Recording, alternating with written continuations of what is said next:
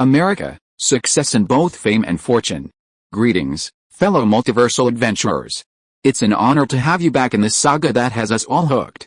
Official channel statement: this story is 100% epic fiction, so please don't attempt real magic. The results aren't guaranteed and insurance won't cover it.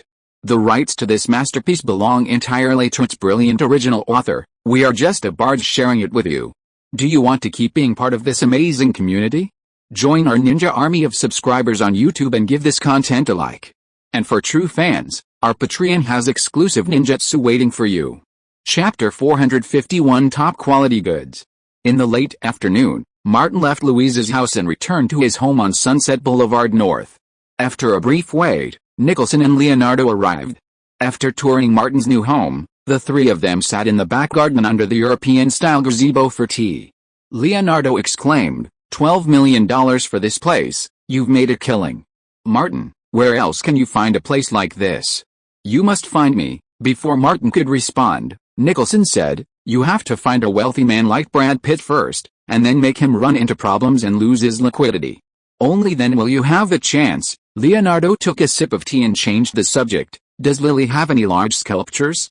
I'd like to buy them cheap while they're still affordable and wait for them to appreciate in value. Not yet, but she knows you want her and will definitely do it. Martin poured Leonardo another glass of tea. She's still a new artist. If her works are to appreciate in value, you, a renowned Hollywood collector, should speak up for her. Although he enjoyed criticizing Lily, Martin was a reliable figure when it came to practical matters.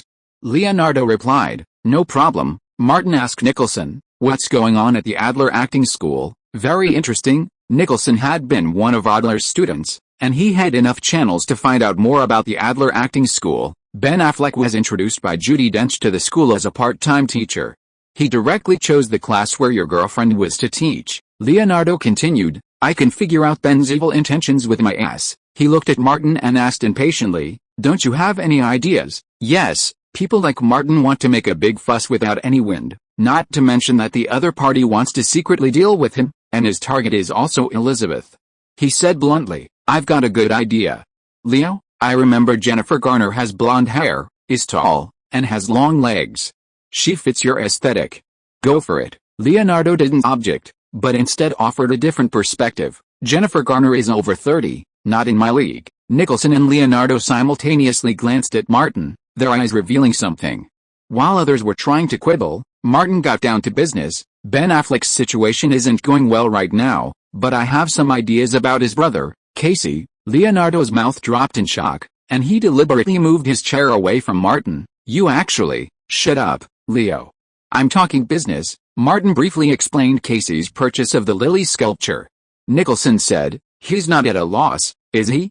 After this recent wave of popularity, there will definitely be a market for Lily's work. Martin said, I was worried something might happen to Lily, so I secretly sent bodyguards to follow Casey Affleck for a few days.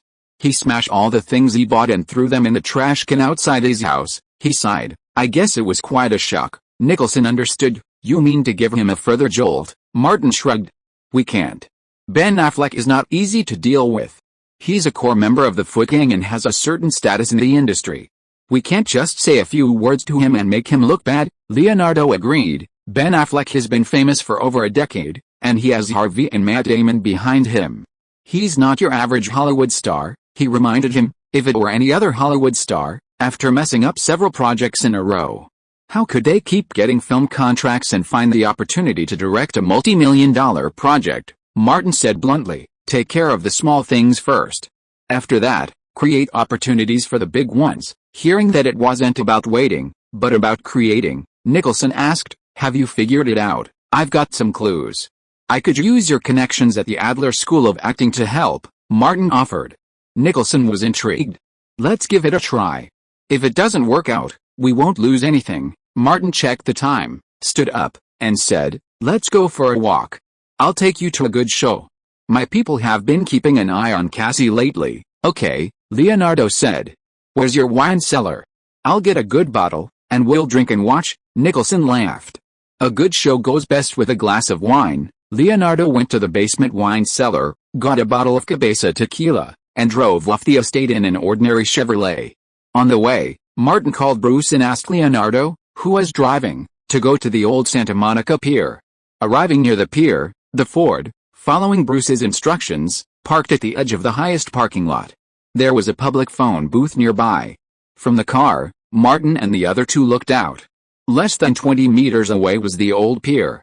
This place was once a tourist destination, the famous western terminus of Route 66, but it has declined along with the rest of the route. Tourists were sparse near the pier, just a few scattered. Bruce soon arrived. He ducked into the car and said, "If nothing goes wrong, everyone will be here soon." "Everything arranged?" Martin asked. Bruce briefly explained, "The salesman and cameraman were all hired by Evan." "No problem." Hearing about the cameraman, Nicholson said, "How about having Lorraine come over and film some? Selling them to TMZ could earn her some pocket money." Leonardo couldn't help but exclaim, "Jack, you're such a good father." Martin said, "Sure, but have her film from a distance." Nicholson laughed. "Don't worry, Lorraine has been studying photography to earn more pocket money." Leonardo asked, "Have you considered having her change her profession?" Martin said, "Lorraine's a paparazzi, specializing in secretly filming Nicholson's private parts for money. It's a perfect closed-loop industry. How much more money can you make from secretly filming you?" Nicholson said, unconvinced. Leonardo asked him, "Aren't you afraid that Lorraine, this little lamb, will be delivered to Martin, the big bad wolf, for nothing?" Martin immediately took the moral high ground. "Jack, I fucking treat you like a brother, and yet you scheme against me like this." Nicholson was speechless for a moment, stunned by the bastard's shameless face. Not long after, a car drove up from a distance and stopped near the pier. Casey Affleck got out, carrying a bottle of wine to the beach. He leaned over the pier railing, bit open the bottle cap, and poured the wine into his mouth. The sun, which had fallen into the sea, still had a few rays of light, which fell on his face. A gust of sea breeze blew, turning his hair into a bird's nest. He looked decadent, like a harmless homeless man. Just like Martin's sunny appearance, Hollywood stars are always one thing in front of people and another behind their backs. Cassie wiped the wine stain from the corner of his mouth when he saw a few tourists with their faces painted up like clowns passing by. Someone reminded him of someone and he muttered to himself, "Lily Carter." He decided to sober up for a few days and then go to Cal Arts to find that Lily Carter. He always had to finish what he started. After the clown tourists left, another tourist arrived. He sat on a nearby bench, his bag to one side, facing Cassie. A young man in a baggy coat approached from the other side. Seeing Cassie, he walked over quickly and said, "Hey, men, want some merchandise?" Cassie, judging by his attire, thought he was a dealer and asked, "Any good stuff?" The young man leaned over and said mysteriously, "Top-notch stuff." Cassie, familiar with this, said directly, "Take it out and have a look. If it suits me, I'll buy it." The young man pulled a paper bag from under his coat, untied it, and showed it to Cassie. "This is the hottest and most sought-after item on the market right now. Absolutely great stuff." Cassie saw a hand-carved replica of the Joker from The Dark Knight. The young man specifically showed Cassie the statue's feet, Lily Carter's name, absolutely authentic. Cassie's dejection deepened upon hearing the name. The young man enthusiastically promoted the sculpture. Lily Carter is a new generation of master sculptors. Even many Hollywood artists collect her work. Her limited edition Joker sculpture has great potential for appreciation and value, definitely comparable to the original Darth Vader. Cassie took a sip of her drink and waved her hand. "I don't need it." The young man didn't give up, continuing, "Man, this is a rare opportunity. Buy it and you'll make money. Only an idiot would miss out on such a potentially valuable piece of art." Cassie froze, staring at the young man like a statue. He continued, "A friend of mine was incredibly lucky and bought several Lily Carter pieces, but he's crazy. He was deceived by extreme environmentalists who insisted on using environmentally friendly materials and smash all the statues to pieces. I wouldn't sell to a fool like him, even if I begged him to." Cassie stared blankly at the young man, as if she were looking at the statues he had bought. The young man continued, "How stupid can you say he is? First he got scammed, then he destroyed a priceless work of art. Even a pig would be smarter than him." Cassie was certain the guy was a statue. Without hesitation, not even a hint of anger on his face, he swung the bottle at the young man, just as he had done that day with the statue. The young man dodged his head, but not his shoulder, and fell to the ground with a scream. Cassie's bottle flew from his hand, but he didn't stop, kicking the fallen young man. The young man clutched his head, hunched over, and yelled, Are you fucking sick? He ripped his throat open. Help. Help. The sparse tourists nearby all looked in their direction. High up in the parking lot, 3 people drank fine wine and watched the show with great interest. Martin finished his drink and asked, "Who's willing to be a good citizen of Los Angeles?" Leonardo was about to stand up when Nicholson stopped him and said, "I've lived in Los Angeles for so many years. The whole Sunset Boulevard praises me and is proud to have a good neighbor like me. I have to be a good citizen." As he spoke, he got out of the car, ran to the public telephone booth, and dialed 911. This place was close to the beachfront villa area of Santa Monica, and the police car arrived very quickly. Nicholson followed Martin's example and did good deeds without leaving his name. He heard the sirens coming from a distance, got in the car and said, "Let's go to another place." Chapter 452 Inspiring Creative Inspiration. Hearing the sirens and seeing the lights approaching, Cassie was ready to leave. Just as he stood up and was about to run, he was hugged by someone. The young man held Cassie's legs tightly with both hands, using all his strength. It was not known whether it was excessive force or the pain of the beating, but his expression was distorted. But he said he would not let go. At this moment, in the eyes of the young man, Casey Affleck was a walking $1 million. "Let me go, bastard," Cassie kicked the young man in the face again. The young man's nose was crooked, but he held his hands tighter. Then, Cassie discovered something. The young man who was sitting on the bench and seemed to be looking at the scenery stood up at some point, holding a home DV and filming this side. 2 men exited a patrol car and ran over, hands on their holsters, shouting, "LAPD, let me see your hands." A young man lay on the ground, weakly crying, "Help, help." One LAPD officer shielded him while another stepped forward to restrain Cassie, twisting his hands behind his back and handcuffing him. After checking on the young man, the LAPD called an ambulance. Later, during a routine on-site questioning, a tourist filming the ocean view presented them with a video of the incident. From beginning to end, the victim was the victim of a one-sided assault. Although the area wasn't crowded with tourists, there were still over 20 people nearby, and the LAPD located more witnesses.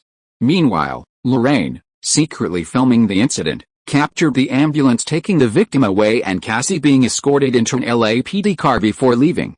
The Ford near the pier also started and left the dock area. Nicholson made a phone call and laughed heartily after hanging up. Lorraine filmed the whole thing and has already contacted TMZ. "She doesn't need to come to me for her allowance this month." Leonardo joined in the fun, asking, "I see the man's been badly injured. As a public-spirited person, I feel it's imperative to provide him with legal assistance." Martin gave the two a thumbs up. "Cassie will be grateful to you 1,000 times, Nicholson grinned, his teeth gleaming. "We're such good people," Martin said. "Let's find a place to have a drink and celebrate." Leonardo sped up. The LAPD took the matter seriously, handling it efficiently. Cassie, who had been temporarily detained, was soon seen by a lawyer. The lawyer delivered grim news. Ian, who had been assaulted by Cassie, suffered a broken nose, 2 cracked ribs, and over a dozen other injuries. Cassie's lawyer was no ordinary man and contacted a police contact to try to find a solution. The police said they were powerless and told him to check TMZ.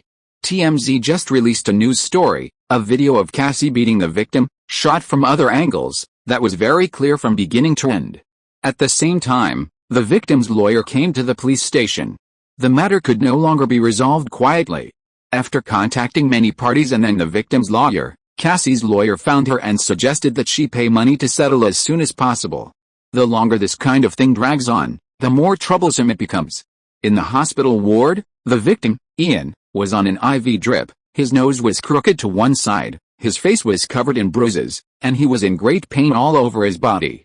But Ian kept laughing, and he laughed very happily, and he had never laughed so happily in more than 20 years. Awesome. LAPD officers were outside the ward taking statements. Ian could only mutter to himself, his voice low and excited, "This is so fucking awesome. I'm going to be rich this time." He twisted the sheets of his bed into a knot, calculating medical bills, lost wages, and compensation, hundreds of thousands of dollars. Ian thought of the lawyer's words, "Yeah, I was disfigured from the beating, and I'm depressed. It's going to be hard for me to find a job. He's got to pay me lots of money." This deal was a steal. He was right, he was a walking millionaire. Casey Affleck was still being held at the police station, awaiting bail. Martin, Leonardo DiCaprio, and Nicholson, however, were waiting for Lorraine at the Nicholson mansion. Lorraine seemed to have made a killing and generously bought them a midnight snack. The snack tasted especially good, like a big, white, sweet melon. But before Martin finished eating, his phone rang with a text message. He pulled it out and checked. The message contained only a series of numbers. Thinking for a moment, Martin remembered it was Taylor Swift's hotel room number in Los Angeles. Clearly, Taylor Swift was trying to remind him. Martin, a man who valued brotherly love, ignored the message and continued to chat with Leonardo DiCaprio and Nicholson. Not long after, Taylor Swift called directly. Martin went to a deserted place to answer the phone. "Good evening, Taylor, what's up?" Taylor said directly. "Martin, I need your help. I just had some inspiration for writing a song, but the inspiration is not enough. Can you come over and give me more inspiration? It's very urgent." Martin could not go against his own principles and said, "Please wait a moment, I'll be there soon." After hanging up the phone, he said to Leonardo and Nicholson, "It's urgent. I'm leaving first." Nicholson had seen a good show today and was very interested. "If you have any new ideas about Ben, remember to tell me." Martin waved. "No problem." Nicholson's house was not far from the Ritz-Carlton Hotel. It didn't take long for Martin to drive into the hotel's underground parking lot and take the elevator to the floor where Taylor was staying. Martin knocked on the door, and Taylor opened the door and pulled Martin in. "You're finally here. I've been waiting for you to inspire me for so long." "How can I inspire you?" Martin asked, pinned behind Taylor's door. "Do you want me to sing a song? Scare the wolves to death?" Taylor replied, "When a person soars into the sky, their mind becomes free and they enter a whole new realm. If you send me up there, inspiration will surely burst forth." Martin felt a sense of mission. "I'll give everything to add another timeless classic to country music." The two immediately began to study the profound art of inspiration and music creation. Taylor's inspiration continued to surge, altering various tones and rhythms, staccatoli singing a song. When his inspiration waned, Taylor cursed with words beginning with F, but when his inspiration reached its peak, Taylor's voice soared in praise of God. At such moments, when one is at the peak of ecstasy, one can truly experience something different. So, upon descending from the clouds, Taylor immediately grabbed a pen and a notebook and wrote down some notes Martin couldn't understand. Seeing her creative inspiration truly burst forth, Martin didn't bother her and went to the bathroom to shower alone. When he came out, Taylor was sitting on the floor, her arms folded over her long legs, leaning against the side of the sofa, lost in thought. Martin sat on the single sofa, just watching her. Perhaps because Taylor had only recently debuted and was less exposed to the entertainment industry's habits, Martin thought that the country girl with her ramen-like hair was far more beautiful than the pop queen who had once left the village. Taylor came to her senses and stood up, not even getting dressed, to pace back and forth in the living room, occasionally writing and drawing in a notebook.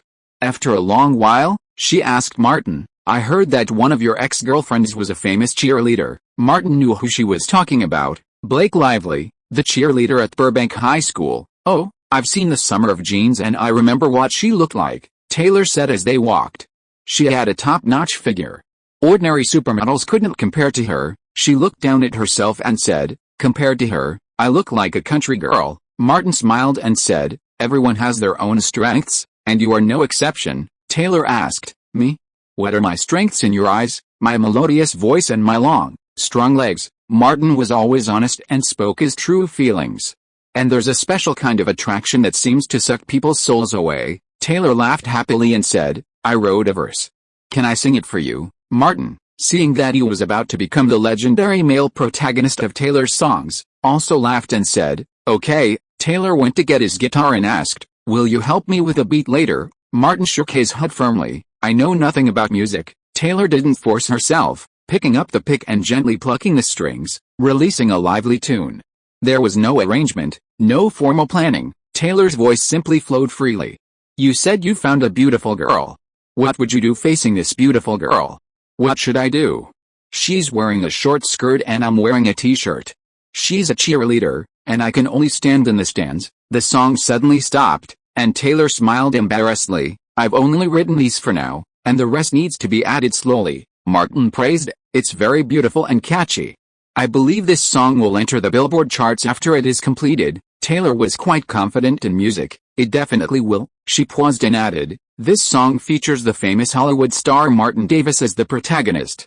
It will definitely become a classic. A playboy like Martin didn't care about these things at all. Taylor, I saw a genius and witnessed firsthand how a genius writes songs. You opened my eyes. What kind of eye-opening? Taylor deliberately asked. Is it the kind of eye-opening that Tom Cruise and Nicole Kidman are? Martin laughed. That's about right. Taylor came over and jumped on Martin. I'm going to take a shower. Martin carried her to the bathroom and said as they walked, in order to hear the complete version of the song as soon as possible, I want you to burst out with more creative inspiration. Taylor responded, if you work hard enough these few days, I promise you will be able to hear the complete song soon. Chapter 453, The Iron Fist. At Warner Brothers, Martin and Taylor entered the John Wick studio together. The latter's agent was waiting in the front hall. Martin saw the dog Chad was holding and shouted, Daisy. The dog immediately dragged Chad towards them. Martin took out a bag of biscuits from his pocket, took out a piece and threw it to Daisy, and introduced her to Taylor. Chad, you know the director of the crew. This is Daisy, our animal star. Daisy finished the biscuit and looked at Martin eagerly. Martin felt the look in her eyes and took out the remaining biscuits and put them all on the ground. Here are all for you. Taylor came over and asked, do you like dogs very much? Only other people's dogs. Martin felt that some problems could be contagious. He rubbed Daisy's head. Other people's dogs can be petted and played with any time. It's too troublesome to raise one yourself. Taylor always felt that there was something wrong with this, but he couldn't say it. He followed Martin's words and said, I have a Scottish fold cat named Menendez. Next time I have time, I'll bring it to you to see. After Daisy finished the biscuit, Chad handed Daisy to his assistant and said, let's get to work. The group left the lobby and entered the conference room. Producer Louise and the film's composer also arrived. The John Wick crew had already signed a letter of intent with Taylor while in New York, composing and performing the theme song for the film for a negligible fee. Unlike Martin's song, which had been inspired by a chicken the previous night, Taylor had been busy working on film music for the past few months. Both she and Big Machine Records, the company behind her, knew this was a great opportunity for self-promotion. Taylor's new album would also be released after the film's release next year. Riding on buzz is a basic skill for emerging stars. Louise, who was more in charge of the overall situation and less involved in the specific post-production, asked Taylor, is this song in the country style you're good at? Taylor answered honestly, a more alternative country style. Chad continued, this song is for the film's ending, and I carefully considered the country style. He explained, at the end of the film, the male protagonist, Jonathan, is bruised and exhausted. The video he filmed with a female lead inspires a desire to survive, and then the film ends. After the intense action, the audience needs a moment of emotional relief at the end. I asked for a song that speaks from the female lead's perspective, expressing her hopes and wishes for the male lead. Louise nodded slightly. Martin looked at Taylor, is the song ready? Taylor nodded, I wrote it last month, and I finished a final arrangement after coming to Los Angeles. It's called Safe and Sound. Martin said directly, play the demo tape. Taylor's manager stood up and handed the recorded demo tape to an assistant, who immediately put it into the music player. The acoustic guitar accompaniment, still the most common in country music, was still used, but Taylor's singing style was noticeably different from last night. I remember the tears streaming down your face, remember you saying, don't leave me alone, but tonight, everything, even the threat of death, is over. Open your eyes. The sun is about to rise, and you will be safe. No one can hurt you now. The dawn has come, and you will be safe. When the song ended, the conference room fell silent for a moment. Chad looked at Martin and said, I think it's very suitable for Jonathan, who survived the war. Martin thought for a moment and said, wouldn't it be better to use a DV video of Jonathan and the heroine at the end? Chad asked, to serve as a warm sunshine after the cold and bloody battle. In your design, this is the motivation that keeps Jonathan alive, Martin said. How you use it is up to you, Chad said. Your suggestion is very good, and I will seriously consider it. Taylor would not have any say in the specific use of the song. Louise didn't say much, and Chad would still be responsible for most of the post-production. After this meeting, it was confirmed that Safe and Sound would be the film's ending theme. Martin and Louise entered the producer's office. He asked, has Warner Brothers confirmed a release date? Two options. Louise pulled out a chair and sat down. Either after the Oscars, or in the fall of the second half of the year. Martin considered it for a moment and said, After the Oscars, let's say. Benjamin is progressing at a reasonable pace in post-production, so it'll definitely be released in the second half of next year. It also needs to be in David Fincher's award-winning mood, Louise nodded. One in each half would be better for you, it would be better for both of us, Martin emphasized. If John Wick works well, even if it doesn't take off at the box office, it will explode in the DVD market and other offline markets, Louise said. The first film just laid out the worldview, and the plot and ending are already hinted at. Are you planning a trilogy? Martin didn't need to hide anything from her. As long as the first film gets the buzz going, we'll have at least a trilogy, one every 2 to 3 years, not too often. Louise smiled and pushed up her black-rimmed glasses. Honestly, Martin, I never imagined I'd have you taking the lead in a film. Martin cut to the chase. Dear, because I can help you make money. He made no secret of it. When I was in the most difficult time, it was you and Kelly who helped me along, saving me a lot of detours. Louise chuckled. You took the shortest way, but it was bumpy and full of wrinkles. Inside the Academy's studio, Lily sat in a chair, lost in thought, staring at a block of snow-white marble. Martin had called her earlier, saying Leonardo wanted her to carve a large piece himself, and the price would definitely satisfy her. Lily immediately contacted her instructor and requested to purchase a block of stone. She hadn't yet decided what to carve. Suddenly, there was a knock on the door. Lily said, "Come in," and one of her assistants from the Academy ran in. "Big sister, check the news, what's going on?" Lily pointed at the remote.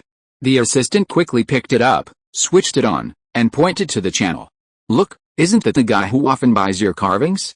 It looks like Casey Affleck, a Hollywood star." The news segment had reached its end when a man dressed as a lawyer accompanied Casey out of the police station, got into a car, and drove away.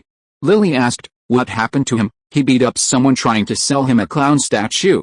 They say the victim's injuries are serious," the henchman quickly recounted. There was a computer in the studio. Lily opened her browser and expertly accessed TMZ, finding the relevant news and reading the full story. Unrelated text follows, the latest news. Casey Affleck has posted a high bail and is temporarily out of the police station. The victim has filed a report and is suing for damages, and Casey will face a massive claim. Others might not think much of it, but Lily sensed something familiar. Casey had been plotting against her, and she'd taken advantage of the situation by selling him some worthless items for practice. She'd thought that was the end of it, but things quickly turned sour for Casey. Lily closed the webpage and said, "Come on, let's go for a walk." The henchman quickly followed her out of the studio. Lily dismissed the others, found a quiet spot, and called Martin. "Hello, this is Lily, I'm busy.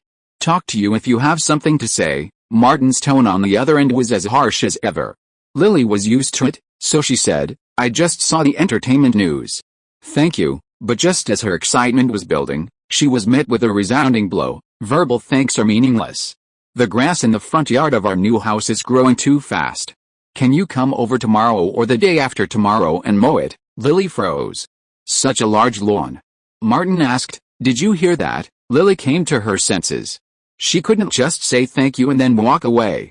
She gritted her teeth and said, "I'll come back tomorrow and mow your lawn." Although Martin's rudeness could be annoying at times, Lily felt that, like Elena, he truly cared about her. The fate of Casey Affleck proved this point. In Santa Monica, Casey, accompanied by her lawyer, entered the law firm. Ben Affleck was waiting in the lawyer's office. When he saw Cassie, he asked, "What's wrong with you?" Cassie spread out his hands and said, "He provoked me." Big Ben had seen the video. "That man was just selling you a clown statue. If you don't like that bastard Martin, you can just not buy it. Why did you hit him? And beat him so badly?" His voice got louder and louder. More than one person at the scene took the video. "The video of you beating people was on TMZ, and it was shot from different angles." Cassie sat down, rubbed his face, and said, "They deliberately provoked me and framed me. Yes, this possibility is very high.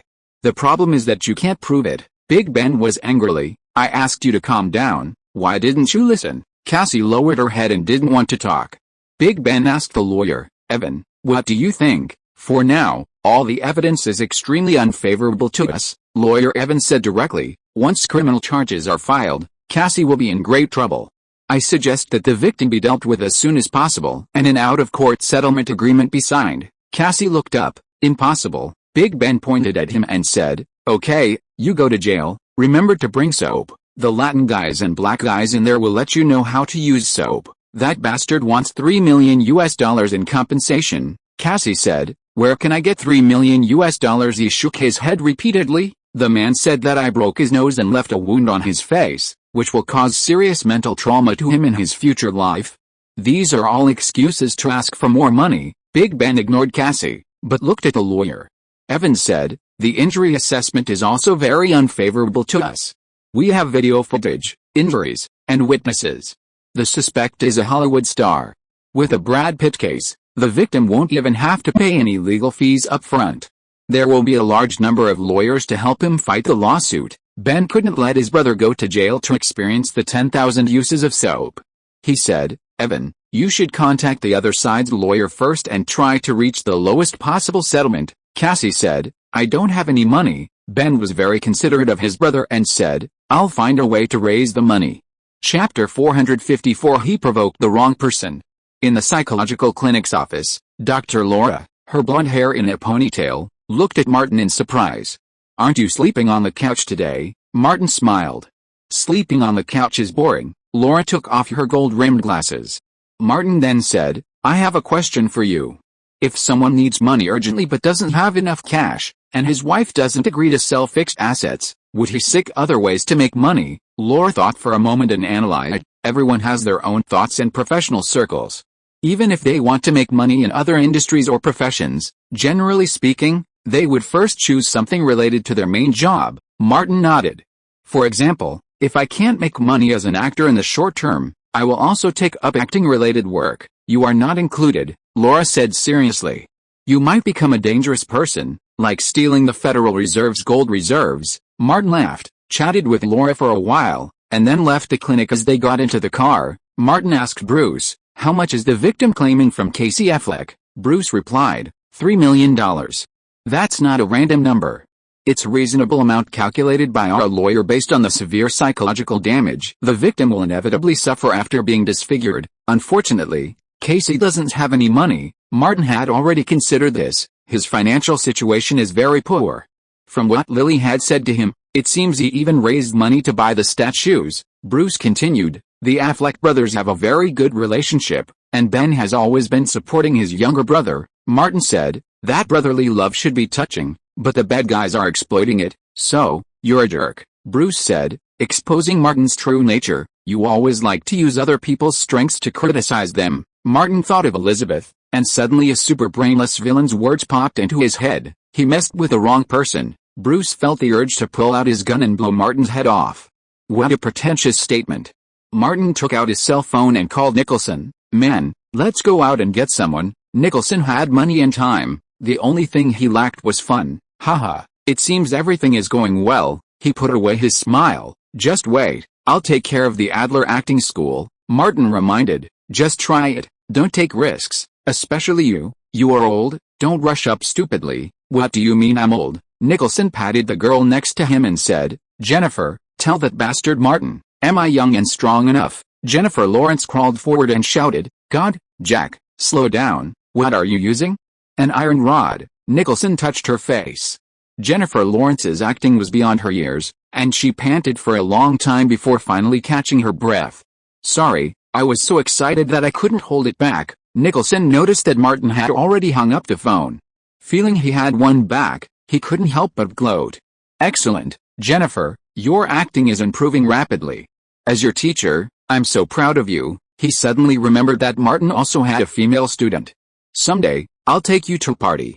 You must outshine that jerk Martin's student, Jennifer Lawrence said. Teacher, I won't embarrass you. Nicholson thought for a moment and said, I've got a job for you someday.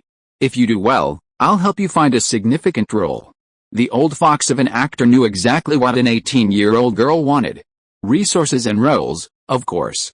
Could it be that he was getting old, with wrinkled skin, a belly as big as a ball, and soft as a marshmallow? Jennifer Lawrence had been waiting for this moment ever since she met Nicholson 2 years ago. She immediately agreed. Jack, whatever you tell me to do, I'll do it. Nicholson, after all, was old. All right, let me get some sleep, he said. Aside from Martin and Leonardo, don't bother with anyone else's calls. Jennifer Lawrence had been seeing him on and off for 2 years and knew that, Outside of his family, Nicholson's closest relationships were with those two. Before falling asleep, Nicholson urged, "Keep our relationship a secret." Jennifer Lawrence quickly replied, "I haven't told anyone." Ben Affleck pulled up in his Volvo and parked outside his house. He didn't get out immediately, but instead opened the locker, pulled out a bottle of whiskey, unscrewed it, and took a few swigs. The alcohol subsided, and his anxiety subsided considerably. Ben Affleck got out of the car and entered the house. He asked Jennifer Garner to hand the child to the nanny and said, "Let's discuss something." Garner followed him to the yard. "What about Cassie?" Ben Affleck asked. "You know everything." Garner dusted off his hands. "It's all over the gossip newspapers. Cassie was set up." Ben Affleck roughly recounted what happened. "The situation is very troublesome now." Garner crossed his arms. "So? We have to pay him this compensation, which may be as high as $3 million US. Ben Affleck said, "Cassie has no money." "Do we have money?" Garner presented facts and reasoned. "How much money have we made since Daredevil and Erica? The film pay in the past few years is barely enough to cover family expenses. How can we have so much money?" Ben Affleck tentatively said, "I want to sell the house in Miami." Garner refused. "I disagree. That's where we honeymoon after we got married. It has special meaning to us. We also have other fixed assets. Now the economy is in a downturn. If we sell it, we will lose a lot of money. Besides, don't we help Cassie enough? He is in his 30s, right? He is not a teenager. Cassie is my brother." Ben couldn't help but raise his voice. "He's family." Garner's voice rose as well. "I'm your wife, and there's your child inside." The couple inevitably argued, ultimately parting on bad terms. Ben went out for lunch and had to attend the Adler School of Acting that afternoon.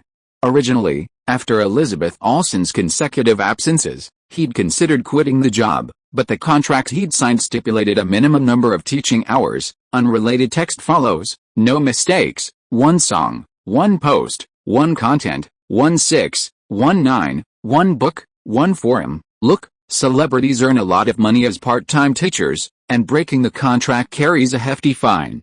The economic crisis has left Hollywood cash-strapped. Ben, as an actor, couldn't even make it to the B-list. Accustomed to high expenses, money was also tight. Ben suppressed his impatience and arrived at the Adler School to continue his classes.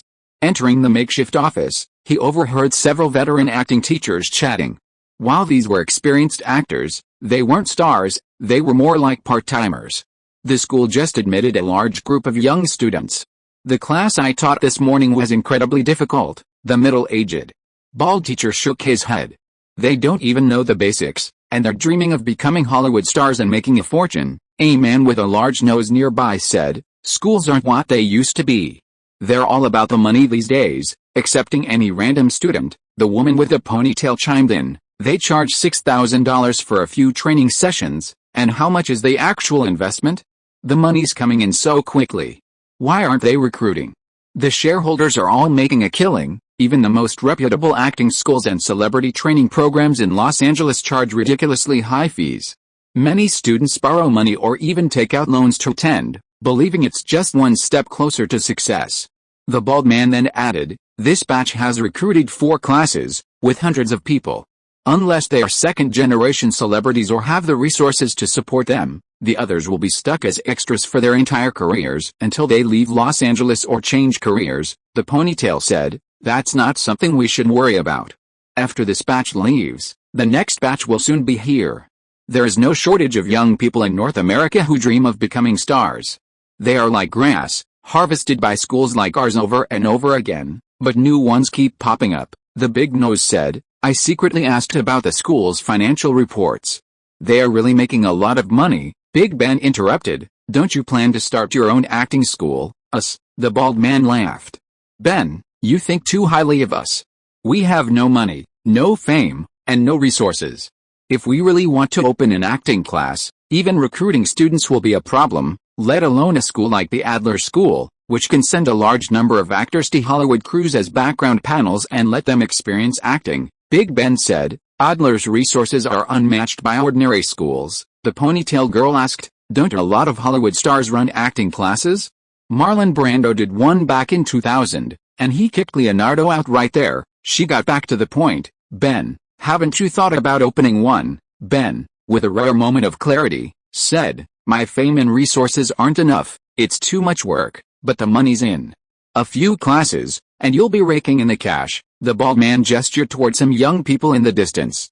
"People like that will still be pouring into Los Angeles in droves in 10 or 20 years. Ben looked over there. He had been one of those dream chasers back then, and he knew their situation. Even at the slightest hope, they'd rush in, risking everything they had, gambling on that tiny chance of success. They'd be willing to take risks, not just financially, but even at other costs. In the Los Angeles area, there are many acting schools like this, harvesting new talent. Studio 4 in Burbank is one of them. Jennifer Lawrence, carrying a bag, arrived at the door of Studio 4, like many girls chasing their dreams. The most eye-catching thing here is the large poster of James Franco, as well as posters of his movies and famous roles. Studio 4 is an acting training school founded by James Franco. Of course, it is much smaller in scale and fame than Adler. As soon as Jennifer Lawrence entered the door, the front desk receptionist came up to greet her. "Excuse me, do you teach acting here?" Jennifer Lawrence pointed to the portrait of Franco on the background board at the front desk. "Is it James Franco who teaches in person?" Chapter 455, The Game in the Circle. The Dark Knight has set a new record. After only 16 days of release in North America, the box office has exceeded $400 million, and the global box office has reached $700 million. In the office on Peachtree Street in Atlanta, Jerome put down the newspaper in his hand and looked at Robert across from him. "Can you imagine? Our Marietta Theater has actually produced a real superstar." Robert sat at the old wooden desk, carefully wiping every speck of dust on the table. 2 bottles of Coca-Cola and glass bottles produced in 2003 have been placed on the table since the premiere of The Dark Knight. Jerome said again, "These strange rituals of yours seem to be very effective." Robert shook his head and said, "This is the blessing ceremony of the Coca-Cola cult." Jerome smiled and asked, "Martin grew up step by step in your blessing ceremony." "Martin is the leader and will definitely succeed," Robert said seriously. "I'm just the high priest." Jerome looked at the photo of Robert wearing a Coca-Cola t-shirt and Martin dressed as the leader of the Coca-Cola cult on the wall, and said, "I don't know when Martin will return to Atlanta. Robert, you can take the time to ask Elena." Robert knew that on some Boxing Days, Martin often secretly returned to Atlanta to meet Elena, but he didn't say it, nodded and said, "No problem." Jerome glanced at the clock on the wall and said, Let's go to Gray Film and Television Center. Zack Snyder's Watchmen is about to be completed. We have so many actors participating in it, and we must also show our faces at the closing ceremony." Robert followed Jerome out of the company and drove a car to Gray Film and Television Center. Just downstairs, in a black Chevrolet SUV, a burly, bear-like man lowered his digital camera. The bearded man beside him asked in Russian, "Are they those two?" The bear-like man spoke English with an Eastern European accent. "Yes, they are." Jerome and Robert, leading figures in Atlanta's film and television industry. They relied on Martin Davis's connections to rise to prominence. He asked, "Victor, do you want us to?" The bearded man put his hand on his shoulder and said, "Because we've been around the US for a while, the boss sent us here to scout ahead and do some preparatory work. If you attack someone in Atlanta, Martin Davis will definitely get the news and be on high alert." The bear-like man nodded, started the car, and drove towards the Gray Film and Television Center. He asked, "I didn't expect a boss to be so patient. Do you think everyone is as anxious as you?" Victor was clearly the leader of the two. The boss's sons and grandsons all died in Los Angeles because of Martin Davis. He wants revenge more than anyone else. He shook his head and sighed, but revenge also requires timing. At that time, Martin Davis had a close relationship with the Los Angeles police and was extremely vigilant. Later, some idiot from who knows which department in Moscow was caught as a spy by a movie star, which led to Martin Davis being linked to the FBI. They are simply a group of hopeless idiots, the bearded man continued. "I'm better than them." Victor reminded him to concentrate on driving, and added, "In recent years, the boss has been closely watched by the Ministry of Internal Affairs and dared not make any big moves. But this year is different. The boss will be able to get away as early as the end of the year. After a few years of stable and prosperous life, Martin Davis will definitely let down his guard. No one can keep his nerves on edge for so long." The bearded man understood everything. "So, the boss asked us to come here to scout ahead. When he gets away, it will be time for revenge. That's basically it." Victor came over and did a lot of work. Martin Davis is not the little star he used to be. His influence and the network of relationships behind him are very troublesome. Atlanta is not a good place to take action. Let's observe for a while and then go to Los Angeles to see, the bearded man said. Get a batch of AKs and RPGs and just shoot him in the face. This is America, not Russia, and we don't have the connections those idiots in the security agency have developed. Victor was more thoughtful than the bearded man. Do you think there aren't eyes behind those massive arms shipments? If we dare to buy them, we'll be targeted that very day. The bearded man, though not very smart, had one advantage. I don't see things as clearly as you do, so I'll just do what you say. You must have a point. At the Angel Club, the newly expanded fitness area had a boxing ring. Chad, Chen Hu, Mean, Marcus, and others, led by club owner Kane, were watching a close-quarters fight between two men. Martin flew into Bruce's vital spot between his legs. Bruce quickly blocked the blow, but a fist bigger than a sandbag struck him in the face. Gripping the crotch, poking the eyes, Marcus grinned. Martin has learned bad things from Tiger, Chad agreed. It seems that Martin has learned all the essence of Tiger's kung fu, Chen Hu said with a smile. In a fight between life and death, in order to kill the enemy, of course you have to use the most ruthless means to attack the enemy's most vulnerable and vital parts. Bruce raised his hand to block Martin's fist, but Martin was faster.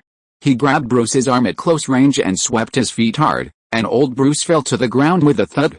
Martin made a gesture of drawing a gun and shooting. Man, you're dead. Bruce rubbed his arms and thighs, got up from the ground, and said, your body, skills and experience have entered their golden age. I am much older than you. I am afraid of young people in a fight. It is not unfair for me to lose to you. Martin has a good foundation. He has been practicing and training continuously over the years, and the effect is also obvious. Kane yelled from the audience, guys, it's not as convenient as using a gun. Martin removed his gloves, jumped down from the ring, and shouted, Kane, old Bruce is waiting for you to come up. Bruce hurried down and said, no more fighting, let's go practice shooting. None of the people gathered here were good people, playing with guns or boxing was nothing. 7 or 8 of them went to the shooting range, emptying many magazines of pistols and automatic rifles. Near noon, Martin suddenly received a message. Meet you at the east door of Century City Shopping Plaza. The number was unfamiliar, signed JJN. Martin knew what those 3 letters meant. Old Jack's full name was John Joseph Nicholson. What was he trying to do with all this sudden mystery? Martin said hello to Chad, Kane, and the others, and called Bruce to go to Century City. Arriving at the east door, Martin put on a baseball cap and entered the lobby. There weren't many people here, but Nicholson was nowhere to be seen. Suddenly, a worker wearing maintenance worker's uniform and a safety helmet came out from the emergency passage on one side and whispered, Leo's favorite. Martin immediately replied, Giselle Bundchen. Nicholson, disguised as a maintenance worker, walked through the lobby and entered the emergency passage on the other side. Martin had no choice but to follow. Seeing no one in the safe passage, he asked, what's going on? We are doing something very secret. You have to be aware of the confidentiality. Nicholson was quite dissatisfied with Martin's frivolous attitude. You come to see me wearing such a shabby hat without any disguise? I will be exposed. Martin could only say, next time I will definitely come to see you in disguise. He still added, is this necessary? You fool have been blinded by money and beauty. You don't understand the fun of it at all. Nicholson climbed 2 steps and said condescendingly, you must listen to my instructions. When I give you the code, you must disguise yourself and come to see me. Martin nodded repeatedly. I remember, he urged. Jack, let's talk business first. Nicholson lowered his voice and said, my student, Jennifer Lawrence, has broken into Studio 4, which you mentioned, and has taken 2 acting classes taught by James Franco himself. Franco's school only accepts female students, but he has limited energy and has been looking for other stars to be partners. In his past life, Martin had read gossip about James Franco and asked, what's the specific content of the acting class? What can you expect from an acting class taught by Hollywood stars? Nicholson said simply, there's bound to be some intimate contacts between acting teachers and students, like touching private parts under the watchful eyes of others. He casually accused her. Martin, you're a veteran in this area. You must have a deep understanding of what Hollywood stars are like behind the scenes. Aren't you a role model? Martin certainly couldn't take the blame. Don't talk nonsense. I'm known to be a good person. I always enjoy caring about others. Nicholson chuckled twice and added, not only that, according to Jennifer, Franco will personally teach some of the more explicit scenes to help the female students adapt to Hollywood as quickly as possible." He waved his hand casually. "They are all trivial matters. They are far inferior to Marlon Brando. In order to make money, Marlon opened an acting class and stipulated that all students must be naked during class. Stars like Sean Penn, Robin Williams, Zeta Jones, Madonna, and Leo have all taken his acting classes. This bastard even secretly filmed the content of the acting class and prepared to release videotapes and DVDs." Martin said, "It is not unfair that your old friend was poor in his later years." "Yeah, he is old and confused," Nicholson said. "How could those people let the video leak out?" Martin suddenly became interested and asked, "Do you know who has the video?" "I don't mean anything else, I'm just curious. So many playboys and playgirls are together, and nothing happened. Let's get to the point and not talk about these boring things." Nicholson obviously knew a lot of inside information, but he didn't expect that his old friend Marlon Brando would be hunted down by a lot of celebrities after his death. He asked, "What do you want to do next?" Martin pondered and said, "Try to be a middleman, to help connect people. Franco lacks a partner with fame and resources, and Ben Affleck needs to make a lot of money quickly to help his brother. Are they a good match? As conscientious people, shouldn't we help find a way to bring them together?" Nicholson thought further, "Those two Hollywood influencers on Me Too, will they help you? They won't take the initiative to expose such things unless the media exposes them widely." Martin knew the rules of the game very well. If the media exposed it, then Jolie and Aniston, as opinion leaders, would step forward and there would be no major problems. They might even win huge reputations. He knew that he would have to pay billions again. "Let's try it. It may not succeed. If the two sides are connected, I will personally sleep with Jolie and Aniston." Chapter 456 Matchmaking. At the Hollywood and Highland Center, a celebratory party hosted by the Screen Actors Guild was underway. Martin and Nicholson, each holding a glass of wine, ascended to the second floor, where they could overlook much of the party.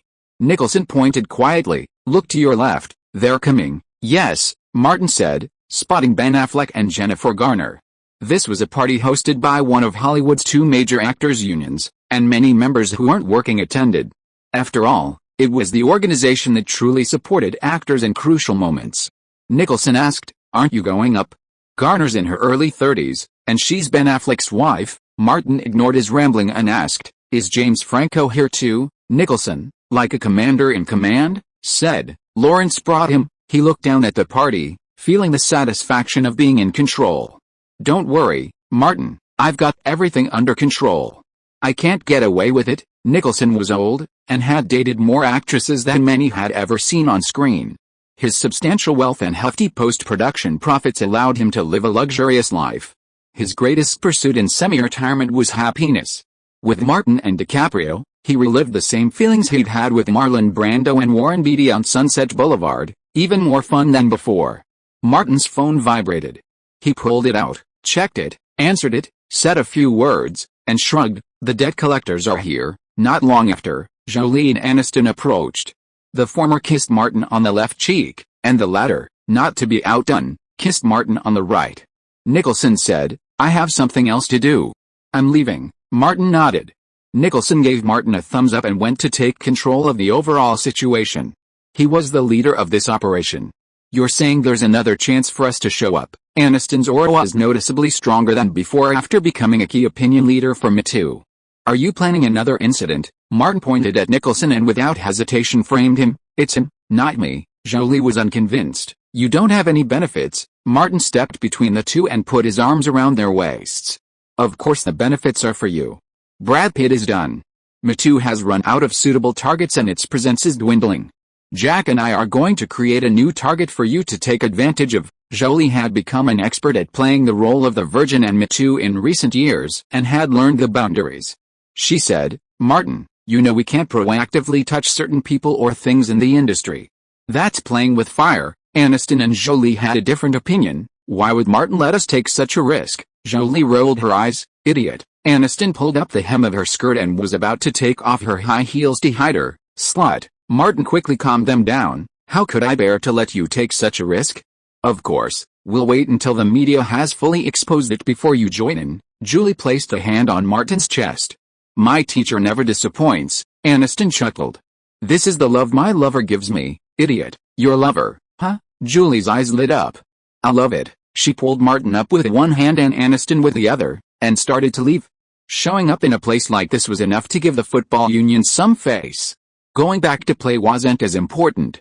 Playing alone or with two people wasn't as fun as playing with three. Martin asked them to wait a moment. Don't worry, there's plenty of time tonight. Let's just enjoy the show first. On the first floor, Jennifer Lawrence, one arm around Franco's, said, Teacher, there are so many celebrities here. Looking at the silly girl, with whom he had only recently become close, Franco offered his usual rhetoric, study hard and practice hard here. With your talent and qualifications, you'll have a chance to become one of them. Lawrence, for an 18-year-old girl, had a remarkable talent for acting and a keen eye for the craft. With a teacher to help me, I'll definitely succeed. Her words were spoken with remarkable sincerity, and Franco could tell he was quite pleased with this savvy girl. The teacher Lawrence was referring to was, of course, Jack Nicholson. Franco said, Jennifer, you're great. I wasn't mistaken about you. Lawrence's eyes suddenly widened, and he covered his mouth with his hands in excitement. His hands were shaking with excitement. He pointed to the front right and said, Ben Affleck. Teacher, I saw Ben Affleck. He's my favorite male star. Franco was a little unhappy, but he acted magnanimously. Come on, I'll take you to meet him. Okay, thank you. Lawrence was like a fan meeting his idol, and he couldn't wait to walk over there. Franco didn't know Ben well, but he had been in the industry for many years, so he knew him. He walked over and said hello. Hey, Ben. Jennifer Garner had disappeared somewhere, and Ben was alone. He looked at Franco and recognized him. James, you look younger. Maybe Jennifer made me look a few years younger. Franco introduced the two. Lawrence suppressed his excitement and said, Ben, you're my favorite movie star. You were so cool in Pearl Harbor and Hollywoodland. Ben, always graceful in such situations, said, thank you. Can you sign an autograph for me? Lawrence opened her purse, pulled out a pen and notebook, and handed them to Ben, who smiled like a fool. If possible, can we take a picture together? Sure. Ben took the notebook and saw Studio 4 Acting School printed on the cover. Below, in the principal's column, was James Franco's signature. He opened the notebook, signed his name, and then asked James to take a photo of him and Lawrence. Lawrence smiled the whole time, as if he had finally gotten his wish. Ben returned the pen and notebook to Lawrence and asked Franco, when did you start your acting school? Franco smiled and said, after Spider-Man 3, riding on the popularity of the final trilogy, I founded my own acting school, Studio 4, and it's been running ever since. Lawrence took the opportunity to say, I'm studying acting at James' school. She looked at James, her eyes filled with admiration. Many of my sisters wanted to come to Studio 4, but James was too busy. It's such a shame, they couldn't even afford to become his students. Looking at this silly little girl, Ben knew it was precisely people like this who supported the Los Angeles acting school market. Franco didn't pay any attention, treating it as a normal topic of conversation. I'm an actor who's come from the bottom of the society. I've always wanted to help actors like me, but one person's power is limited, so I can only do a little bit. It was a beautiful statement, but Ben heard something else. Many people from the lower classes aspire to be stars, willing to pay a huge price to do so. Franco's limited abilities mean he can only capture a small portion of the market, while many lower-class actors and aspiring actors await these so-called opportunities. Ben thought back to what he'd heard at Adler School. Acting schools are incredibly lucrative. The market is vast, the consumers are numerous, and there's no shortage of new clients. Not only are the fees high, but the courses are also incredibly short, with accelerated classes completing in as little as a week. The profit was coming in quickly, unlike film investments, where profits wouldn't show up for 2 or 3 years. Ben casually asked, it seems your acting school is doing quite well. Franco, with a hint of prudence, said, it's helped me fulfill a lot of my dreams. Ben, already having thoughts on this, couldn't help but say, you might not know, but I work part-time as an acting teacher at the Adler School, helping new actors, just like you. I think we have something in common. Why don't we find a place to chat? Franco had been looking for like-minded people lately. After a brief consideration, he agreed, let's go upstairs to a quiet lounge. He looked at Lawrence and said, sorry, Jennifer, Ben and I need to talk about something. Feel free to do whatever you want. Lawrence smiled cheerfully, just be busy. I'll be driving myself in a bit. Franco nodded, and he and Ben left the lobby and took the elevator upstairs. Not far away, in the crowd, Nicholson was discussing with his old friend Al Pacino how to deal with his girlfriend. Part of his attention had been focused on the nearby scene, where he spotted the silhouettes of Ben Affleck and James Franco leaving together. "Wait, Al," things were going smoothly, under control, and Nicholson taunted his old friend, "You said your new girlfriend was Lucilla Sola? I recognize her. She's almost 30, too old." Al Pacino snorted, "Almost 40 years younger than me." Nicholson shook his head. "Do you know how old my new girlfriend is? She's a 90s girl." "You're such a jerk." Al hurled a stream of obscenities. "You're even messing with the 90s. Nicholson waved his hand. "So, you're outdated. You have to accept your age?" Al fumed. "Just wait. I'll find you a younger girlfriend soon enough." "I'll wait." Nicholson leisurely left the scene. Returning to the second floor, he found Martin, Jolie, and Aniston gone. It was obvious that the three had gone on to do something shameless. Nicholson, a man of deep feelings, found a quiet place, waited for a while, then called Martin. No one answered, so he switched to another phone and sent a text message. "Emergency, signed JJN again." When Nicholson called again, Martin answered quickly. "Is there an emergency?" Nicholson said nothing, but turned up the volume. A faint gasp was heard. He said, "Mainly, I'm reminding you to wear a condom, so I don't end up with a godchild next year." "Fuck," it was clearly Jolie's voice. Aniston's words followed, "Jack, you're going to get hit by a car if you leave." Satisfied, Nicholson hung up the phone and slowly walked out of the hall, heading to the front door to get in his car. Suddenly, something fell from the sky, clattering against Nicholson's head. He wiped his hand, and it was covered in bird shit. Chapter 457 Out of Control. In the morning, Martin finally managed to get out of the tangle of Jolie and Aniston. He picked up his phone and turned it on. There were text messages coming in one after another. Someone had called him repeatedly. Fortunately, it wasn't Nicholson, otherwise he would have rushed to Sunset Boulevard and set fire to the house where Nicholson stored the fireworks, letting everyone in Los Angeles watch a daytime fireworks show. Martin went to wash up first, carefully avoiding the things scattered on the ground. In addition to the clothes of the three people, there were also several clown statues of different shapes. All of them were found by Jolie and Aniston from his place last night.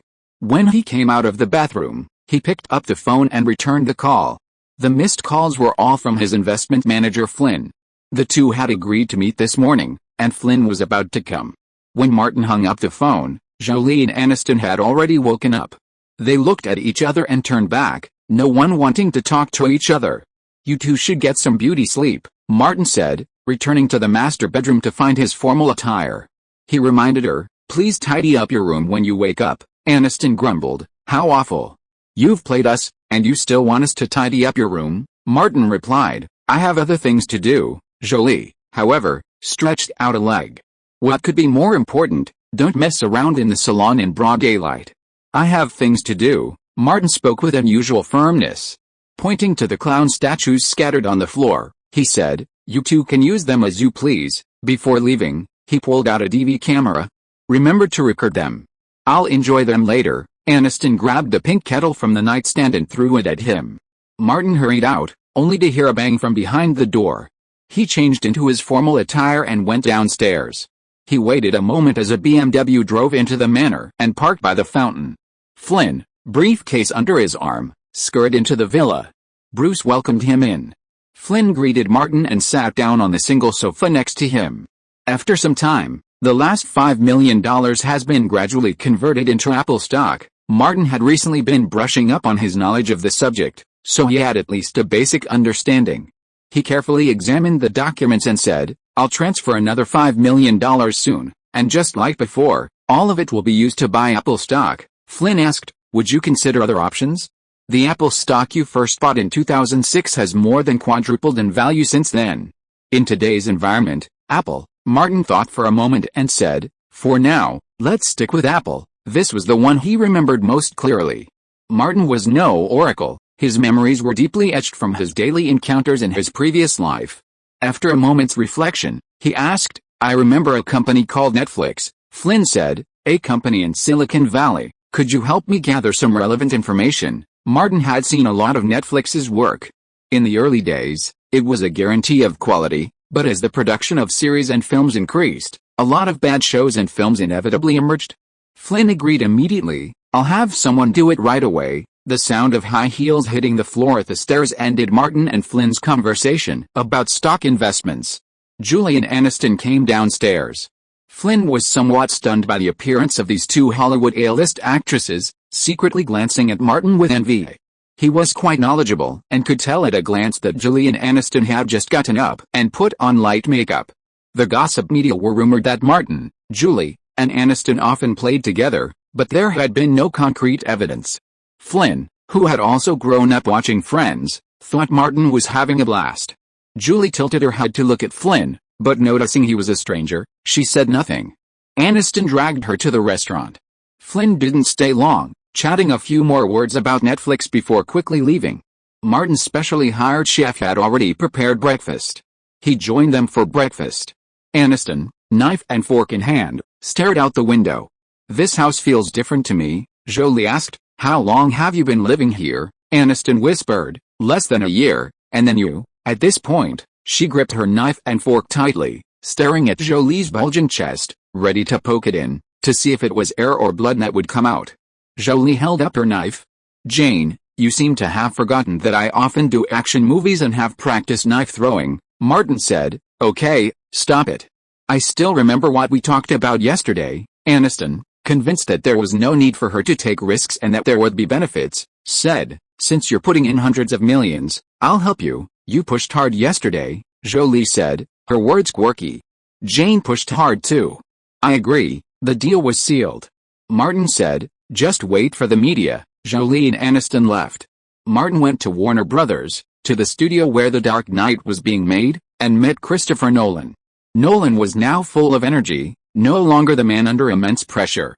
Nolan trusted Martin with the promotion and publicity, so he asked, "I have something I need your opinion on." Martin nodded. "Go ahead. As The Dark Knight's run gets longer and more people see it, word of mouth is inevitably going to decline." Nolan wanted to boost the box office. Rotten Tomatoes has dropped to 93%. "I have an idea." Many critics with Rotten Tomatoes credentials are privately quoting prices. "Should we take action?" Martin asked. "How much does a positive review cost?" $50. Nolan's figure wasn't high. "No mistake. 1 song, 1 post, 1 content, 1 6, 1 9, 1 book, 1 forum, 1 look." "Is it so low?" Martin scratched his head. "I thought it would cost at least $100. Nolan said, "There are too many critics in Los Angeles and New York." Rotten Tomatoes has been selling votes for a few years, and now it has become a business of a certain scale. In fact, it is also common to pay for ratings on IMDb. Martin thought for a while, maybe other films need it, but I don't think The Dark Knight needs it. The film has already brought a large number of crazy fans. As long as they are properly guided, they will make a bigger noise on the internet. Nolan knew that Martin had a lot of ideas and asked, "Have you come up with another idea?" On IMDb, there is a top 250 list of the best movies. Now The Godfather and The Dark Knight are ranked in the top 2, and the positions are often swapped. Martin roughly recounted what had happened and said, "Currently, fans of both sides on IMDb are voting crazily, and an opposing trend has emerged." Nolan immediately picked up the phone next to him and dialed. After waiting for a few minutes, someone called back immediately. He said, "You're right. The trend is clear. Fans of both films are frantically giving their films positive reviews and high scores on IMDb. The momentum is growing. Even if we don't get involved, it'll still create quite a stir." Martin said frankly, "I'm not sure if this will help or hurt the film." Nolan replied, "It will definitely attract more attention, but it will also draw some viewers away." As one of the true driving forces behind The Dark Knight, he now holds considerable influence. After a brief consideration, he said, "No film, not even The Godfather, Star Wars, or Titanic, can please every audience. There are gains and losses." Martin didn't interrupt.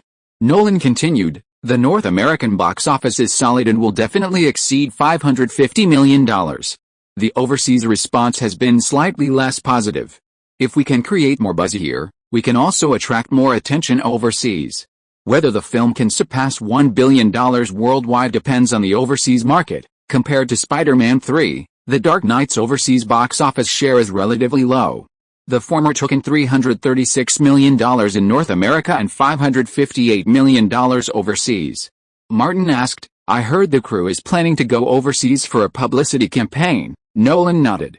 "Primarily Europe and Latin America, which are the Dark Knight's greatest overseas markets. Emma will take Bale, Michael Caine, and the others to Europe, and we'll go to Latin America together." This was part of the contract, and Martin didn't refuse.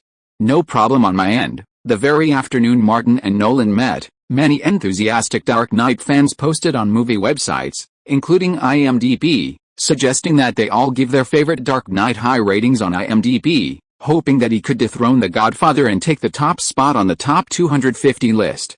When people become deeply devoted to something, they often become impulsive and emotional. Numerous fans flocked to IMDb, frantically giving The Dark Knight high ratings, allowing him to once again surpass The Godfather and reach the top of the top 250.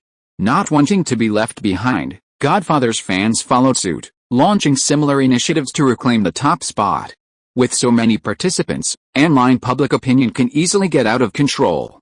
Inevitably, the newly formed Dark Knight fanbase and the Godfather fanbase clashed, each side not only giving their respective films high scores but also low scores and negative reviews for the other. This backlash quickly spread from IMDb to other websites, even garnering attention from traditional media outlets. The Dark Knight was once again at the center of controversy.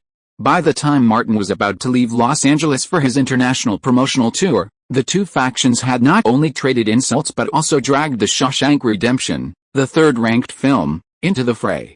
Before leaving, Martin approached Nicholson again.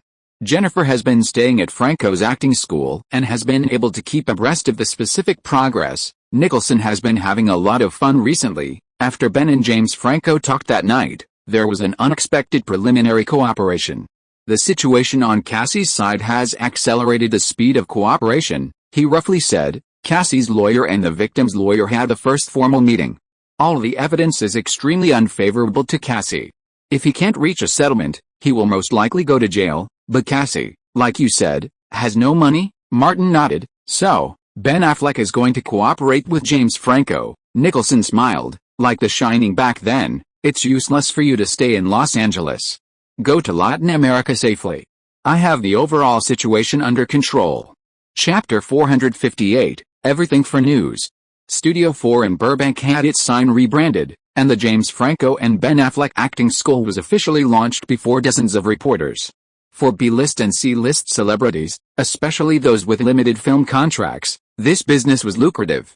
However, established stars rarely took up the profession. Partly due to lack of time, and partly due to the perceived unsophistication. Ben and Franco presented gifts to every reporter who approached to increase the school's visibility.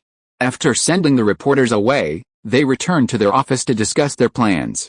Ben couldn't afford much cash, so he invested a small amount, along with his fame and connections.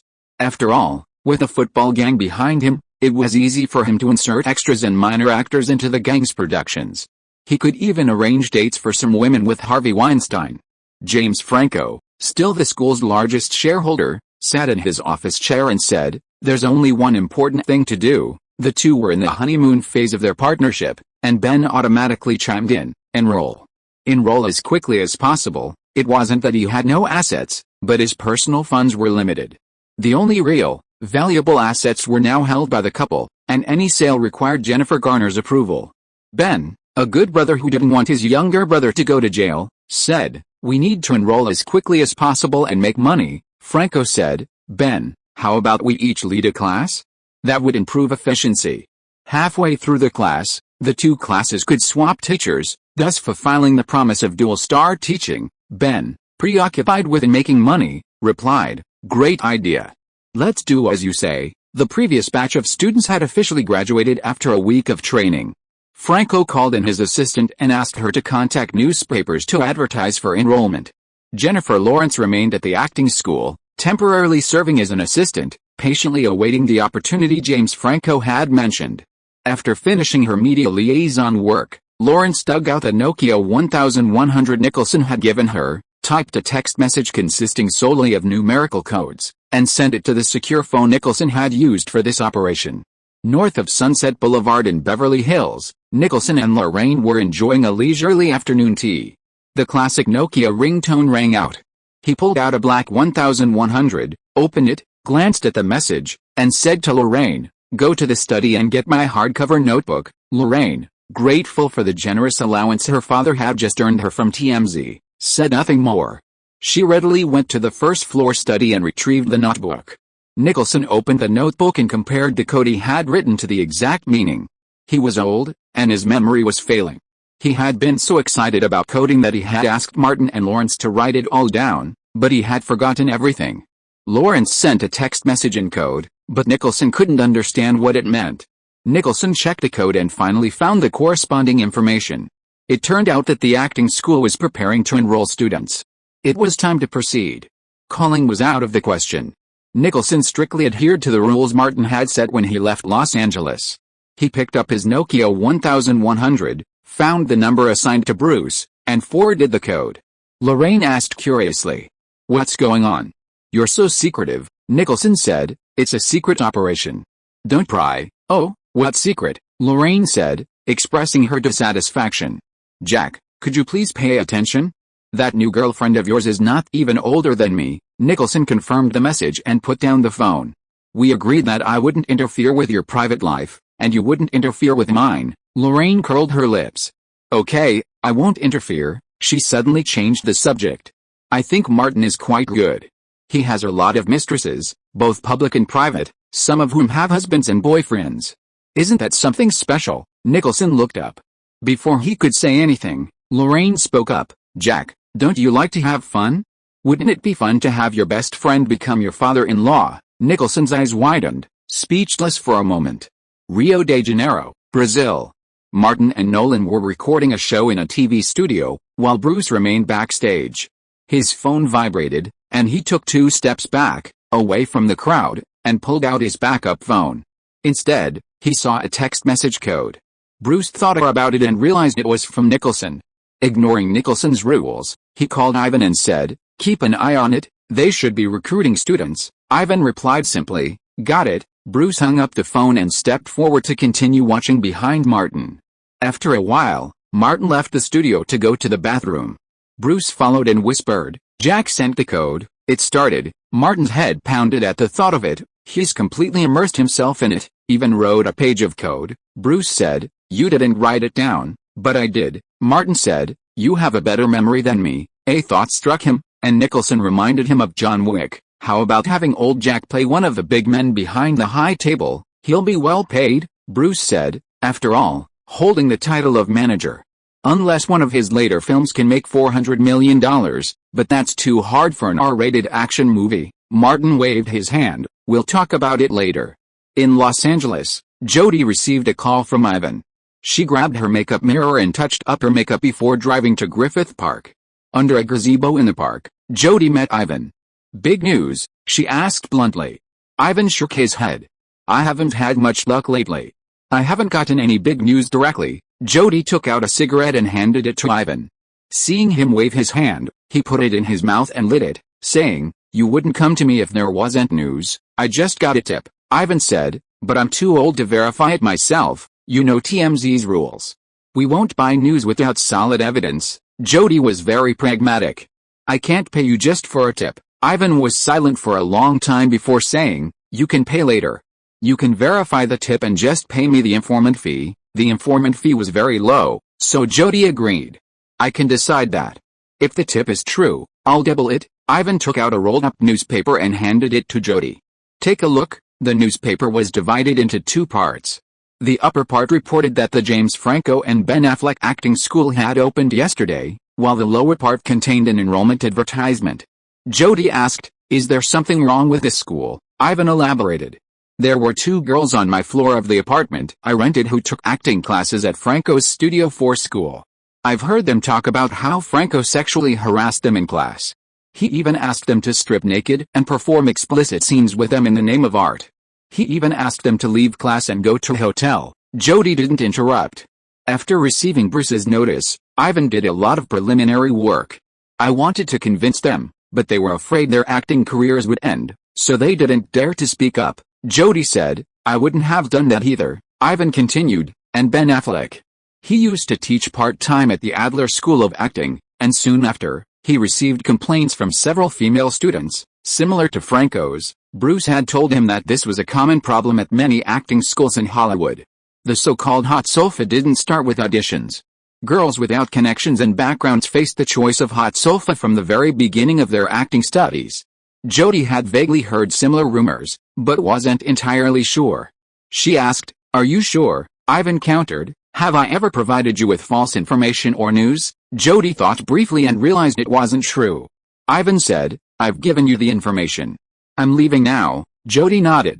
"I need to get my boss's approval." "Wait for my news." Ivan smiled faintly and left the park. Jodie exited the park from the other side and drove back to the office. He dug up the information on James Franco and Ben Affleck from the archives, reviewed it carefully, and then went to the editor-in-chief's office. TMZ, unlike traditional media outlets, though it didn't dare to provoke powerful figures, chose to expose celebrity scandals more often than it did to settle with the individuals involved. After hearing Jodie's description, the editor-in-chief asked, "What do you think?" Jodie said, "Franco is a B-list star. Apart from his close ties to the thugs, his background and connections are average. Ben Affleck is a little more troublesome. He's one of Harvey Weinstein's people." The editor-in-chief interrupted. "Harvey Weinstein? Involving him is a bit troublesome. He's just one of Harvey's lackeys." Jodie continued. "Ever since the failure of Daredevil, Ben Affleck's career has declined significantly. He's no longer the star he was at the turn of the century. He's one of those stars who's out of fashion but relatively famous," she said bluntly. "We at TMZ can definitely deal with them." The editor-in-chief also quickly browsed the information of the two people on the computer. "Okay, but you know TMZ's principles. We can create news, but we can never publish fake news." Jodie was still very young. Although she was skinny, she was quite pretty.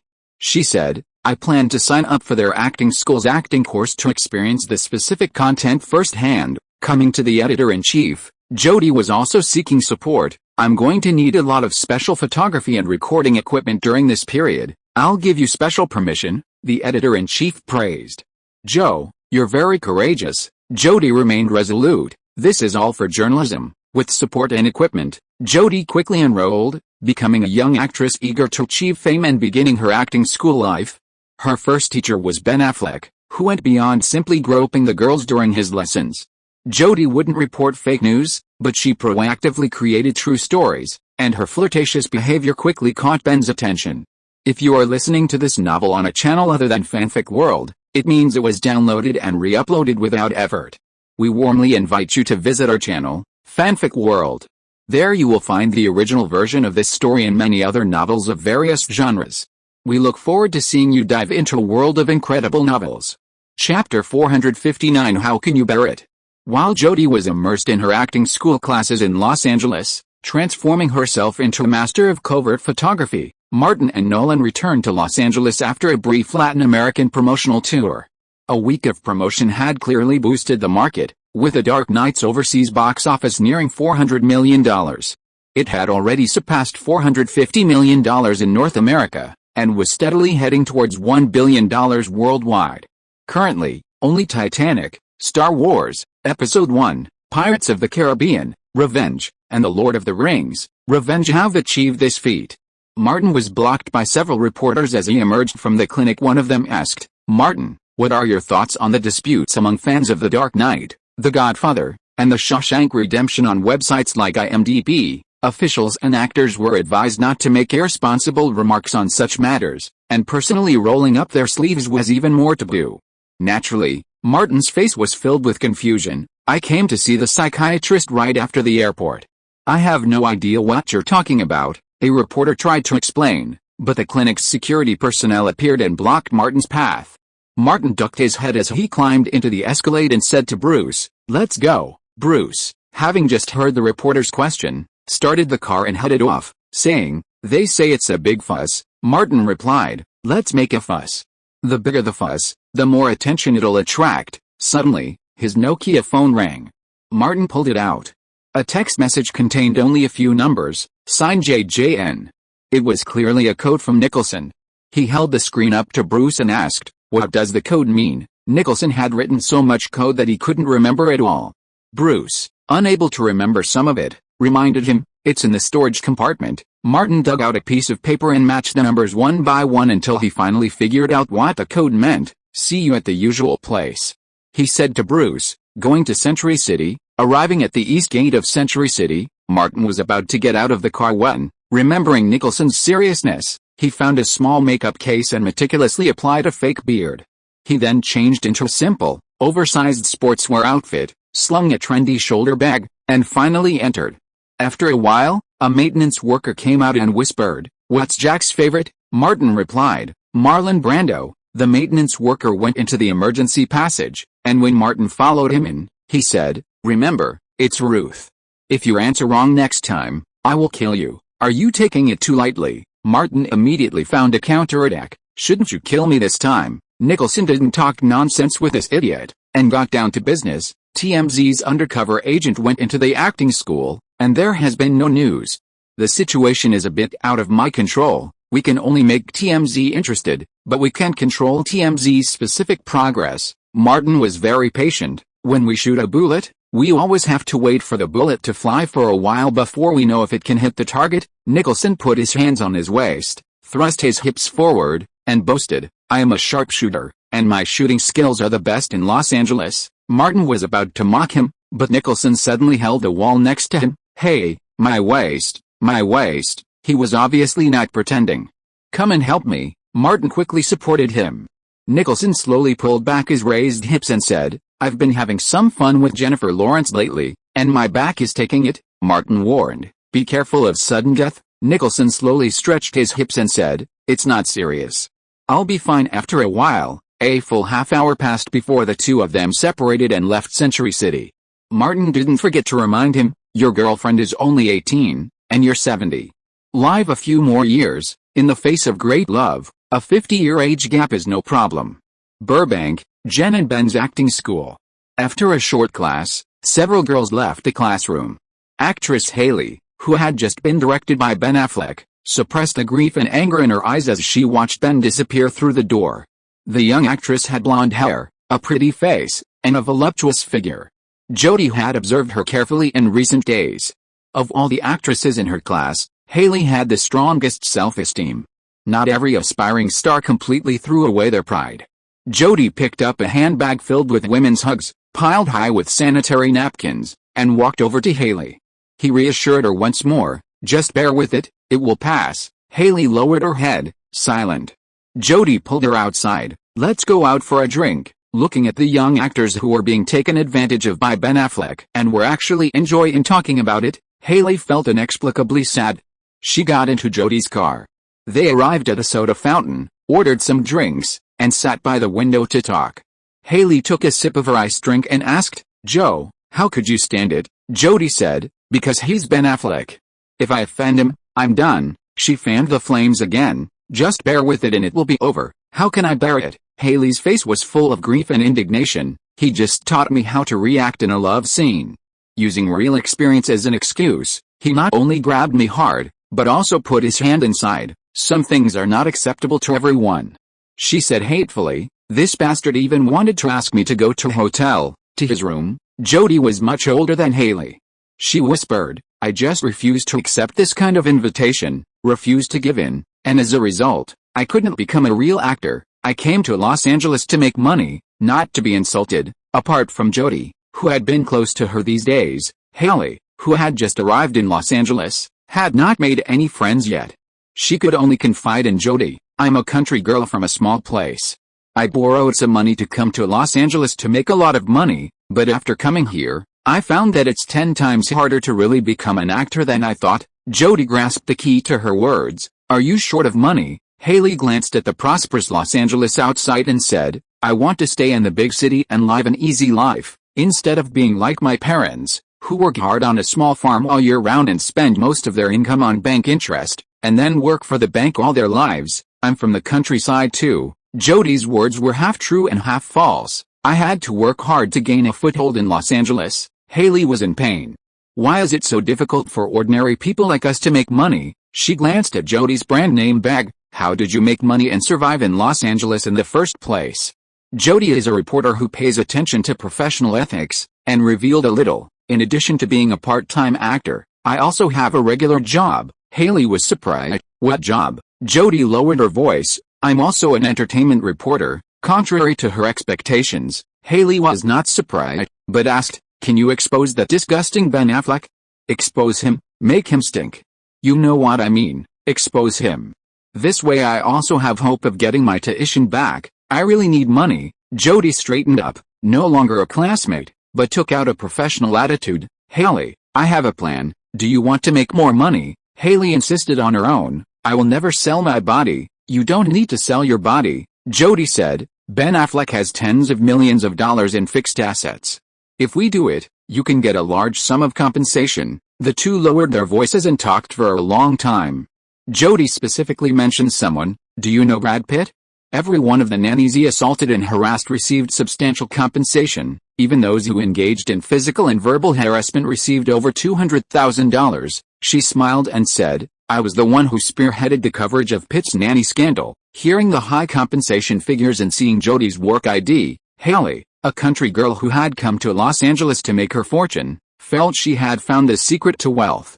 She steeled herself and said, I'll be in on this. She had read the entertainment gossip and guessed why Jody was attending acting school. As for concealing it, Haley didn't care, as long as it made her enough money. The next day, Haley and Jody continued attending classes, still enduring Ben Affleck's harassment. Haley even went to Ben's office alone to ask her some acting advice. Ben invited Haley to his hotel room. When she declined, he first offered her a role and then threatened her with a future in acting. He then proceeded to grope her. Having been a member of the Foot Gang for years, Ben hadn't learned much else, but he had mastered Harvey's tactics of inviting actresses to hotels and using threats and bribes. After all, he was the man who had repeatedly covered for Harvey. Although Haley refused again, Ben believed that this beautiful country girl, determined to pursue a career in showbiz, would eventually give in. Over the years, Ben had grown accustomed to Harvey's ways, believing them to be the rules of the trade. Before he could fully grasp the reality, things had changed after the Pitt nanny scandal. After work, Cassie invited Ben for a drink, and the two brothers met at a small bar in Santa Monica. Cassie had been in a mess lately and could only rely on Ben. Lawyer Cole got a $2 million deal, and the other party is holding tight. Ben said, I told Lawyer Cole to delay it as long as possible. Acting schools here are very profitable. Don't let it affect your relationship with Jennifer. Cassie was also kind to Ben. If she'd signed a joint property sale or mortgage, wouldn't it be like this now? Big Ben shook his head and said, don't worry, this little money can take care of it. Cassie asked, is the acting school job so good? Big Ben laughed happily. When I was famous, this little money wasn't a big deal, but at this stage, it's a relatively quick and fun job. He lowered his voice and said, those girls who dream of stardom, except for a few who can't see the reality, it's easy to get a date at a hotel. The two brothers happily drank a drink. That same evening, Jody, accompanied by specially equipped recording and video equipment and Haley herself, entered the TMZ office building. Chapter 460 Brothers United. The sun had just risen, and Martin was still on his morning run when a vintage, stretch Lincoln limped through his front door and sped up to the mansion at lightning speed. As the car stopped, Nicholson jumped out and shouted, Martin, the bullet hit the target. Martin ran over and said, go inside and talk. The two of them went to the first floor study, and Martin immediately went to turn on the computer. Nicholson said, go to TMZ. TMZ broke the news early this morning. It's beyond our control when it reaches TMZ, but TMZ is reliable. Martin opened his browser, and the homepage was TMZ. Everyone loves gossip. Right in the center of TMZ's homepage, a large, black headline read, Ben Affleck accused of bullying, actress suffers serious sexual harassment and abuse. Martin clicked on the link, ignoring the text and going straight to the video. A beautiful blonde girl presented James and Ben's acting school IDs, along with payment receipts, and a photo of the students with their teacher, Ben Affleck. My name is Haley Porter. A week ago, I enrolled in Ben Affleck's acting masterclass. I thought it was the beginning of my acting dream, but it turned out to be the start of a nightmare. Facing the camera, the blonde girl wept bitterly as she recounted her horrific experience. But teaching was just a pretext. He was just using it to satisfy his own desires. Most of the classes I took were about teaching actresses how to create beautiful scenes. She spoke from personal experience. He loved to push students down in class and make us perform scenes and group scenes right in front of him. According to regulations, these scenes required protective measures, but he demanded we remove them. If we didn't, we'd be kicked out. The most terrifying thing was that Ben Affleck would physically touch me, even with his fingers, under the guise of touching me. If the actress had merely made these complaints verbally, they wouldn't have been a big deal in today's Hollywood landscape. But the actress's interview was followed by video and audio clips, all of which were related to Ben Affleck. Although all the female trainees in the video were censored, those who saw it discovered that it was far more serious than the actress had accused. Many of the scenes went beyond harassment and amounted to assault. Nicholson chuckled and said, "Well, I told you I had everything under control, didn't I?" Martin gave him a thumbs up. "Jack, you're an excellent commander." Nicholson felt an indescribable sense of satisfaction, a feeling far beyond that of an 18-year-old like Jennifer Lawrence. He boasted, "When I was leading Marlon Brando and Warren Beatty on this spree in Atlanta, you weren't even born yet." The former Sunset Boulevard trio were no ordinary figures. Martin admitted, "The boss has the decisiveness and control of the boss." Less than an hour after the news was released, the comments section was already abuzz. When things like this aren't publicized, everyone treats them as a joke. But once they are, they're bound to be condemned by everyone. Why am I not surprised at all when I saw it was Ben Affleck? Because he is Casey Affleck's brother. It's really disgusting. Those actresses should call the police. You must call the police. Perhaps he was encouraged by netizens, or perhaps he figured it out himself. But when Martin refreshed the webpage, TMZ showed the latest news that the victim had officially reported the case to LAPD. Nicholson read the news and said cheerfully, "I heard the Affleck brothers have a great relationship. That's what brothers are called. No one thought the old bastard was a good person." I'll always remember the Affleck brothers' stern look when they faced the three of us at the Oscars. Do you really think that with Harvey Weinstein as their backer, no one can deal with them? What a joke, Martin said. "Jack, you can handle it yourself," Nicholson said. "You have a good eye for people. You knew Ben would be in trouble, and sure enough, he was." He asked, "What was your basis for this judgment?" Martin shrugged. He couldn't tell Nicholson that he vaguely remembered Ben being a nanny and a student's lover, could he? Nicholson then said, "I understand. We're all just that kind of jerk." "Jack, you are," Martin denied without hesitation. "I'm not that kind of jerk." Ben Affleck, who was drunk last night, was still fast asleep. Jennifer Garner was sorting through the children's clothes when she heard a commotion outside the house. She climbed to the rooftop and took a look, only to find a crowd of reporters and paparazzi gathered at the entrance. Garner was puzzled. She and her husband hadn't had much success in the past 2 years, with no notable productions. They rarely had the media blocking their door. Lately, they hadn't produced anything or attended any events. Garner was puzzled when Sandra Bullock, who lived next door, also came up to the rooftop to see what was going on. Seeing Garner's puzzled expression, Sandra realized she might not understand the situation. This American woman, known for her warmth, especially towards women, approached Garner. Garner noticed her and hurried over. From a distance of more than 20 meters, Sandra shouted, "Jenny, go check TMZ." TMZ. Garner nodded, gestured across the room, and hurried downstairs. He turned on his computer and checked TMZ. The front page boasted a striking headline, an exaggerated number of videos, and poignant accusations from victims. As a Hollywood actress, Garner was no stranger to this, but she hadn't expected her husband, a former victim, to become one of the perpetrators. Garner had no doubts when she heard the victim, Haley, recount how her husband had forced other actresses to go to a hotel, and what had happened. It was all too normal. But normal didn't mean she could accept it. Garner got up and went to the kitchen. The first thing she saw was a kitchen knife. She pulled it out, but then, thinking of the children, she put it back in. She opened the refrigerator and found a bucket of ice water.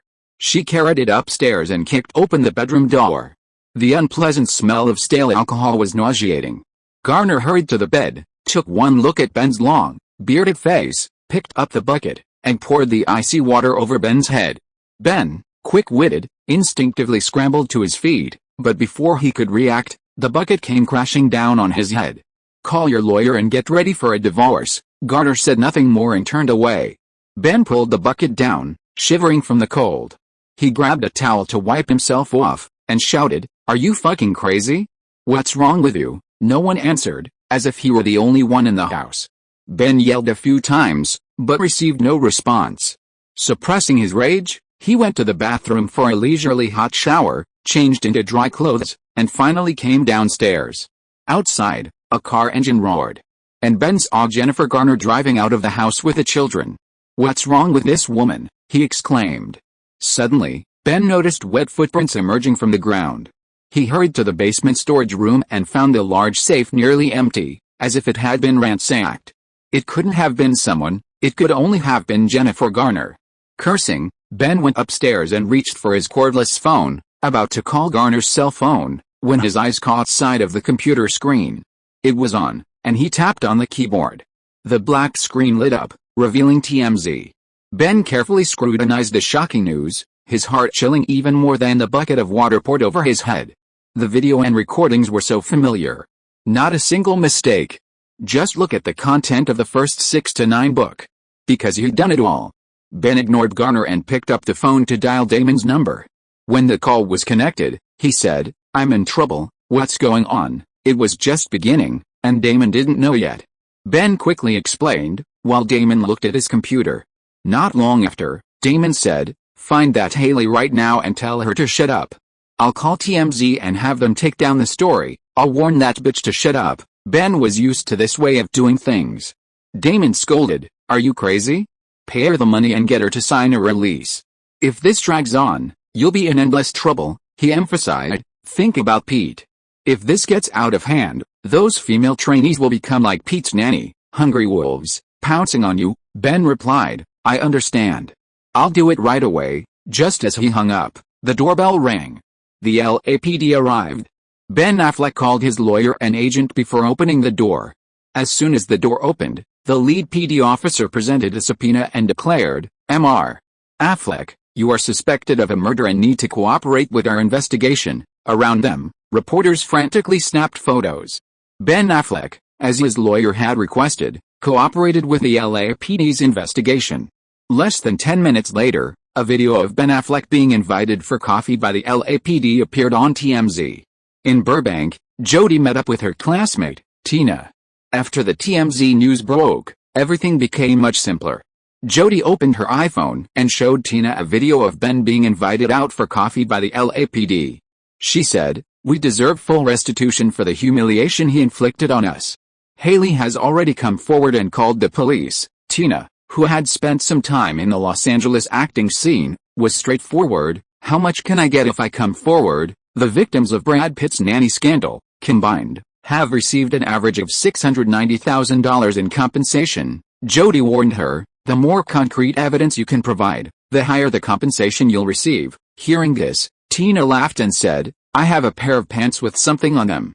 Ben promised me a lot back then, and I kept it for fear he'd go back on his word." Only those who have been in the acting world know how difficult it is to make it in the industry. Rather than fighting for an uncertain future, it's better to enjoy the peace of millions of dollars. That same day, Tina reported the case to the LAPD, taking the pants and other evidence. She then gave an interview to TMZ. The actress Get scandal had completely exploded. With these two precedents, and Jody's work, more female students came forward. Of all the celebrities, Jennifer Garner was the first to publicly announce her divorce from Ben Affleck. The videos were enough to cause Ben Affleck countless problems. James Franco quickly held a press conference, announcing with a righteous expression that he was withdrawing from his acting school collaboration with Ben Affleck and would not work with him in the future. He also visited several women who had come forward, offered them a sincere apology, provided financial compensation, and pledged to provide any assistance. James Franco naturally distanced himself from the incident first, avoiding further criticism before moving on to other matters. Ben Affleck was originally trying to secure the supporting role in Universal Pictures' national case. The production quickly denied the rumors, stating that Ben Affleck had never been considered for the role. Following the outcry, Me Too's 3 influencers, Meryl Streep, Jennifer Aniston, and Angelina Jolie, also spoke out, expressing their concern. They visited the women who had been hurt, wept with them, and delivered speeches directed at Ben Affleck. Brad Pitt's ex-girlfriend, Gwyneth Paltrow, also Ben's ex-girlfriend, jumped out to garner attention, once again harshly criticizing her ex-boyfriend. "I'm not surprised by this. Ben seduced underage girls when we were dating. I warned the girl, and we broke up. Perhaps Ben was truly a jerk. So his exes joined forces to attack him. Latin pop star Jennifer Lopez also publicly stated that after their breakup a few years ago, Ben repeatedly told her how disgusting she was, saying she had ruined his career and was a jinx. The media attention also put considerable pressure on the LAPD. After their initial investigation, the LAPD released some findings, such as the TMZ video, which was entirely real, without any fabrication. For example, Ben's DNA was found on evidence provided to the victim. Some things are often hesitant before they break out, but once they do, they rush to join in the action when they see the benefits. In addition to the actresses in the acting class, women who had worked with Ben in the past also spoke out against the Me Too movement. Ben Affleck has abused countless women on set. While many remain silent for the sake of their futures, enough have spoken out. Ben Affleck, released on bail by Matt Damon, had just returned home when hundreds of protesters gathered outside. Under the banner of the Me Too movement, they staged a lengthy sit-in outside his home, both in support of the victims and condemning the perpetrators. Ben Affleck is beginning to pay the price for his actions. His wife is filing for divorce, the LAPD is imposing travel restrictions, the media is condemning him, and the victims are filing substantial claims. When his patron, Harvey Weinstein, sent someone to visit him, they told Ben to keep his mouth shut. Ben has remained tight-lipped on this matter. After all, Harvey is one of the few people who can help him. The previous chapter was under review, and I was so scared that I quickly double-checked the second chapter. I couldn't find any sensitive content in either chapter, so I'll leave it as it is, hoping it won't be reviewed again. Chapter 461 Vomiting Blood. In the study, Martin sat at his computer, flipping through various news stories about Ben, enjoying himself, when suddenly, outside, he heard the sound of an engine. A red lawnmower pulled up to the front lawn and began to mow it. In the mower sat a pretty girl wearing a sun hood. Martin left the study, went out the side door of the villa, and called out, "Lily, come here." The mower circled and stopped by the side of the road. Lily, wearing jeans, jumped out and quickly walked over to Martin. "What's going on?" "I still have work to do." Martin gestured toward the lawn and the mower. "Why are you doing all this?" "You said so," Lily said with a smile. Martin wondered if his occasional affection had made this girl stupid. He said, "The last time I asked you to mow the lawn was more than 10 days ago, wasn't it? And you never did it," Lily explained. "That's why I feel guilty. I happened to have some time today, so I quickly mowed it." Martin stared at her. Fearing the iron fist of affection would fall, Lily said frankly, "First it was Casey Affleck, now it's Ben Affleck. I saw a report in the gossip media that Ben is raising money for his brother." Martin waved his hand. "Casey is about you, but Ben is not." Lily ignored him. "I can't help you with anything else, just odd jobs?" Martin asked. "Have you finished carving the statue Leonardo wants?" Seeing Lily shake her head, he urged, "Hurry up and get to work." Lily had no choice but to put down her lawn mowing and return to carving. She got in her car, but instead of returning to the studio at the academy, she took a detour to Ben Affleck's house. There were at least hundreds of women gathered there, along with a large number of media reporters. A TV truck was parked nearby. "Punish the murderer, protect women's rights, Ben Affleck must be sentenced severely." Posters and banners covered with slogans were held high, displayed for the media cameras. Lily pulled a carving knife she always carried from her pocket, but under Martin's protection, the knife was useless. "Those two rotten brothers," she raised her middle finger towards Ben's house. "I hope you spend your lives in jail picking up soap." After Lily drove off, a van turned the corner and drove through Ben's slowly opening door.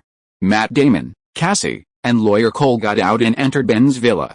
Ben sat alone on the sofa, clutching a large bottle of tequila, chugging it with lifeless eyes. Damon strode over, snatched the bottle from him and threw it into the trash can beside him.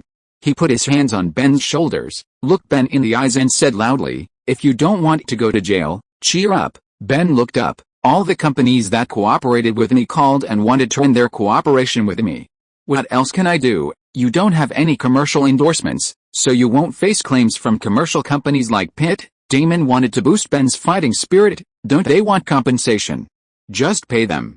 After this matter is settled, even if you can't be an actor anymore, you can switch to being a director behind the scenes with your ability." His voice became louder and louder. "This is fucking Hollywood. They never measure people by morality. As long as you can make money for major companies, they don't care what you have done." Ben's alcohol-hazed eyes finally had a little brilliance. Where's Harvey? Harvey didn't say anything. Damon emphasized, don't say anything about Harvey, understand? Ben nodded subconsciously. I didn't mention Harvey to anyone, Damon said. Harvey can't come to see him, but he asked me to tell you he will never give up on us brothers. You have to deal with those women, and once the public opinion dies down, Harvey will find a suitable project for you to direct. At this point, there was no way to resolve the situation without a major outburst. Cassie said, Ben, this is all my fault. Damon raised his hand to stop him, still staring at Ben. It's normal for men to do these things. There's nothing to be afraid of. What's scary is that you don't have the courage to face it. Ben stood up unsteadily. I have the courage, but I don't have the money. With a dozen girls in acting class, plus the ones who had jumped ship during previous filming, it would be difficult to deal with them without tens of millions of dollars. After all, there was the example of Brad Pitt. Ben turned to Attorney Cole and asked, can my marital property be sold? Attorney Cole replied, Jennifer Garner has officially filed for divorce, requesting an equal division of your shared assets. Ben knew he had to smooth things over quickly. He knew what would happen if he delayed any further. Then divide it equally, he said. I've had enough of this woman. My career hasn't been smooth sailing since I married her. It's been on the decline, he told Attorney Cole. I want a divorce, and I need it done as soon as possible. I need the money, Attorney Cole nodded.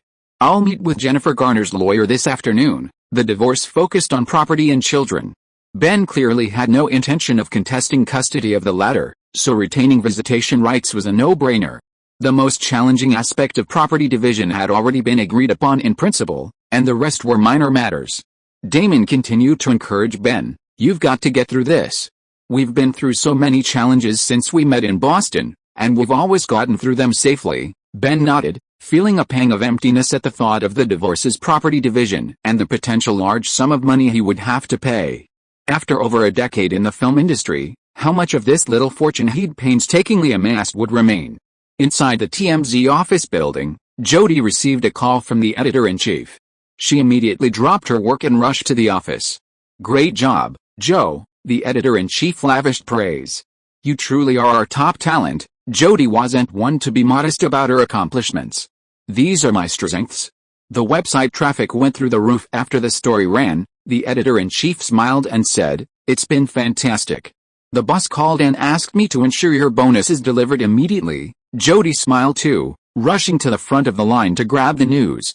She loved this line, and the money was what made her happy. The editor-in-chief looked at the CFO, who was also in the office, and said, just give the bonus away. The CFO pulled out an envelope and handed it to Jody. Congratulations, the following sentence appears unrelated and likely comes from a different source. Jody took it, opened it, glanced at the amount on the check, and smiled even brighter. Thank you, Editor-in-Chief. Thank you, Director, the Editor-in-Chief said. I look forward to seeing you bring me more exciting follow-up reports. Jody signed the financial receipt and was about to leave when he remembered. There's also a tip fee. I promised to pay the tip fee to 2 units, TMZ, which constantly receives a stream of dirty laundry and secret information, has always been generous with its tipsters. The editor-in-chief said, go to the finance office again. Jody went to the finance office and easily received the $2,000 check. He called Ivan to make an appointment and drove away from TMZ. The two met again in Griffith Park. Jody didn't waste any time, simply handing Ivan $2,000 and saying, if you have any more similar news, remember to contact me. Ivan, quite satisfied, collected the check and said, I've heard that Ben Affleck and Jennifer Garner are getting divorced soon. You might want to follow up on the news. This tip is free and comes with a free gift. Jody asked, any other requests? You're right, Ivan said slowly. Keep an eye on what Ben Affleck gets. Jody knew about Ben Affleck's situation. Ben Affleck and Jennifer Garner don't have much cash on hand. If they want to compensate the victims, they'll have to sell off their assets. Ivan nodded. That would be helpful to you, too. It would help the victims get their compensation promptly. Thank you for the tip, Jody said, and left. Ivan also left the park, returned to his car, and called Bruce. Come on, cheers. In the living room, Nicholson raised his champagne glass and clinked it with Martin. Martin joined him in a toast. Nicholson was in high spirits. He picked up a glass of champagne, poured each of them a glass, and said, this time, even if Harvey Weinstein steps in, He can't save Ben Affleck. Martin laughed and said, even if Harvey saves him, given the current situation, it will be difficult for Ben Affleck to come back.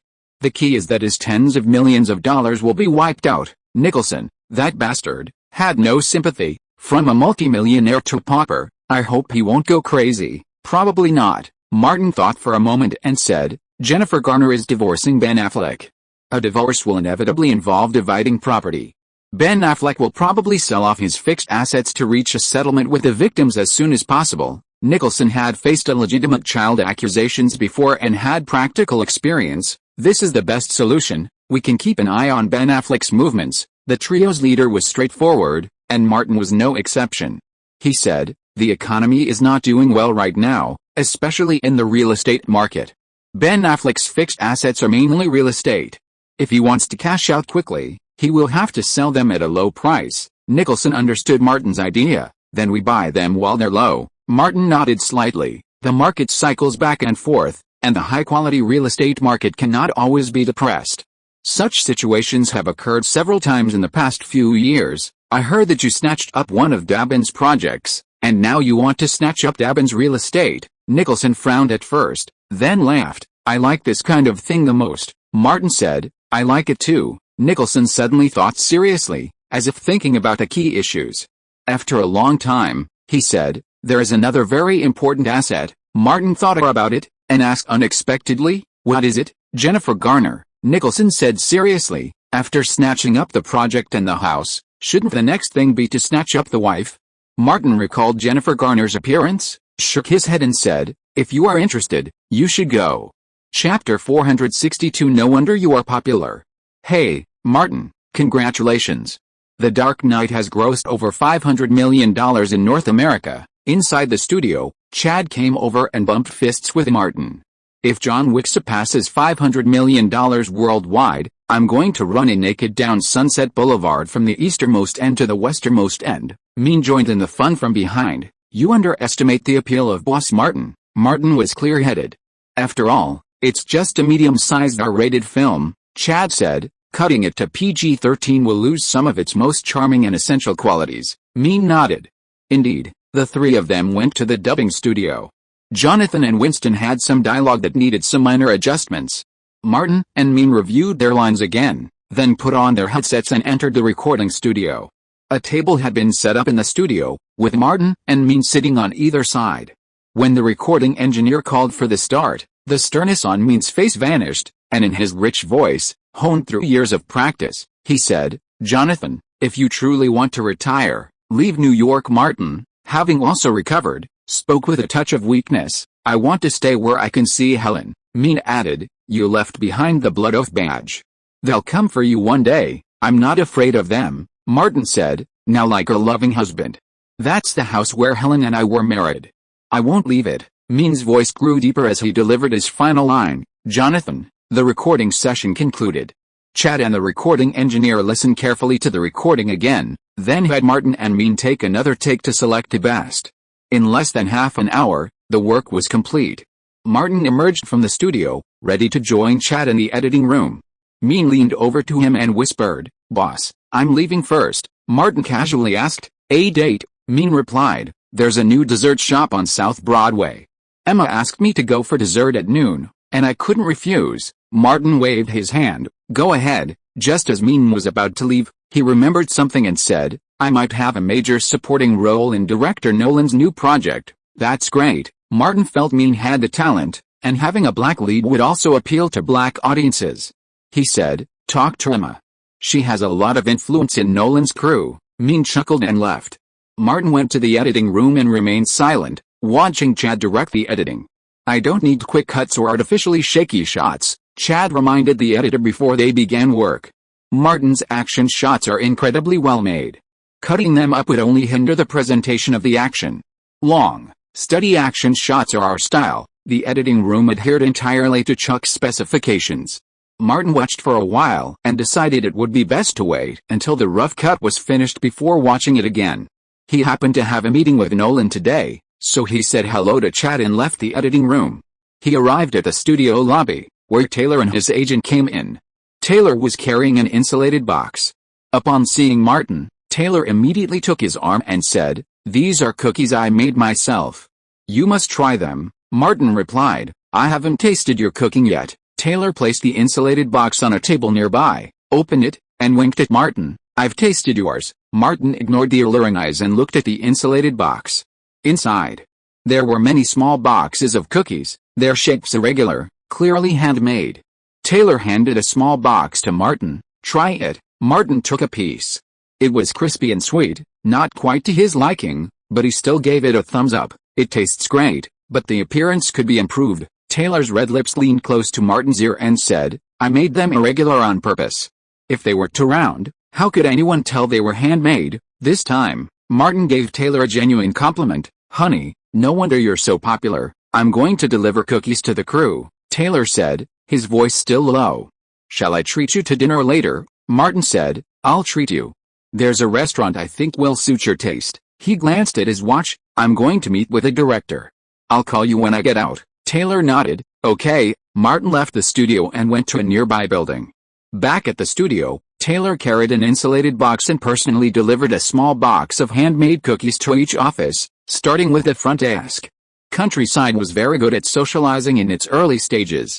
Thanks to the immense success of The Dark Knight, Nolan's new project easily received the green light from Warner Brothers, and the crew was officially established, with a studio still located at Warner Brothers. When Martin arrived, the office building was being cleaned up and a bit messy. Nolan simply invited him to sit under a parasol on the sidewalk to talk.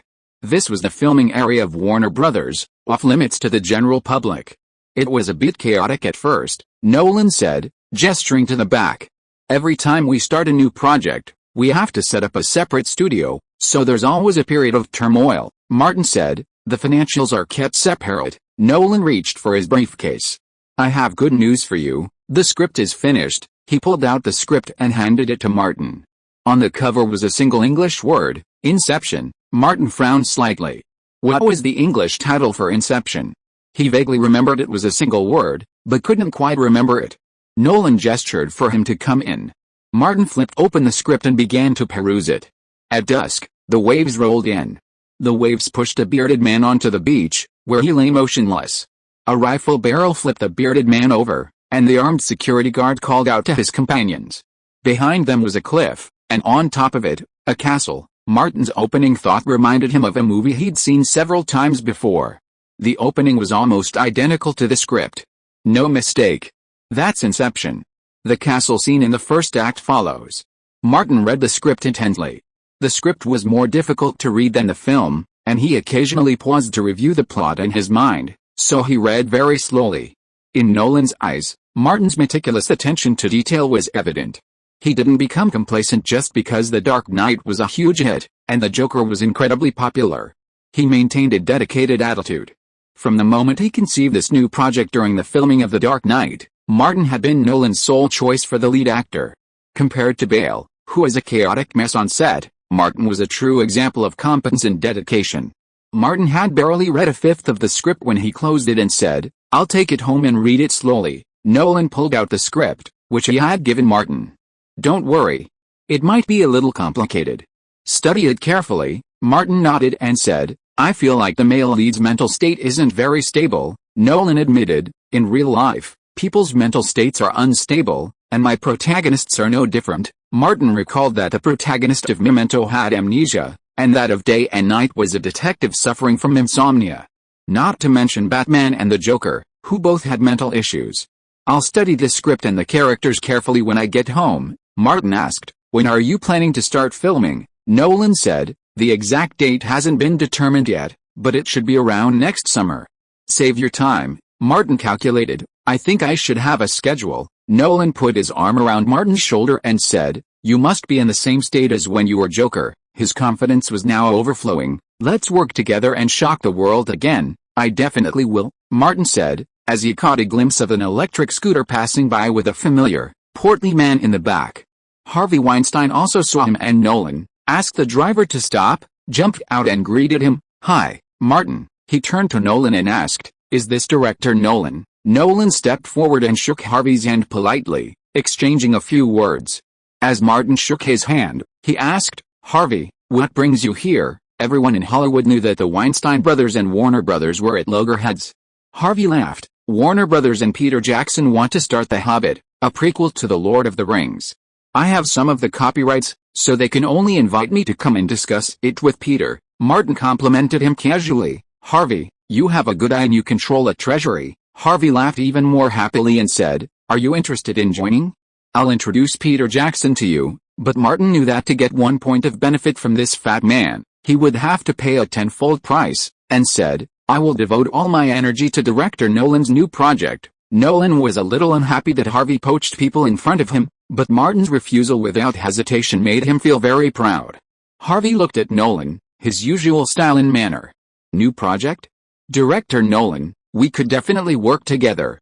You've had a commercial breakthrough, and awards. Perhaps Nolan wasn't obsessed with Oscars anymore, so he said politely, sorry, Harvey, my project's investment is too high for independent studios to afford. Harvey remained impassive, saying, if you have any ideas for Oscars, come and see me. Nolan simply smiled and said nothing more. Harvey's gaze shifted back to Martin. Martin blocked his way before he could say anything. Harvey, I've got at least 3 or 4 projects on the books, not to mention the agency. My schedule is packed for the next few years. Harvey said nothing more. He waved and got on his electric scooter. As he waited to drive away, he glanced back at Martin and Nolan, thinking, you're so popular and influential, and you look down on an independent producer like me.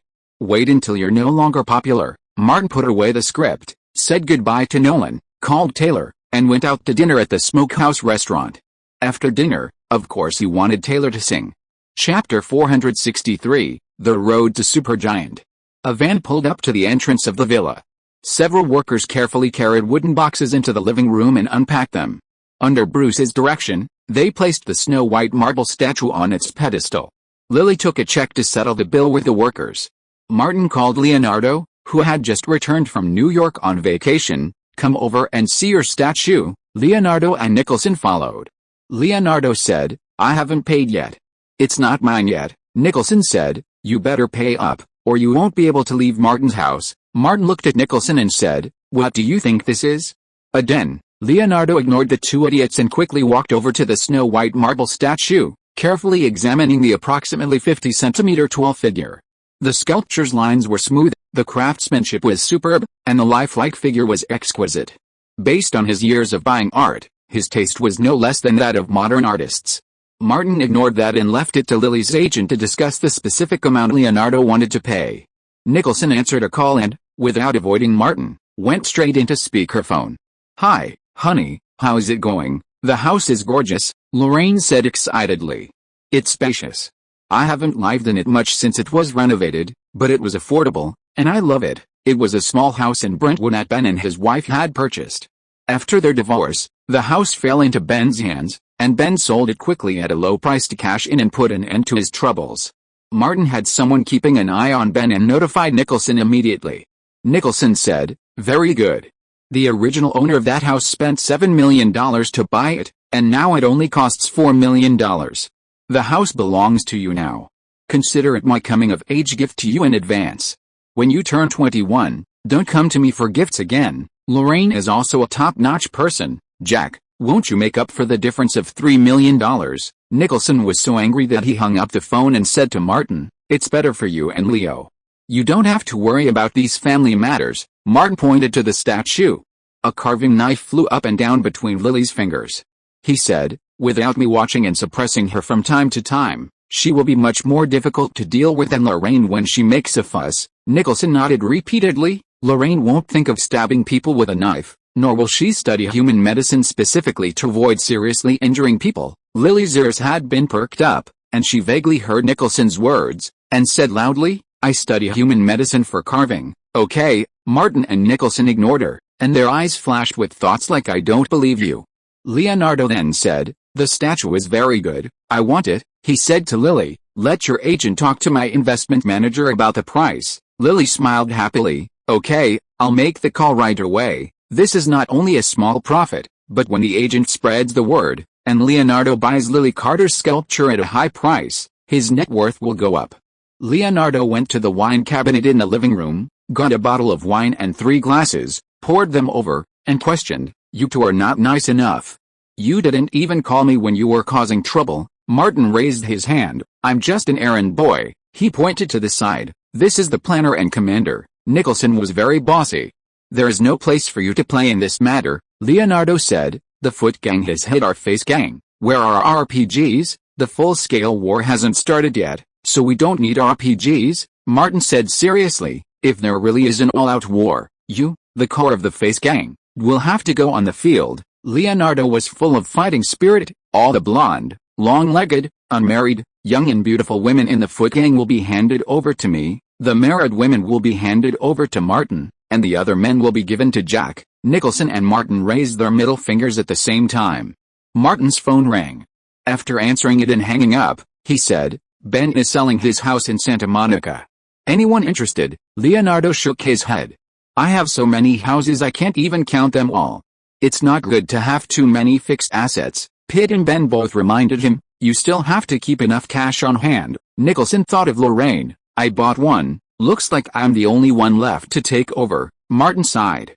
"It's not easy to be a good buyer, and it'll cost millions." He just happened to see Lily coming in and said, "Go buy me another house." Lily silently mourned for the Affleck brothers for 2 seconds, then suddenly brightened up and asked, "Martin, when you buy the house, can you rent it to me as a studio?" Martin didn't take it seriously at all, casually saying, "Sure, whatever the rent is." Lily asked for the real estate agent's contact information and quickly got to work. This time, there were no complaints, and she was incredibly proactive. Lily contacted the real estate agent, went back to see the house, and after some bargaining, she managed to knock another $200,000 off the low price. She immediately went to complete the relevant paperwork. In the afternoon, Martin and Bruce went to the Angels Club to practice shooting and keep their hands on the gun. Just as they finished firing a magazine of AR, Thomas called. Martin simply asked him to come to the club. More than half an hour later, Thomas arrived, his forehead shiny. Martin handed the gun to Bruce and went to the lounge with Thomas. He asked, "What's the rush?" Thomas said, "I've agreed on a Cartier men's watch endorsement. The contract will be signed in October, and the annual endorsement fee is $10 million. This was within Martin's expectations. He asked, "What else?" "I've negotiated a few additional terms," Thomas elaborated. "For awards like the Oscars or the 3 major European film festivals, Cartier will assist you in your efforts, including covering some of the public relations costs and connecting you with relevant media resources. If you win one of the major awards, they'll pay an additional $2 million. Martin nodded. "Okay," he thought for a moment and asked, "Coca-Cola and Cadillac have similar terms. Add in the Cartier men's watches, and the support from the crew and agency. It seems like there's not much I need to spend my own money on to win an Oscar." "Right," Thomas said, "that's true. Take this year, for example. I've already reached out to the Dark Knight crew. They'll fully support your Oscar bid. I've also contacted the brands you endorse, and they say their support is no less than what they offered you for the reader." Martin secretly calculated that not only would he have little money to spend, but if he could win an acting award, not only would his net worth rise, but the sponsorship rewards from several sponsoring brands alone would exceed $5 million. An Oscar like this was incredibly motivating, offering both honor and financial rewards. Thomas said, with a huge success of The Dark Knight and an Oscar for acting, when negotiating with Nolan for his new project, $15 million was just the starting point. $20 million is also within reach. I think $10 million plus a share of the post-production pay would be more appropriate." "Okay," Martin asked, "how far am I from becoming a 20+20 superstar?" Thomas spoke frankly, "There are only a handful of actors in Hollywood who can get such treatment, and not every film can get it." He also hoped that Martin could become a superstar soon, but the road to superstardom had to be taken step by step. "Let's get this Oscar first," Martin said. "If it's not a comic book adaptation, I'm confident I'll go for Best Actor this time." Thomas, as an agent, was more realistic. Winning Best Supporting Actor would be a victory. "I heard that Sean Penn's new film received excellent reviews in the previews, and his goal is Best Actor. As you know, Daniel Day-Lewis and Sean Penn are both super favorites of the old white men in the Academy." Martin asked, "What is Sean Penn's new film?" "Milk," Thomas introduced briefly. "It's a biographical film about a gay man named Milk, who fought for the legal rights of homosexuals and entered politics, ultimately being assassinated." Martin knew immediately that the Joker wasn't a strong contender for the role. Thomas continued, ever since Brokeback Mountain 1, the atmosphere in the industry has changed. Homosexual themes are no longer taboo, but have become a major boost to winning awards, Martin said. This support will only grow in the future. Thomas asked tentatively, would you like to try something in this area? Martin's gaze fell on Thomas's face, but he said nothing, simply looking at him quietly. Thomas had figured out how to get along with Martin over the years, so he quickly changed his tune. I turn down any topic like this, Martin said. Your next work will revolve around your Oscar campaign. The studio has hired a professional PR team, and you'll fully cooperate, Thomas said. The agency will also fully cooperate. I've spoken with Ali, and he'll personally campaign for you. He mentioned another matter. The election is about to begin, and Ali's brother is a member of the Guanhe team. Ali would like to invite you to Guanhe's campaign event in Los Angeles. Martin had leaned left since he was in Atlanta, and his friends and associates, including Kelly and Louise, also leaned left. After a brief consideration, he agreed. Let me know when the time and place are set. Thomas nodded, and after the business, he told Martin some insider news. Pitt reached an out-of-court settlement with Cadillac, Breitling, and several other endorsement brands. Martin was very interested and asked, how much compensation? Thomas shook his head. Neither party disclosed the exact amount, but the total damages for breach of contract are definitely over $50 million. Pitt originally had a net worth of over $100 million, but a large portion of that went into Fannie Mae stock after his breakup with Jolie. It's now worth nothing, he continued. Aside from a house he owns, Pitt has sold most of his other fixed assets, including real estate and cars. He's currently in talks with several small studios. Hoping to return to the big screen and regain his fame, Martin asked, would they dare use him for a major project? Forget big projects, even small and medium-sized film projects wouldn't dare take the risk of using him. Thomas had researched the details and said, no insurance company is willing to insure Pitt. Chapter 464 Don't hit someone in the face. At a Los Angeles country club, a drunken Brad Pitt met producer David Larter in a meeting room. The latter stated his intention directly. Pitt, I'd like to invite you to play the lead in a movie. Pitt brushed his long blonde hair back. His hand, unwashed for so long, shone in the light as it fell. Across from him, David Larter, a former executive at Village Roadshow Pictures and a co-producer of the Matrix films, was already known to Pitt. I heard you left Village Roadshow Pictures and co-founded a film company, Larter replied. Shelter Pictures, an independent production and distribution company. Pitt, feeling so down and out, couldn't help but chuckle at himself. You said I'd play the lead, of course. Larter pulled out the script and handed it to Pitt. Absolutely. Pitt glanced at the script. It was titled Titanic. No, there was a number 2 in the middle. Pitt was puzzled and asked, have you got the authorization for a sequel? No need for authorization. The name Titanic isn't reserved for a specific movie, Rat said briefly. This isn't a sequel. After the sinking of the Titanic, someone built the ship Titanic II, which sailed from England to North America. Even if Pitt was down and out and drunk, he still found it implausible. Unreliable wasn't even enough to describe it. Rat valued Pitt's fame. Even infamy was still fame, not to mention the unique nature of his films. Titanic II had the highest investment in Sanctuary's history, $500,000. Previously, the films we'd invested in were capped at $250,000. Pitt suddenly remembered, isn't it Sparta? Transfiguration, and 100 million years before? Were all produced by you? Rat smiled and replied, yes, all masterpieces from Sanctuary Pictures. In Martin's past life, there was a saying online, the most tragic thing in the world is to spend hours downloading a 2-gigabyte movie, only to find out upon opening it that it's an aqua from Sanctuary Pictures. Pitt rubbed his face. Had he fallen this far? But he needed money. What's the salary? Rat said, $50,000. What? Pitt suspected he'd misheard. Are you kidding me? $50,000? Rat was silent for a moment. The most I can give you is $100,000. Any more and it won't cover the production costs. Without another word, Pitt stood up and left. This was an insult. The door to the meeting room opened and closed, and Rat couldn't help but shake his head and sigh. You still think you're a Hollywood star? Any other company wouldn't even give you $30,000. Outside, Pitt didn't pause. He left the country club and walked into the parking lot. Seeing the slightly worn BMW, he stopped again. Pitt actually had some assets, but he needed money to liquidate them. The problem was, he had no cash. Even small banks wouldn't lend him money, seemingly convinced he was doomed to bankruptcy. This role was $100,000. Pitt wanted to go back, but the star pride he'd cultivated over the past 2 decades wouldn't allow him to turn back. Suddenly, a middle-aged man in a suit and tie approached, ending Pitt's self-embarrassment. He asked, "Are you Brad Pitt?" Pitt didn't recognize him. "You are." The man quickly extended his hand to shake Pitt's, but his grip was greasy. He withdrew his hand, wiping it discreetly on his pants. "My name is Bjerkman, and I'm an agent.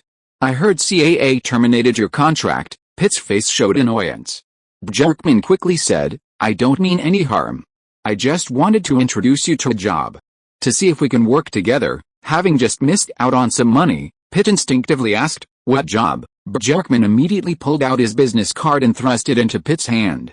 "A big-budget film, with you as the absolute leading man. If you're willing to join, I guarantee you'll get at least $5 million, maybe more." Such an offer would have been something Pitt wouldn't even consider, but now, he was deeply tempted.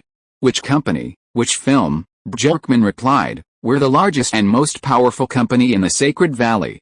You can choose the project, write the plot, or even direct and star in it." Although Brad Pitt had been sentenced to near death by Hollywood, his Sacred Valley film would undoubtedly be a huge hit once it hit the market. "You actually," Pitt cried in inexplicable indignation. "You actually want me to do this kind of work?" Bjerkman was upset. "This is legally permitted, artistically pleasing, and incredibly popular with North American audiences." Pitt instinctively raised his fist. Bjerkman looked up, expecting a blow to his face. Such an opportunity doesn't come to everyone.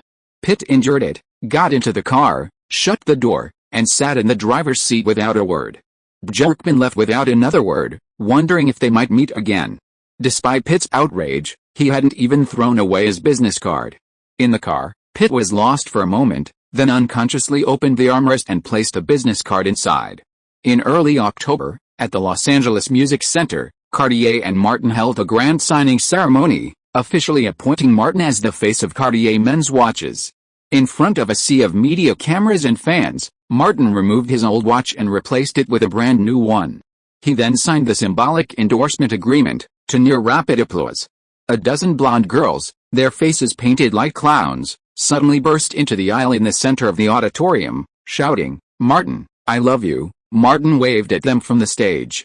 The girls, in unison, pulled open their red t-shirts, revealing a large expanse of white, covered in red lipstick. "I love Martin." Security rushed over. Martin suddenly remembered a group of girls dancing in front of his house when The Dark Knight was first released, even fighting over the trash. After all, they were his fans. Martin shouted, "Don't bother them." The girls shouted again, "Martin! Martin!" Chaos erupted again. Martin had said what he needed to say and fell silent. Bruce rushed over and, after negotiating with security, the dozen girls were escorted out of the hall. Tony, the leader, was thrilled to see Bruce. "Are you Martin's manager? I saw you and Martin fighting side by side at Burbank High School." "So cool," Bruce replied. "So many people died."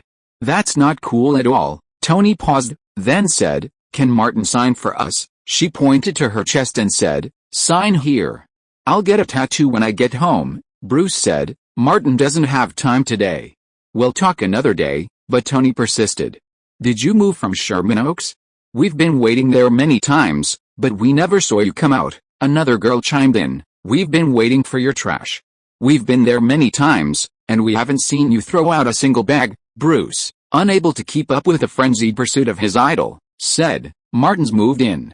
Sorry, I have work to do. I have to go." He winked at the security guard nearby. The guard immediately moved to block the way, giving Bruce the opportunity to slip away. Watching him leave, the girls gathered their clothes and left the music center. As Elsie walked, she asked, "What should we do now?" "Martin's moved," the quick-witted girl said. "Without trash, there are no condoms, and no genetic material. How can we possibly conceive Martin's child?" It was a difficult question, and the sisters were momentarily grimacing. Tony paused, glanced back, and saw a large poster of Martin. She said, "Girls, think about it. If the Joker faced this problem, how would he solve it?" Elsa pondered for a moment, then said, "Achieve our goal at all costs." Tony gathered all the sisters together, forming a circle. "As long as we don't give up, we'll achieve our goal one day." The girls chased after their idols, even more frantically than the men. The others echoed her. "We've made great progress this time, and we've caught Martin's attention," Tony recounted. "He even told the security guards to leave us alone." Aisha smiled and said, "Martin even glanced at me. He was clearly looking at me." "Yours isn't that big, it was me." The group was about to erupt in infighting, and Tony quickly announced, "I have a new idea that will definitely make Martin remember us." Everyone else looked at Tony eagerly. After gathering their thoughts, Tony said, "Next time Martin goes to a public event, we'll not only wear clown makeup, but also wedding dresses and express our love to Martin together. Maybe he'll take a fancy to one of us and ask her out." While not all of these blonde girls were beautiful, they were tall, slender, and very alluring. Tony emphasized, "Let me be frank. Whoever is lucky enough to be asked out by Martin, after receiving those gifts, must quickly come out and share them with the other sisters." She glanced around and said, "Those who betray their sisters will die." The others chorused, "Yes, those who betray their sisters will die." Tony waved her arm and said, "Let's go find someplace to shop for wedding dresses. We must show Martin how much we love him." At the signing ceremony, Martin stepped off the stage and entered the lounge behind the stage, shaking hands with the Cartier executives one by one. With no further activities, he prepared to leave. After getting in the car, Martin asked Bruce, "Are those girls okay?" "No, security just asked them to leave. They weren't violent," Bruce said. His first impression, "They were a bit fanatical. If I'm not mistaken, they're the same people who grabbed the trash last time." Martin remembered and reminded Bruce, "Don't throw your condoms away carelessly. Be careful not to become a father." Bruce asked, "Is it really that crazy?" Martin thought of some concerts in his past life and said, "There have been crazier ones." Chapter 465. The party starts. At Los Angeles International Airport, Elizabeth Olsen emerged from the departure gate to find herself surrounded by reporters snapping photos. The tall figure photographed, clutching a large bouquet of roses, was Martin. Throwing her luggage with her twin brother, James, and her backpack with her two sisters, Elizabeth pushed through the crowd and ran toward Martin. The reporters had already spotted the Olsen twins, and some immediately snapped their cameras. Elizabeth's bright, sweet smile brightened their moods, their fingers pressing the shutters with more strength. Martin hurried over to Elizabeth, who ran over and embraced him recklessly. "You didn't even come to London to see me," she complained deliberately. Martin offered no explanation, handing Elizabeth the flowers and then kissing her deeply. After the long kiss, Elizabeth said nothing, wanting only to accompany Martin home. But Martin couldn't just leave. He greeted the three Olsen siblings, collected Elizabeth's luggage, and then climbed into the Escalade driven by Bruce. In the car, Elizabeth asked with concern, "Do we have the housekeeper, maids, and chef?" Martin said, "Don't worry, we have everything we need." Elizabeth then said, "Guess where I went in London this time?" Martin thought for a moment and asked, "Buckingham Palace." "Yes, Buckingham Palace." Elizabeth, who is very similar to most Americans in some ways, seemed very excited. "Thanks to my two sisters, I got to meet the Queen and the Crown Prince." Martin said, "The Crown Prince of 50 years." Elizabeth said, "He looks a bit like Thomas." Martin wondered, "How is he like Thomas?" Elizabeth said seriously, "The forehead." Martin and Bruce, who was driving, both laughed. Back at their home in Beverly Hills, Elizabeth first opened her backpack, pulled out a box, and handed it to Bruce. "A gift for you." Bruce took it. "And a gift from me? You're much better than Martin." "This bastard, well, he never gives me gifts." Martin gave him a middle finger. "Because you're ugly." Elizabeth just smiled. She knew how important Bruce and Martin were to each other. Back at Burbank High School, one dared to stay behind and fight to cover their losses, while the other risked his life to save them. Elizabeth even had a feeling that if Martin had to choose between her and Old Bull, he would definitely choose him. Of course, she wasn't so foolish as to ask such a foolish question. Martin asked, "Don't I have a gift?" Elizabeth jumped up and hung onto him. "Gifts are here." Martin carried her into the first-floor bedroom. Only then did Elizabeth realize how much Martin had secretly planned. She thought for a moment and asked, "Haven't you had a housewarming party yet?" Now that Elizabeth had moved in, Martin simply said, "How can we have one when the hostess is away?" Elizabeth's smile widened. "I'm back now. Why don't you ask your friends and relatives to come and stay with us?" Martin remembered, "Oh, and the neighbors too. We should find time to visit them and send out invitations." Elizabeth quickly got dressed and called Martin's recently hired housekeeper to discuss the party. Hollywood had professional companies for this. For the money, all the host had to do was draw up the guest list. That afternoon, Martin and Elizabeth went to visit their neighbors. One of the houses on either side was for sale and had been seeing people showing lately. The other house was occupied by Oscar-winning actress Charlize Theron. She had been filming while Martin's house was being renovated, and she had been filming again before moving in, having just returned. Charlize was a bit surprised to see Martin and Elizabeth visiting. "Excuse me for the intrusion," Martin said with a smile. "One of my sisters came to visit before you left for work." Charlize accepted the wine Elizabeth offered and said, "I remember her, Lily. A beautiful and interesting girl," Elizabeth said. "We just officially moved in and are planning a housewarming party this weekend. We'd like to invite friends and neighbors." Charlize smiled and said, "Unless there's something special, I'll go." Compared to other American Oscar-winning actresses, her career hasn't been smoother since winning the Oscar. After Monster, she ambitiously aimed to reach the $20 million club, but her first film cut short that path. Charlize Theron also wanted to expand her network. A man came down the stairs, one hand in his pocket, the other on the railing. He asked, "Sally, are you here?" "Our neighbor, Martin," Charlize introduced him. "Stuart Townsend, my fiancé." Martin extended his invitation and then took his leave. Elizabeth followed Martin out of Charlize's house and said, "She's an actress I really like. There was a time when I thought she was incredibly beautiful, and I'd be satisfied if I could be half as pretty as her when I grew up." Martin took Elizabeth's hand and said, "You're prettier now than she is. You're so good at talking." Elizabeth laughed. Charlize's hawking approved. Even in the infinite parallel universes, you can't possibly date Charlize Theron. The two sides were not far apart, and they walked back home. They asked someone to inquire about the house on the other side, but it still hadn't been sold. The U.S. economy was in dire straits, and Hollywood was facing widespread cash shortages. Film production was significantly lower than in previous years, and the luxury real estate market in Los Angeles was also sluggish. Martin had originally intended to invite only friends and family, but Nicholson suggested inviting a few older folks, especially older white men like Warren Beatty. The reason was simple: awards season had already begun, and it wouldn't hurt to network with older white men. Martin acted decisively, inviting not only a large number of older white men but also film critics like Kenneth Turan and Todd McCarthy.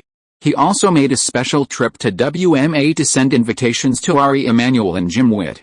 Naturally, Christopher Nolan and the crew of The Dark Knight were also present.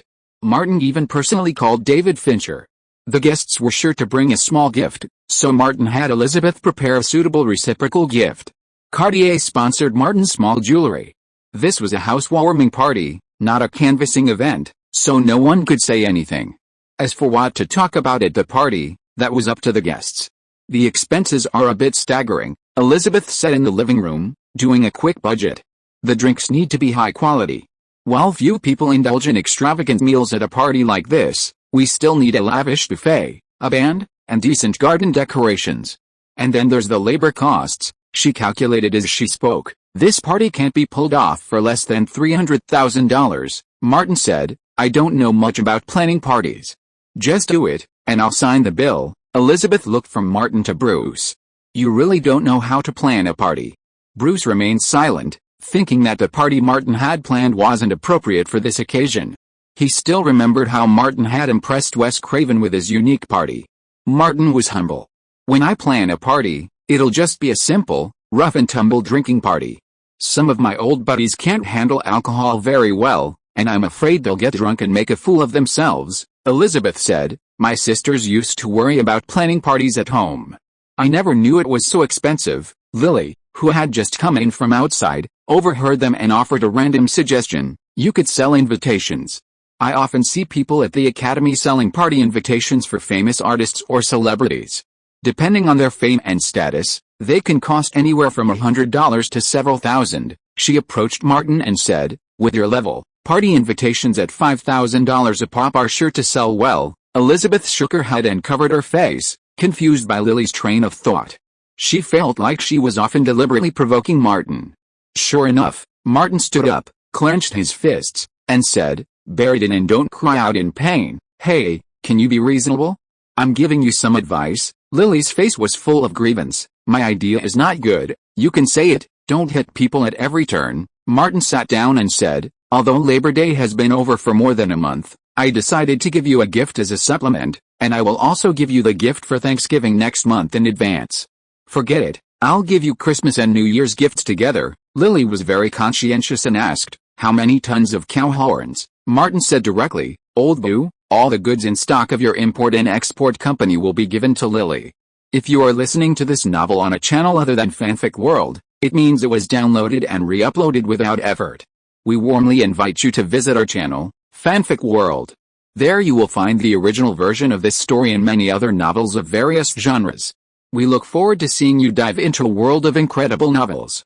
Chapter 466. A good neighbor is not last named Wang. It was getting dark, and the lights in the courtyard were turned on. Martin and Elizabeth stood in front of the fountain, welcoming the guests as host and hostess. Leonardo and Nicholson arrived early. Martin's team, including Mean, Chad, Marcus, and Brad, also came as scheduled. Luxury cars drove into the north side of Sunset Boulevard. Soon, the road in front of Martin's house was filled with cars on both sides. Because it was a gated community, the paparazzi who came to join in the fun could only wait outside the community and could not take any pictures at all. Martin greeted one guest after another. The only thing that surprised him was that Wes Craven also came in person. The old man's health has not been very good in the past 2 years, and he rarely comes out to have fun. Martin just extended a polite invitation. Craven looked around Martin's new home and said, "It's a very beautiful house, and an even more beautiful hostess." Elizabeth smiled sweetly. Martin said, "There's also a very lively party." Craven took a look and said, "I still miss the party where Jason and Freddy appeared together. It's a pity that I'm too old to play those games." Elizabeth was very curious. Was he talking about Jason versus Freddy? Martin smiled and said, "When we have time, let's go wash our faces together again." Craven waved his hand and said, "I won't go. These activities are not suitable for me." "But Martin, you have to remember one thing, we must not lose the tradition of our face gang," Martin said very seriously. "The tradition of the face gang must not be lost." Craven patted Martin on the shoulder. "Become a superstar as soon as possible." He pointed to the front and said, "I'm going to talk to my old friends." Martin watched him go to the lawn on the left. Leonardo and Nicholson, who had washed their faces together, as well as Warren Beatty and Robert De Niro, were all gathered there. Elizabeth whispered, "I can see you respect Director Craven." Martin said, "Without Craven's support, I might not have gotten this far." Thomas hurried over and said, "Ollie and Jim Witt are here." These two were the top executives at WMA. Martin stepped forward to greet them. A little further, Ollie and Jim were right there. Martin shook their hands and gestured for Elizabeth to accept their gifts. Ollie spotted the gathering of the older white men and said to Martin, "Jim and I will go talk to them about the Oscars." Martin was blunt, "There are things I can't say, and Thomas isn't influential enough." WMA still hadn't secured a major client, but Ollie saw hope in Martin. "Leave it to me." Jim also said to Martin, "Nominated for Best Supporting Actor 2 years ago and Best Actor last year. You're no longer a newcomer, you've got experience." The two of them went together to the gathering of the older white men. In addition to established actors, prominent Los Angeles critics like Kenneth Turan and Todd McCarthy also gathered in this small circle. Nicholson, enjoying his role as commander, actively turned the conversation to Martin and the Joker. "When it comes to great actors, we can't ignore Martin. He plays a comic book superhero so brilliantly." He was having a blast and didn't mind praising his younger brother. "Honestly, my Joker isn't as good as Martin's." Warren Beatty said, "Old man, you're actually humble." "That's rare." Nicholson took a drink from the waiter and said, "I'm only saying this in private. I won't admit it publicly." "Jack Nicholson has 3 Oscars, and Martin has none." The group laughed. Ollie interjected, "Martin is truly a man of deep inquiry. In Hollywood today, how many young actors are willing to immerse themselves in the darkness and solitude to understand the inner world of their characters?" These old white men despised young actors who quickly gained fame and then became arrogant. Martin's characterization was exactly what they wanted. Warren Beatty said, "Indeed, Martin interprets the darkness, madness and perversion of the character vividly." Kenneth Turan, chief film critic of the Los Angeles Times, looks at Martin today and feels the satisfaction of watching the students he personally mentored grow step by step. "It was a strange feeling, yet it had a powerful emotional impact." He continued, "A truly utterly captivating performance."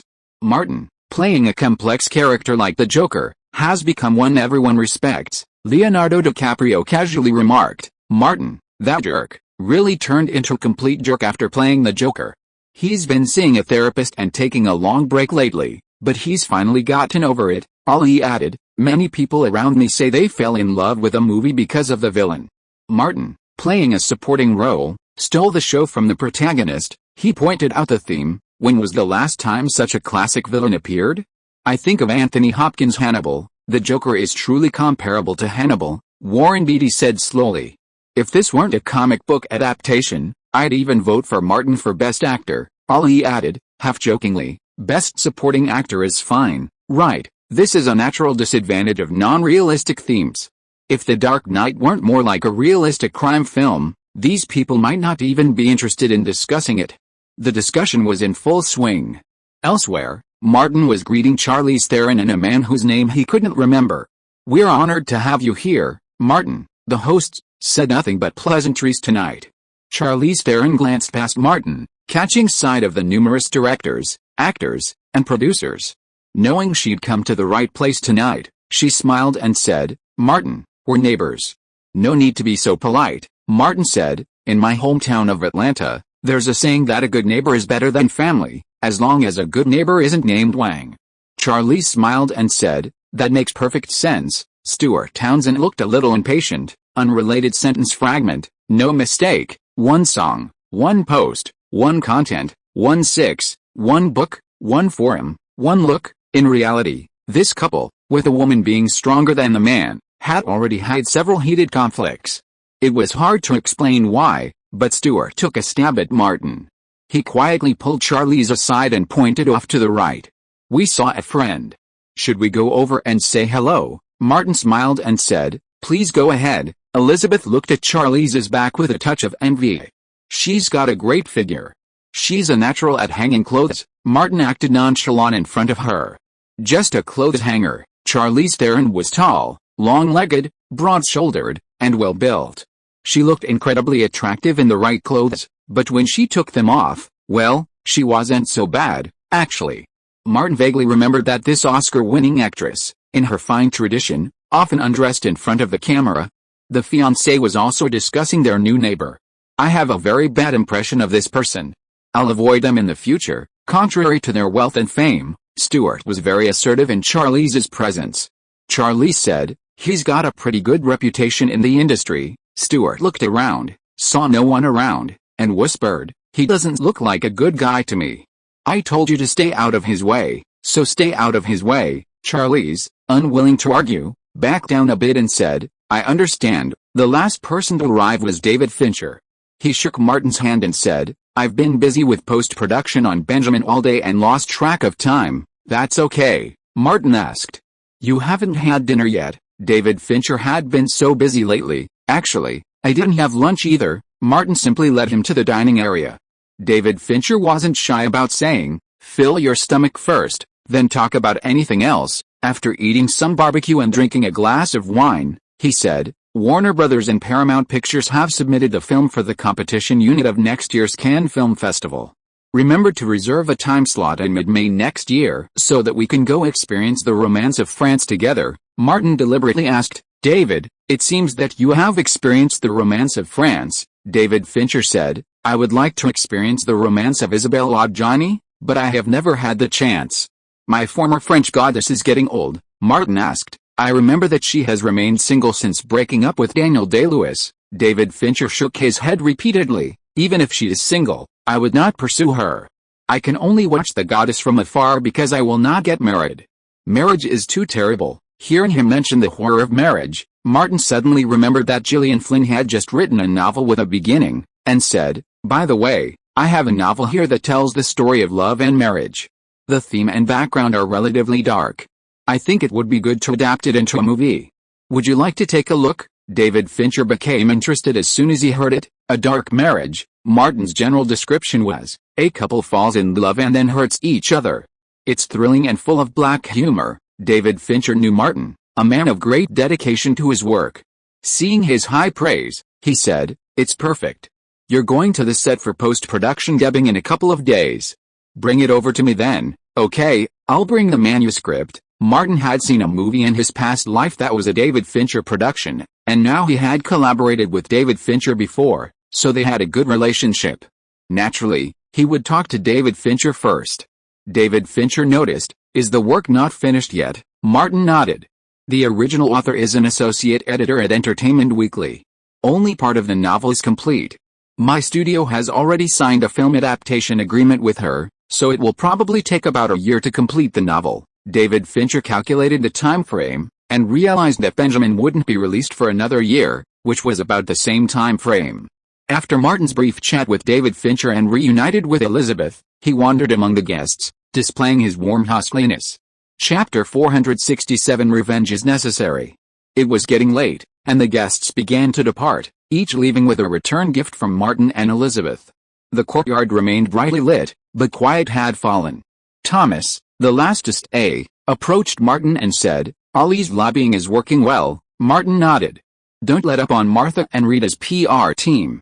Communicate well with them, and I'll fully cooperate. They'll have a detailed plan and itinerary next Monday." Thomas checked the time and said, "I'm leaving now." Martin said, "Go back and get some rest." After Thomas had walked away, Elizabeth whispered, "What can I do? Cheer me up." Martin whispered, "Give me some facial cleanser every now and then to keep me clear." Elizabeth, having been hostess for the night, was in high spirits. "I see you're a little dazed now. You need to clear your head," Martin said. "With a girlfriend like you, who wouldn't be dazed?" They returned to the villa together. On the rooftop of a small villa near the north exit of Sunset Boulevard stood two tall, muscular men. After arriving from Atlanta, Victor and the bearded man inquired about Martin's new neighborhood, renting a small villa not far from the complex. Holding binoculars, the bearded man could vaguely see a long line of cars leaving a brightly lit mansion. Using the telescope's rangefinder function, he measured the distance and said, "It's over 2,500 meters from here." Victor, having already researched the information, said, "The house is located in the heart of the community, far from any exits. The community is gated, the houses are large, the population is sparse, and security is strict.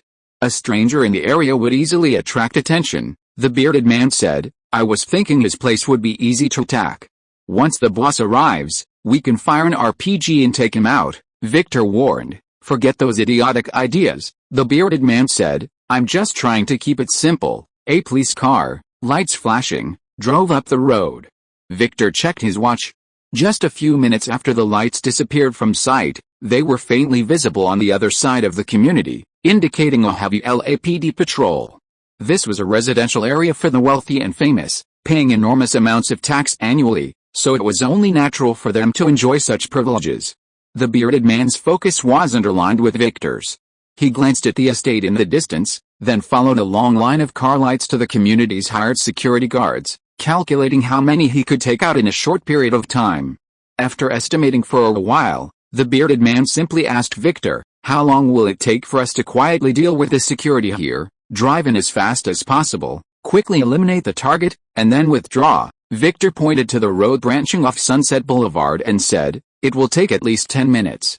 There will be a police car passing by the community. As long as we take action, we will soon be discovered." "How are we going to withdraw then?" The bearded man's usual approach, "Take a few security guards hostage." Victor shook his head. "You idiot, killing both the hostages and the murderer is not Alpha's patent. Then we will be blocked in Los Angeles and have our magazines emptied by those American pigs." The bearded man was still following his train of thought and said, "We use fierce firepower." Before he finished speaking, he was slapped on the head by Victor, who said, "Shut up, we are a gang, not the army.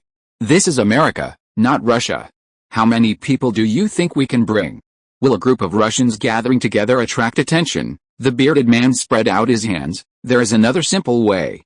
We run into him on the street. He's a Hollywood star, and I can catch him by myself. Other people are stupid and will just shut up. But what about you? Not only are you stupid, you also like to give advice." Victor was actually very satisfied with his partner.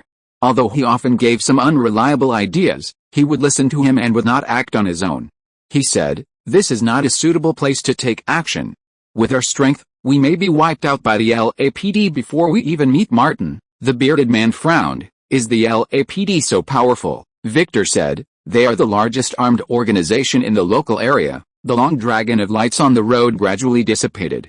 He patted the bearded man. "Let's go, it's time to talk to the boss." The two drove out, away from Beverly Hills, found a public phone with no surveillance nearby, and dialed a number. Victor said a few words, then quickly hung up the phone. He grabbed the bearded man's shoulder and said, "The boss and the others plan to leave the country today and split up to head to North America." The bearded man laughed heartily. "It won't be long before we'll be able to do something big. Bighost Oblast, Russian-Ukrainian border area." After paying a small sum of money, the group crossed the border and entered Luhansk. The car sped along the highway and soon pulled into a small town. Boris, with his gray beard, got out and checked into the town's only hotel. The waiting middleman came forward and said, "Everything's been arranged." Boris nodded, and the group went upstairs to the room to discuss. The middleman was quick to elaborate, pulling out passports and plane tickets and placing them on the table. Boris took them and examined them. The tickets were distributed, flying from different cities to Los Angeles over the next few days. "If you all go together, you'll definitely be scrutinized and there's a high probability of trouble," the middleman, considering everything, said. "We have to split up." Boris pointed with his finger, and someone immediately came up with several wads of cash. The middleman took the money and said, "I can only help you so far. Once you're in America, as long as you have money, you can easily buy a gun." "Watch your mouth," Boris said first. The middleman nodded and quickly left the room. Boris had his men take the passports and plane tickets, saying, "Get everything ready." The others left one after another, leaving only one bodyguard with him. Boris opened his coat pocket and pulled out a photo. It was a group photo of 3 people. Besides him, there was a middle-aged man and a young man. These were Boris's son and grandson. His son, envious of the world's beacon, insisted on going to America to make a living. However, his only grandson died at Burbank High School, and his son died in prison. In other words, Boris's lineage was cut short. Unrelated sentence fragment, "Revenge is necessary." Boris took it and guzzled it down, as if he were drinking the blood of his enemy. When his bottle of Coke was finished, he reached into his pocket with his other hand and pulled out a folded poster. He spread it flat on the table and swung the bottle at it. The small poster, already stained, was still faintly visible. "Martin Davis." Boris said. "That's what he used to smash my grandson's head in, right?" The bodyguard replied. "Yes, excellent," Boris snapped. "Take him alive if possible. I'm going to smash his head into smithereens with his Coke bottle." Having been targeted by the bastards from the Internal Affairs Department and forced to endure it for years, he could no longer bear it. In Los Angeles, Martin began his hustle, vying for an Oscar and the rewards from sponsors. With little to no personal expense, and the chance to win an Oscar and a $6 million bonus, there was no reason not to strive. As November began, the Dark Knight crew hosted a series of large dinners, and Martin attended every one, chatting and laughing with the Academy members. The production distributed a flood of gifts. The WMA held dozens of free screenings in major cities like New York, Los Angeles, San Francisco, and Chicago, primarily for film critics, journalists, and entertainment bloggers. Martin attended nearly every one, extolling the depth of his dedication to the role. Everyone in attendance received a handmade Joker figurine and a hardcover DVD set of The Dark Knight. Martin once again appeared on Helen's talk show to promote himself. All Academy judges received Joker figurines and The Dark Knight DVDs in the mail from WMA and Warner Brothers. Considering that the judges attending the screenings might not have DVD players at home, the production thoughtfully lent each a DVD to watch the film. Since this was a loan, it didn't violate Academy regulations. As for the loan date, there was no rush. Martin completely left the lobbying to Martha and Rita's professional team. Find a reliable PR team and you won't have to worry about it, just follow their schedule. Older white men like Nicholson and Warren Beatty could, if they wanted, enjoy free lunch and dinner at upscale restaurants every day from October until the end of January, and they were showered with gifts.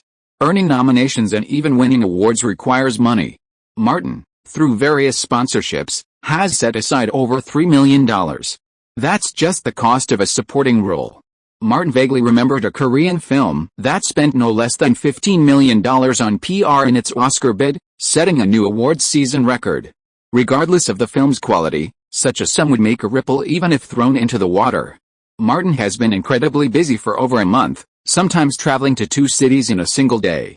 Even within a single city, he's changing locations at least twice.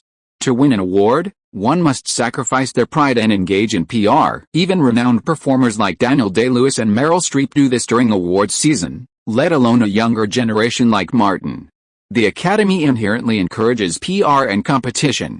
Just as December arrived, after nearly 5 months of theatrical release, The Dark Knight officially withdrew from North American theaters, with its domestic box office revenue remaining at $616 million.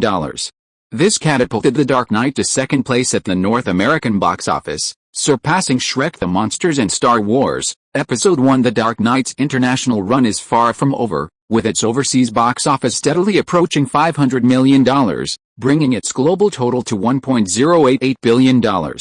The film's withdrawal from North American theaters also signals the impending DVD release. Chapter 468. We take action in California. In New York's Times Square, the chilly December temperatures couldn't dampen the enthusiasm of moviegoers, who gathered in front of a shopping mall. The DVD for The Dark Knight officially launched today. Over 20 street painters gathered at the edge of the square, and they were already busy, with so many people requesting clown makeup. It wasn't long before Times Square was covered in clowns. The mall hadn't even opened yet, and Martin was still stretching his wrists in the lounge. Besides Bruce, Thomas was also in the room. His agent was excited, constantly tapping away on his phone's calculator. The Dark Knight had been pulled from North American theaters, and Martin's salary cut was clear. According to the contract, Martin's base salary was $5 million, and he would receive a 2% commission on any North American box office hit of $250 million. For every $50 million above $250 million, Martin would receive 1%, 2% on $100 million, and so on, up to a maximum of 6%. Warner Brothers and DC Comics initially projected a $300 million take, but The Dark Knight's North American box office reached a whopping $616 million. Thomas looked up and said to Martin, "It looks like you'll get a total of $26.96 million in commission." Martin was deeply moved by the figure and quickly asked, "Is that accurate?" Thomas scratched his head and said, "I'm not very good at math. I've basically forgotten everything I learned." He looked at Bruce and said, "Old Bruce, how about you do the math?" Bruce shook his head quickly. "Would that just make him look ridiculous?" He said, "Martin's the best at math problems like this." Martin, a poor student, stood up and said, "The mall is open. I'm going to the signing." No matter how he calculated it, the commission was definitely over $20 million. While it would take a long time to get it, Warner Brothers wouldn't deny this kind of contract. In front of the mall, a designated area had been set aside for queuing. 2 long lines of clowns formed. Not far from them, a minibus drove up. The heater was on, but a dozen thinly dressed girls shivered in the cold. Their bodies trembled, but their hearts remained calm. Tony, the leader, took off her coat, revealing her custom-made white wedding dress. Her beautiful face swayed as she said, "Sisters, it's time to go out." Elsa pulled out a stack of cards and distributed them to the appropriate people. Tony shouted, "Be sure to leave the cards with Martin so he has a chance to contact us." A rather plain-looking girl, worried that Tony, the prettiest, would keep them all to herself, said, "Whoever gets one should share it with everyone, right?" Tony nodded and said, "Sisters, unite." The others shouted, "Sisters, unite." Tony said to the driver, "Open the door." The minibus doors opened, and, led by Tony, a dozen beautiful girls in white wedding dresses marched aggressively toward the line. Led by Tony, the girls shouted in unison, "I love Martin. I love Martin." Countless eyes turned to watch the girls as they headed to the line. Spurred by the girls' shout, thousands of jokers began to speak up, soon shouting in unison, "I love Martin. I love Martin." Tony, Elsa, and the others who had traveled across North America, from Los Angeles to New York, were feeling incredibly satisfied. They were once again celebrities, once again the center of attention. Soon, reporters were arriving to interview them. Elsa, ecstatic, declared to the cameras, "Of course I love Martin. I love Martin. How much?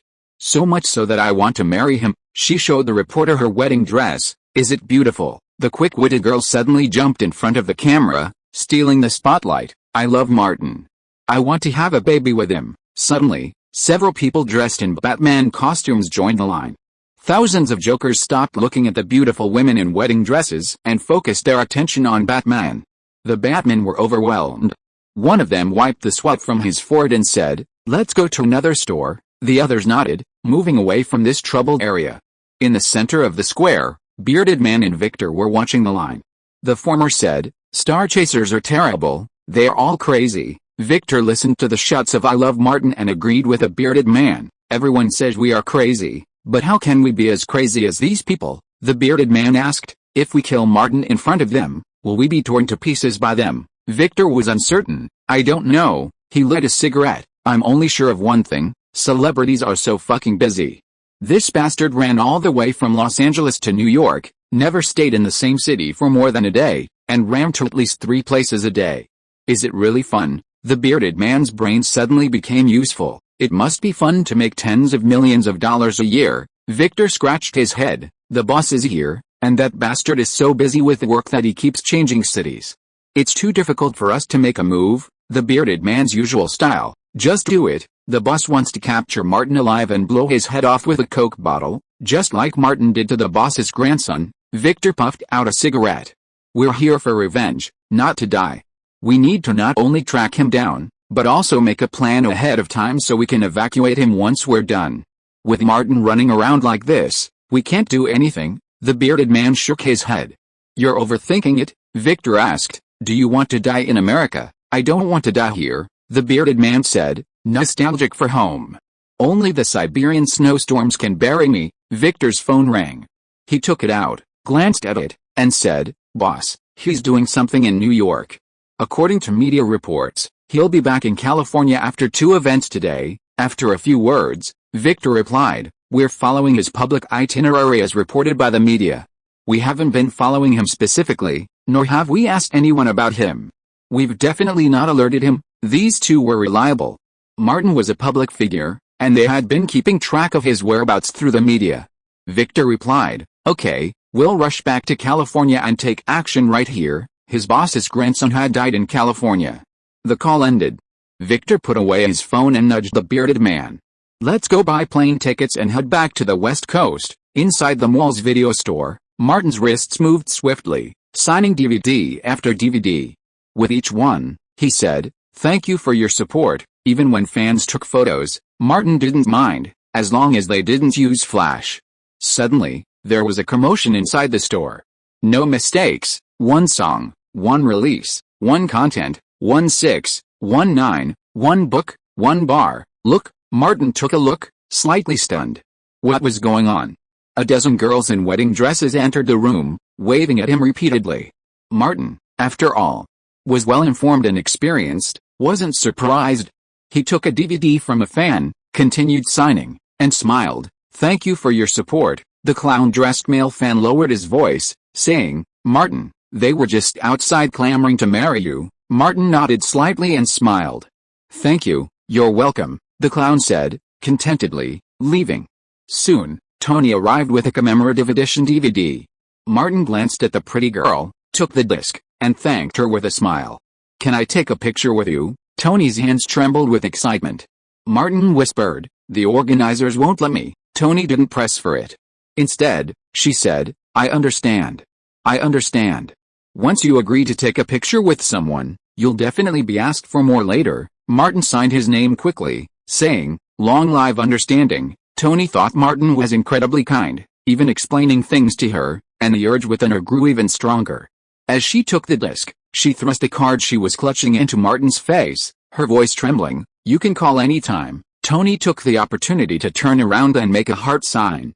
Elsa quickly snapped the photo. Tony, her goal accomplished, ran off with her wedding dress in hand. Elsa passed her camera behind her and, while Martin was signing, made an air kiss for her companions to take. Martin was helpless, but there was nothing she could do to stop him. The other party didn't interrupt him.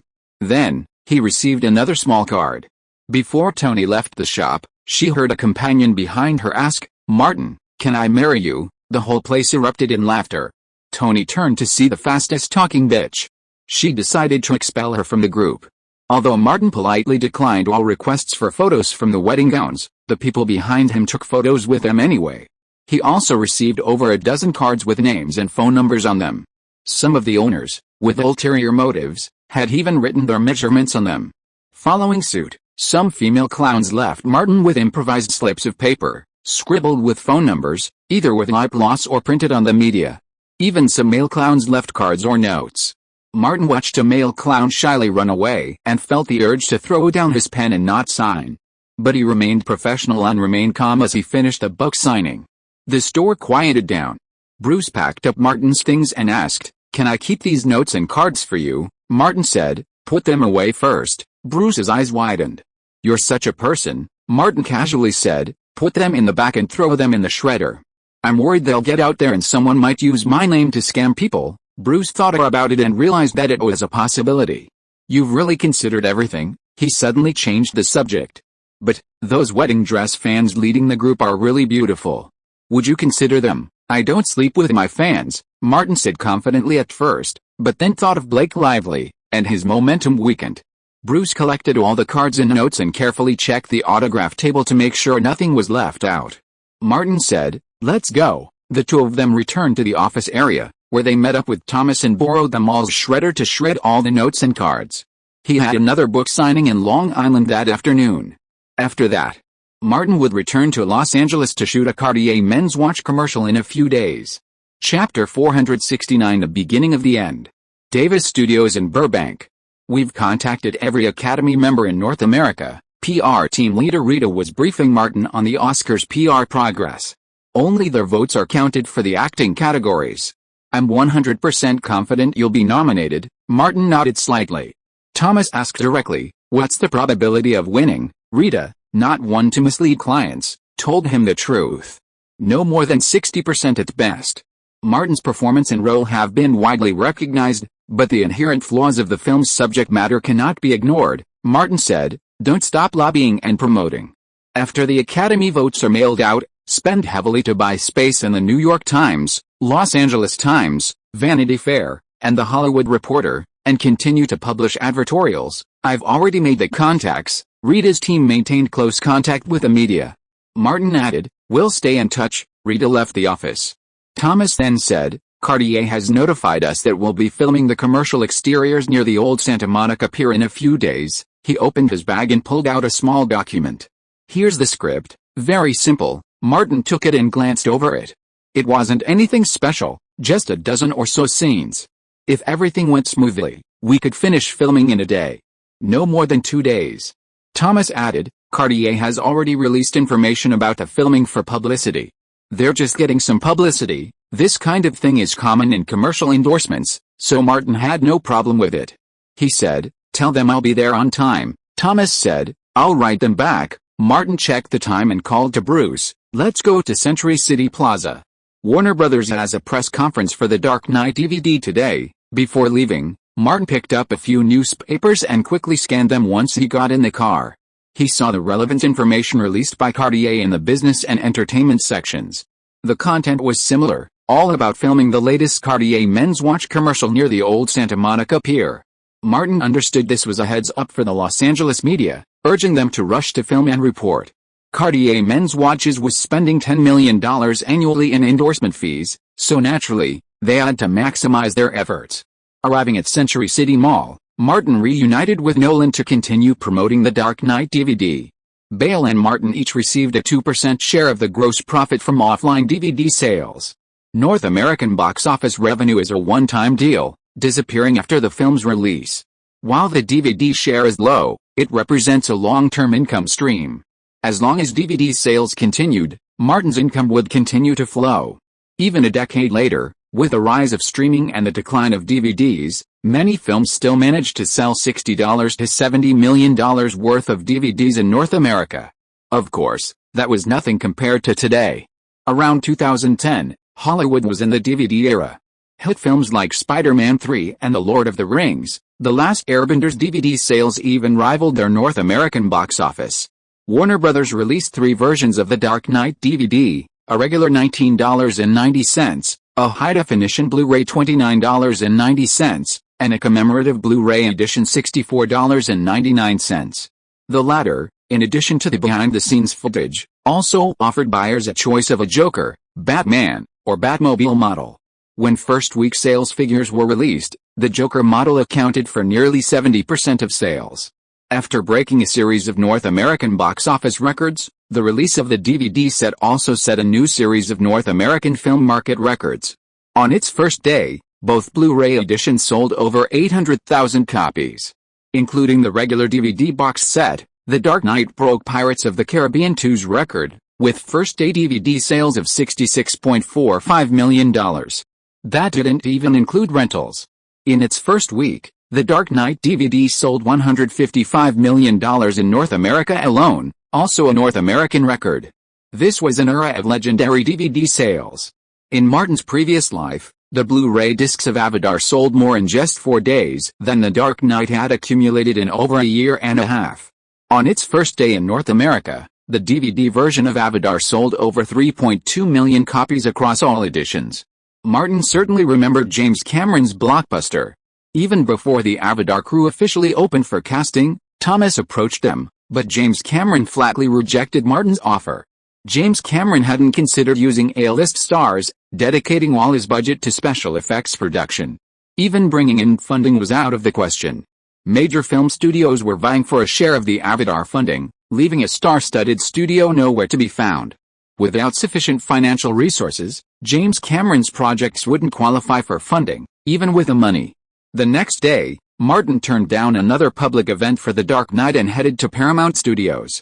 The crew had several scenes for Benjamin that needed recording and motion capture. After a busy day, the work was successfully completed, and Martin found David Fincher. They went to the studio's rest area together. Martin handed David Fincher the partial manuscript of Gone Girl. "This is the love and marriage novel I told you about last time. I was going to bring it to you, but the author, Gillian, informed me that a new section was almost finished, so I waited for her for a while. I'll take a look. Feel free to do what you want." David Fincher flipped through the manuscript, ignoring Martin and perusing it. Within minutes, he was immersed in the novel's plot. The suspenseful plot, with its deeply dark themes, was perfectly suited to David Fincher's taste. Among Hollywood's top directors, David Fincher's style was undoubtedly the darkest. Martin ordered a cup of tea and waited patiently. A long while later, midway through the novel, the heroine appeared, and David Fincher couldn't help but laugh, mirroring Martin's reaction to the scene. After laughing for a while, David Fincher said, "This novel is so interesting. It's a dark suspense mixed with black humor." Martin put down his teacup and said, "Did you see the heroine officially appear?" David Fincher nodded slightly. "Yes, the heroine has appeared. This novel is a masterpiece." He knew why Martin had brought it here and said directly, "Can you wait for me for a while? Wait until I finish all the post-production on Benjamin. Then I can focus on how to adapt it and whether it's suitable for me to direct it." Martin didn't hesitate at all. "No problem, David, I can wait for you for a year. It might take more than a year to complete a novel and publish it for sale." He had plenty of time to wait for David Fincher. David Fincher was very particular. He returned the manuscript to Martin and said, "I'll call you when I'm free." Martin nodded. "Okay." In the Santa Monica Commercial Plaza, on a makeshift stage set up by the Dark Knight crew, Bale and Nolan were answering questions from fans. A crowd of fans gathered around, and Boris, unshaved, was completely inconspicuous. He sat on a bench, waiting all afternoon, but his target didn't show up. Victor came up from the sidewalk, sat next to him, and said, "Boss, he shouldn't be coming." Boris asked, "What's going on?" Victor whispered, "I just had Big Beard dress up as a clown and ask entertainment reporters, and Martin Davis has cancelled the event at the last minute." Boris stood up and said, "Notify everyone to retreat." He'd planned the event for so long, even devised a retreat plan, and yet, no one showed up. Back in the car, Big Beard was furious. These Hollywood stars have no professional ethics. They're always slacking off. They're a bunch of slick bastards. Boris glanced over, and Big Beard quickly shut up. Victor drove back to his rented house in Santa Monica. Shortly after, 2 more cars pulled up near the back door, and 5 bodyguards quietly slipped in. Several people were carrying bags filled with rifles, and Boris told them to keep them. The muscular blonde man said, "Boss, these American guns aren't very handy. It would be great if we could get a few AKs." Boris replied, "This is America, not Russia. Use whatever guns you can get." Victor replied, "The AR series is also very easy to use. You'll get familiar with it later, Los Angeles Russian underground had been the focus of a crackdown by the LAPD since the Burbank High School incident. Unable to find their own members, Boris and Victor's group had to rely on middlemen to purchase guns on the black market, but the black marketeers were only willing to sell them the AR series at high prices. Playing away from home, many things require adaptation. For example, a dozen people were originally arriving, but 6 were stopped at customs due to bad records and had to return the same way. We can't wait any longer. The closer the distance was, the more Boris wanted to get rid of his enemy. This must be resolved as soon as possible. I don't want to stay in this damn country for even a day longer. Victor had been flipping through the newspaper and said, "Boss, in 2 days, Martin Davis will be at the Santa Monica Pier to shoot a men's watch advertisement for Cartier." "Are you sure?" Boris asked. "It won't be light today," Victor said. "The news announced by Cartier has been confirmed by Martin Davis' agent. It can't be wrong." The bearded man took a map from the side, spread it flat on the table, and pointed to the seaside. "The old pier is here." Boris took a look and asked Victor, "Can we retreat from the sea to the safe house?" Victor said, "I'll go over and take a look later." It shouldn't be difficult to prepare a speedboat and a car in advance. Boris took the glass bottle of Coke, opened it, took a big sip, and said, "Priority is to capture him alive. You can injure him, but you can't take his life. I'm going to use these glass bottles to smash his head one by one." Chapter 470 EULA. Before 9 o'clock in the morning, bright sunshine bathed the Santa Monica Pier. As the temperature soared, mobile carts selling iced sodas rolled in. Bottles and cans of Coca-Cola were displayed in glass coolers, attracting the tourists and clowns wandering nearby. A steady stream of reporters, cameras and video cameras in hand, also arrived at the old pier.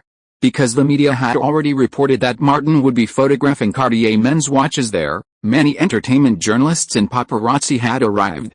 This area was already a tourist destination, usually packed with tourists, but today, a commercial crew and a large number of fans had also arrived, attracting a large number of mobile vendors. Hudgens, the commercial's director, lowered his viewfinder and said, "Nice weather, perfect for filming." The only problem was the sheer number of reporters and paparazzi. Martin's appeal was too strong.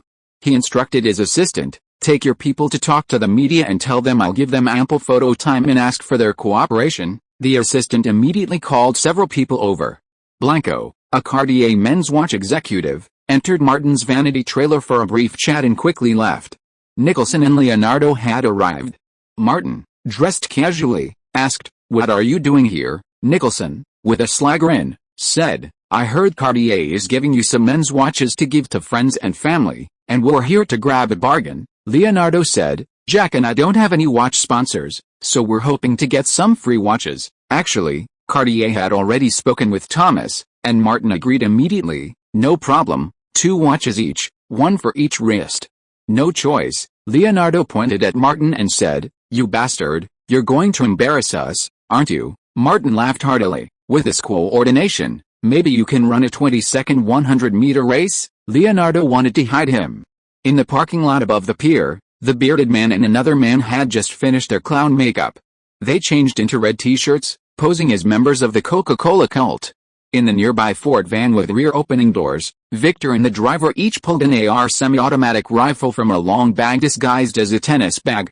After carefully checking the magazine and other parts, they placed it next to the door. Then they each took out their pistols and checked them one by one. The bearded man muttered, "I can handle this alone." "Why bother?" Victor, however, said seriously, "Don't talk nonsense. Just follow my instructions." The bearded man clenched his fist, unclenched it, and clenched it again, feeling a surge of strength in his body. Martin Davis was impressive on screen, and the media hyped him up, but Hollywood stars are best at acting. How much more powerful could they be in real combat? The bearded man had seen the video of Burbank High School, and the so-called Coke warrior was no different from a British football hooligan in his eyes. Bullying middle school kids was fine, but dealing with a gang professional like him was. Victor patted the equally tall and muscular blonde and said, "One last word, you and Big Beard will take charge. Remember, only injure them, not kill them. Boss wants them alive." Big Beard, always obedient to Victor, replied, "Don't worry, we'll take care of you." Victor then said to the driver, "Open the back door. You'll be in charge of the car." The driver nodded, "I'll be on remote alert." Victor shoved his pistol into his underarm pouch and said, "Martin has a manager named Bruce with him, who's actually his bodyguard. He's also involved at Burbank High School. If you guys attack Martin, I'll take care of him." The other three said they understood. Victor dialed his cell phone. "Boss, we're ready." Elsewhere, Boris, carrying a travel bag, stood by the pier railing and said, "The crew's setting up the cordon. Let's get started." Victor hung up and gave the order, "Move." The driver started the car and sped off. The bearded man became excited, yelling, "Hurrah! Hurrah!" The car turned onto the road leading to the docks. On one side was the docks tourist area, and on the other was a mountain wall resembling a winding road. The driver slowed down, and Victor kept his eyes fixed on the trailer in the distance. Then he saw 4 people disembarking from it, 3 young, 1 old. The one in the front was his target, Martin Davis. Victor ordered, "Go ahead." The driver tapped the accelerator, and the Ford van, like a freight truck, passed by several mobile trucks on the roadside and drove slowly. The car gradually approached the yellow tape set up by the crew. Most of the fans and reporters were in the tourist area a few dozen meters away. The driver stopped the car, and Victor opened the door. "Let's go." The bearded man and the blonde man opened the back door and got out. A crew member immediately noticed and shouted, "You can't park here." "Move on." Victor greeted them with a smile. "We're Martin's fans. We finally met him, so we're going to get his autograph and leave right away." "No, we can't park here." The staff saw the bearded and blonde man in clown costumes and assumed they were Martin's ardent fans. There were quite a few people dressed like that near the pier today. The bearded man saw Martin a short distance away, about to turn onto the road leading to the tourist area to sign autographs for fans and pose for photos with the media. He quickened his pace, saying, "Let's finish signing and then leave." A staff member came to stop him, but the bearded man suddenly exerted himself, leaping forward 2 steps, bumping into the staff and running forward. The blonde man followed from behind, but he was a little slower, a few meters behind. Victor quickly caught up, one hand ready to reach into his shirt. Martin was adjusting his smile to face the cameras of the fans and media. Many reporters had already turned their cameras and video cameras to film. The commotion on the other side caught Martin's attention.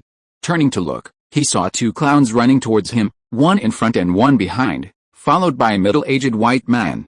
Behind them, crew members were struggling to get up from the ground. This alerted him. Frenzied fans can be terrifying. The bearded clown in front shouted, "Martin, wait! Can you sign an autograph for us?" Martin paused instinctively.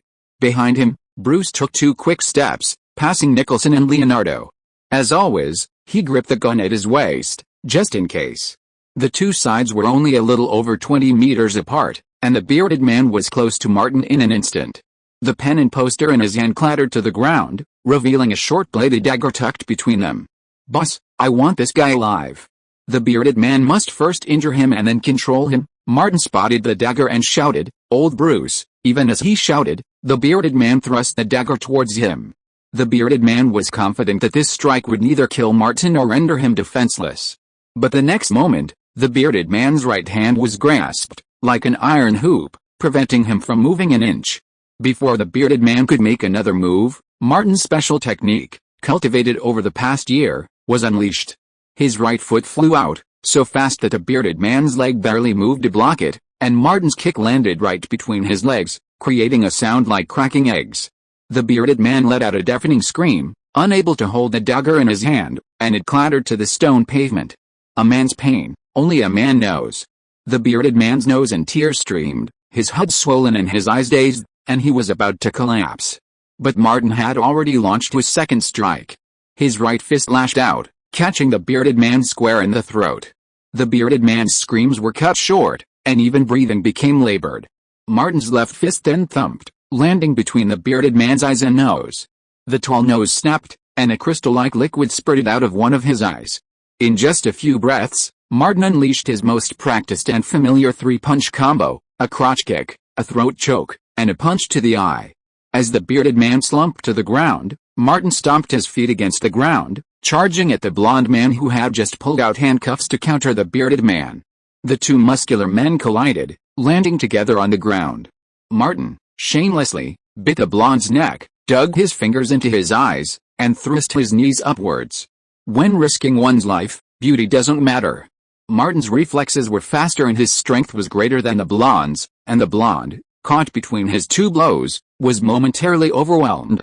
Almost instantly, Victor's hand darted from his coat to pull out his gun. But Bruce was quicker, firing first. Bang! Bang! Gunshots rang out in succession, echoing far away. Victor instinctively looked down and saw blood gushing from his chest and abdomen. All strength drained from his body, and he collapsed to the ground. Nicholson and Leonardo stared in shock, confused as to what had happened. Martin's fans, assuming they were being filmed, held their breath, fearing to disturb him. The reporters, for a moment, assumed the same thing and instinctively remained silent. But many of them were veteran paparazzi and entertainment reporters, their years of professional habit and muscle memory keeping them constantly manipulating their cameras and video cameras, faithfully capturing everything. Bruce fired without pause, his gun barrel swiveling towards the car the three men had exited. At the rear door of the Ford pickup, the driver, noticing the situation, quickly reached for his AR rifle, which was propped up beside him. He had barely taken aim when another shot rang out. Bang! Bang! The driver felt his strength drain from his body, and his body lurched to the side, collapsing against the side of the car. At the same moment, the blunt screamed, laced with expletives. Martin's fingers dug into one of his eyes, and the repeated blows to his abdomen nearly made him forget who he was in pain. Martin heard Bruce fire his gun and the blonde curse. Without holding back, he wrenched his arm free, grabbed his long hair, and lifted his head.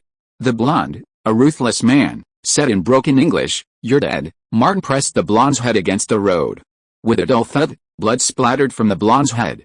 Martin shouted, "Brooke, it's the Russians." He didn't understand the blonde's curses, but he could make out they were in Russian. Bruce shouted, "Seek cover." Martin picked up another man's drop pistol, but he didn't forget his two old friends, Leo, Jack, hide. Quick, he could tell from the blonde's voice that the target was most likely him, and warned, "Run back. Run back quickly, away from me. I wish everyone a happy Mid-Autumn Festival and a happy family reunion. I am going back to my hometown today. I may have a lot of things to do when I get back. Please forgive me for the slow updates in the next few days." Chapter 471 Life and Death. What's that noise? Blanc, the Cartier men's watch manager here, didn't pay much attention to the first few gunshots. He even asked his assistant, who was also in the car, "I don't think there's a gunfight in the script, right?" The assistant shook his head. "This is a commercial, how could there be a gunfight?" More gunshots rang out. Blanc sensed something was wrong, opened the car door, and shouted, "Where's the shooting? Where's the shooting?" Across from him, a man with a neck tattoo resembling a furry bear opened a long briefcase and pulled out a black rifle. The AR rifle is the most common in the United States. Blanc, a Frenchman, didn't hesitate. He instantly activated his ancestral skills, pulled out a white handkerchief from his pocket, and swung it as he ran behind the car. The tattooed man ignored Blanc, grabbed the gun, held the earphone in his ear, and ran. Through the earphones came the roar of the boss, "Victor, the first plan failed, now the second plan." The first plan was to capture him alive, the second, of course, was to kill him on the spot. Boris had privately promised the four of them that if their first plan failed and they could kill Martin Davis, he'd give them another $3 million. That was more than enough for them to risk their lives on. The tattooed man hid by the bus stop billboard as the crowd dispersed. Leo, Jack, Martin, gun in both hands, crouched low, shouting, "Go back, hide, hide quickly. They're targeting me. Stay away. Stay away." Bruce ignored the two men and dragged Martin toward the Ford. The car was the nearest cover. No one knew if there were any more Russians nearby. Nicholson, experienced and well-informed, had already reacted. He knew that he and Leonardo would only be a burden if they followed Martin, so he turned and ran towards the trailer. Leonardo quickly followed. His 11-second 100-meter time wasn't a lie, and he passed Nicholson after only 5 or 6 meters. But he didn't abandon his old friend, just as he had told Martin to leave quickly if you were in danger. Leonardo grabbed Nicholson's hand and dragged him forward. Hand in hand, the two of them wandered the world. Without warning, gunfire rang out again. Bang, bang, bang. The sound of automatic rifle fire sent leaves flying and branches snapping in the roadside greenbelt. The gunman paid no attention to Leonardo and Nicholson. His target was Martin. Martin dove into the side of the car and ducked behind the tire. Bruce reached into the car, pulled out the AR rifle, and tossed it to Martin, shouting, "Get to the front of the car, just like you train." As soon as he finished speaking, a burst of gunfire shattered the Ford's windshield, leaving a dozen bullet holes on the hood. Martin sheathed his pistol, picked up his rifle, and stuffed the magazine Bruce had thrown into his pocket, shouting, "Bruce, it's the fucking Russians. They're coming for revenge." Bruce opened the car door, found his AR, and fired forward, firing several times. He said, "Asshole, don't die. I don't want to attend your funeral." Martin nodded, "Stay alive. We must live, either you die or I'll live." Leonardo's 100-meter time of 11 seconds is not a lie. In just a short while, he dragged Nicholson to the trailer. Nicholson felt his blood pressure soaring and his heart was about to jump out of his mouth, but he didn't take a breath. He took out his cell phone and dialed 911, shouting, "Santa Monica Old Pier, we are being attacked by armed gangsters. Did you hear the gunshots? I'm Jack Nicholson, and here are Martin Davis and Leonardo, the one from the Titanic. And a bunch of billionaires." He didn't finish the call because he couldn't breathe and sat down on the ground. Leonardo, a regular exerciser with excellent stamina, pulled out his phone and started dialing, but he wasn't calling 911. He was calling the deputy chief, a familiar figure. "Martin and I were attacked by a dozen gunmen at the old Santa Monica Pier." Nicholson, catching his breath, looked around and saw the pier administration building was higher up. He pulled Leonardo up and said, "Go up there, quick. It's higher up, and we can see better." The two of them ran toward it again. From the other side, screams erupted one after another, and even the most oblivious tourists, fans, and reporters realized this wasn't a filming, it was a gunfight. There were too many people, too chaotic, and the Russians were mixed in, making it impossible to distinguish them. A sudden attack would be very troublesome. Martin couldn't just draw his gun and shoot everyone. All he could do was yell, "Go! All of you! Don't stay here." Even at this moment, his acting instincts remained, "They're targeting me. Go! It's dangerous to stay here. Go!" The crowd dispersed. The fans listened attentively to Martin's words. As Americans, they didn't panic when faced with an active shooter, they would first seek safety. Some reporters ran, but some didn't. A few even tried to reach Martin with their cameras, but the sound of gunfire brought them to the ground. These people were thinking of a reporter named Helen. A young reporter working outside for Warner TV, she shot to fame for capturing the Burbank High School incident in Martin's image. Not only did she win a Pulitzer Prize, she also had her own hit show, The Helen Show, and became a figure on par with Ellen DeGeneres. Isn't our future and destiny all about the stakes? They lay prone on the ground, their cameras frantically raised. Some reporters filmed the Ford van, while others went to the other side, hoping to capture the gunman. A few quick-witted reporters scurried around, trying to get behind the van and capture Martin's situation. Not far from them, Boris's bodyguard mingled with the tourists. Gunshots rang out, Martin yelled, and the tourists fled, leaving him alone near the barrier.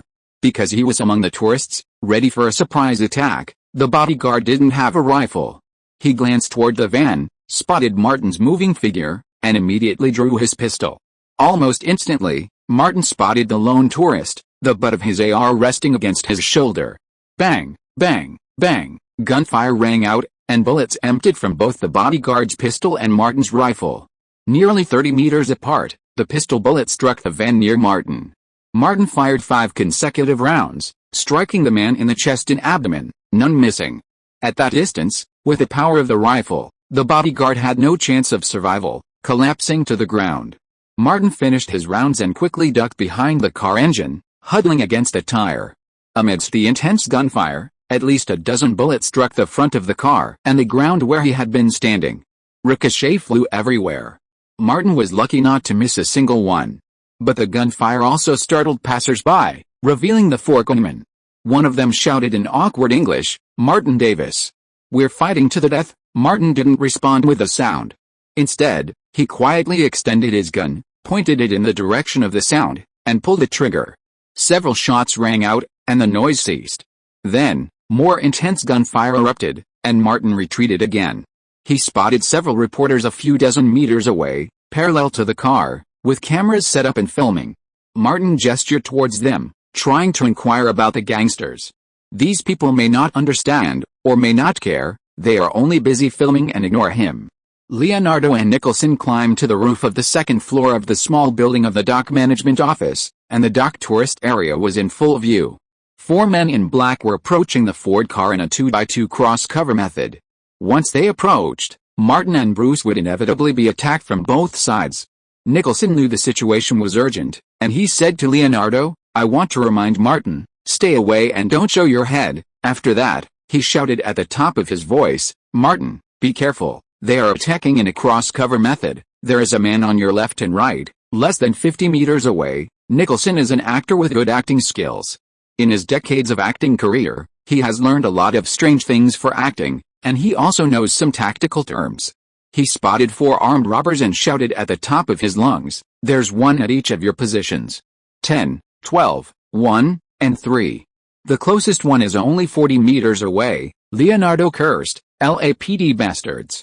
Why haven't they come yet?" In the distance, Boris, though not fluent in English, could understand. He heard someone warn Martin, shouting in Russian, "Kirilenko, Sergei, cover. Nicholas, follow me." If he missed this opportunity, he might never have another chance to avenge his son and grandson. Boris, over 60, was determined. He fired his ARs, suppressing Martin and Bruce.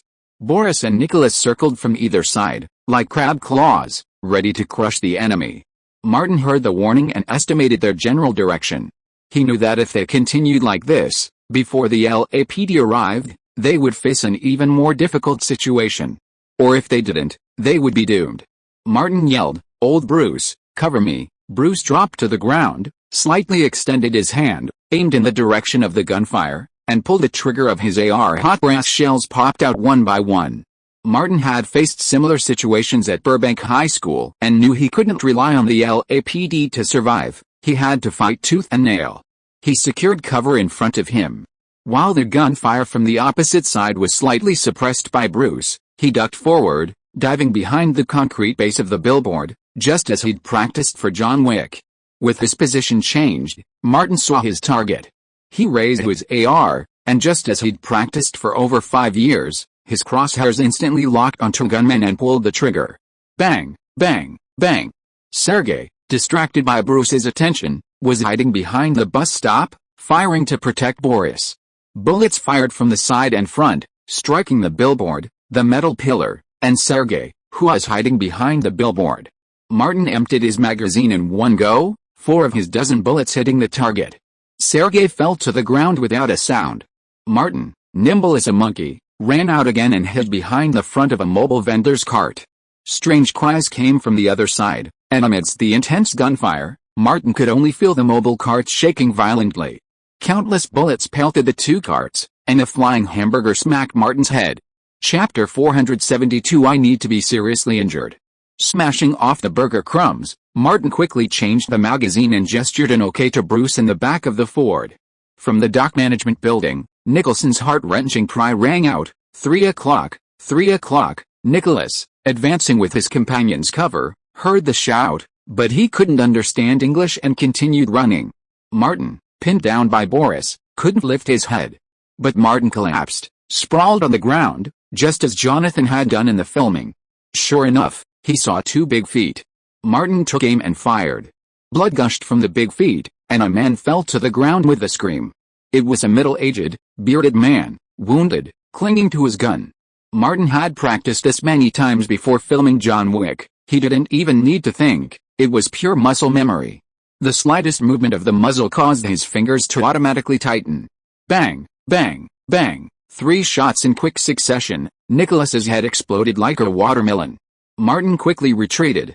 Boris lowered his gun and fired repeatedly at the underside of the mobile van. But he was over 60, old, and unlike Sylvester Stallone in The Expendables, who seemed to be sci-fi and could fight better with age, his physical functions and reaction times were slower than those of younger people.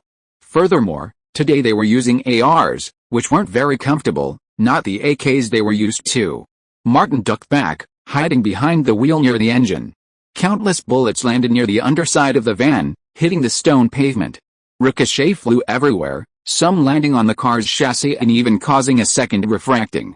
Suddenly, Martin felt something hit the outside of his left leg. There was a cracking sound, and he could smell the burning smell of rubber in the heat. His leg then began to hurt, and he quickly felt around and pulled out a Nokia 1100 from his left trouser pocket. This was the one Nicholson had given Martin for secret communications. Martin couldn't tell whether it was good luck or bad luck. A ricochet bullet, likely deflected multiple times, grazed the front tire and struck the outside of his left leg, right where it had been aimed at the Nokia phone. The bullet didn't have enough force to fully penetrate the device and lodged inside. The small amount of bullet tip that escaped also injured Martin's leg. The injury wasn't serious, just a minor skin injury, perfectly tolerable. After a pause in the gunfire, Martin turned to the front of the car, raised his gun, and began firing repeatedly. Boris ducked behind another mobile cart selling iced drinks. Another gunman, hiding behind decorative rocks on the roadside, was also pinned down by Bruce. Now it was a 2v2. Martin, with only one magazine left in his rifle, rushed out from behind the car without hesitation. He had just seen clearly that the Russian on the other side was an old man. Martin quickly repositioned himself, taking cover behind a thick lamppost, and fired repeatedly, including a few shots under the mobile cart to prevent anyone from imitating him and shooting from underneath. Boris was about to fire from under the car when a ricocheted bullet struck the undercarriage, forcing him to duck back. The gunfire faded as his men were tragically killed one by one. Boris gritted his teeth. These were his gang's elite fighters. Dead or alive, but their enemies were still alive and kicking. With a frenzied energy, Boris dove from the front of the soda truck, AR in hand, and opened fire. He fired a dozen or so shots, but Martin remained invisible. He didn't know where he was hiding. In the dense greenery nearby, Martin discarded his emptied AR and pulled out a handgun he'd found, an old M1911. Hearing a pause in the gunfire, Martin stood up, two-handed, and fired repeatedly at the soda truck. The M1911 was only a dozen meters away, but the range was more than adequate. Boris, old but experienced, ducked back the moment his ammunition emptied. Pistol bullets pelted the front of the car near him. A ricocheted bullet grazed his arm, and Boris, overcome by the pain, dropped his gun. Martin fired as he dashed toward the area, landing on the hood of the soda truck. He leaped to his feet, throwing his empty M1911 like a throwing knife. This was a common tactic Jonathan used during the filming of John Wick: Chase. Martin had practiced this technique, and the heavy pistol smashed into Boris's head with a powerful thud. The force sent Boris careening backward, landing in a plastic basket of Coke bottles beside the truck. Quickly reacting, Boris grabbed the glass bottle and flung it at Martin. Throwing something looked easy, but from such an awkward position, it proved difficult. Martin jumped off the hood of the truck, dodged, and grabbed the glass bottle of Coke from the soda truck window. Boris stood up, clutching a glass bottle of Coke as well. Meanwhile, several desperate reporters were sprinting toward them, each aware that a major news story was unfolding. Perhaps this single piece of news could change their fate. Many tourists and moviegoers didn't run far, but instead climbed to higher ground to see what was happening. They saw Martin fight back, how he, despite extreme odds, eliminated the gunmen one by one. They watched the two men face off, clutching glass bottles of Coke. Some couldn't help but wonder, was this out-of-nowhere gangster going to challenge Martin, the god of Coke, with his signature style? Even those hiding on the beach, upon hearing the gunfire cease, emerged to watch the action unfold. Following the reporters' cameras, they found Martin and Boris. The LAPD are such pigs. I'm going to file a complaint against them. On the rooftop of the administration building, Leonardo cursed and prayed to a god he rarely believed in. May God bless Martin. Nicholson, whose heartbreaking screams had ripped his vocal cords, struggled to speak. Standing on the rooftop, he gazed at the soda cart. The car's body blocked his view from behind, preventing him from seeing Martin or the shooter. In the distance, the faint sound of sirens drifted in, as an LAPD patrol car raced frantically toward them.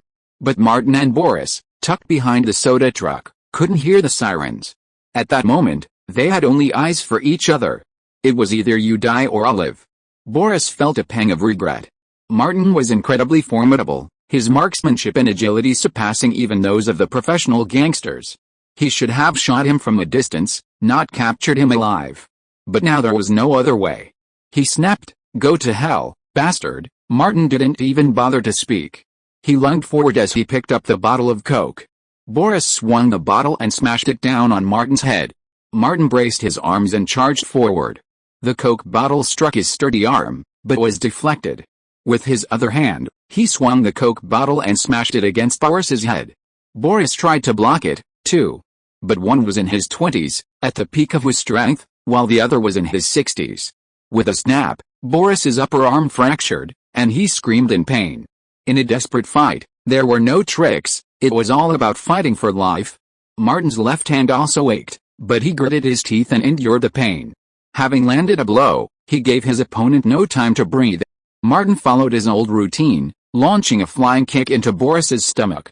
Then, with a swift swing of the Coke bottle in his right hand, it exploded with a thud against Boris's head.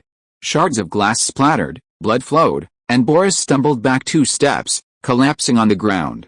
His arms and legs still ached from the successive massacres of armed men. Martin's ferocity was aroused, and he showed no intention of holding back. He stepped forward and kicked Boris in the face. Boris fell to the ground, 5 or 6 teeth flying out of his mouth. But the ferocious old Russian remained fierce, shouting in awkward English, "Come on, bastard, I won't let you go." Martin had no intention of letting him go. He bent down, picked up the bottle of Coke from the glass frame, and threw it with all his might. The distance was 2 or 3 meters, and the head was a big target. How could he miss? With a dull thud, the Coke bottle hit Boris's head. Martin picked up another bottle, threw another, and threw another. Bottle after bottle of Coke was thrown, hitting Boris's head. The surrounding reporters gathered closer as the gunfire had completely ceased. Bruce had shot the last gunman dead. The sirens grew closer, and the patrol car had arrived at the docks. Martin threw the last bottle of Coke and saw Bruce making an OK sign not far away. He nodded slightly at him, then stepped back and sat down on the stone steps. Boris, across from him, stopped lashing out, his body twitching. The bravest reporter, only a dozen meters away from Martin, controlled the camera, capturing the scene. He glanced at Martin and warned, "Martin, you're injured." Martin smiled, "I'm not going to die." Even at this moment, the dramatic actor didn't forget to maintain his persona. He asked, "My fans, and you all, are you all okay?" The reporter replied, "Apart from the armed robbers, no one else was killed." "Very good, very good." Martin's body swayed a few times, and then collapsed on the steps. In the distance, a fan in a red t-shirt ran toward them, shouting, "Call an ambulance! Call an ambulance!" "Martin's injured." Every word reached Martin's ears. He was merely tired, not seriously injured, but at this moment, a more serious injury would have been beneficial. This was an acting opportunity he'd risked his life for, it would be a shame to let it go. Sirens blared with frenzied intensity, and a swarm of police cars rushed to the scene. With such a serious shooting, not only the LAPD but also FBI vehicles were responding. "Quick! Over here! Martin's been shot and seriously injured." Martin's fans at the scene cried out, their voices tinged with tears. "Hurry, get him to the hospital! Hurry, get him to the hospital!" The LAPD immediately secured the scene, driving away the reporters and fans. An ambulance arrived, and several paramedics carried a stretcher down. After examining Martin's condition, they loaded him onto the stretcher. Countless footage captured the moment Martin was injured and loaded into the ambulance. Anyone working in the media knows this is a major news story that will shock the entire nation. I went back to my hometown yesterday and visited my relatives' homes. I had planned to write in the evening, but we had a late dinner at home.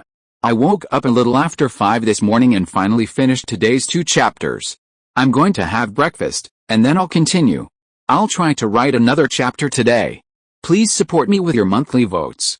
If you are listening to this novel on a channel other than Fanfic World, it means it was downloaded and re-uploaded without effort.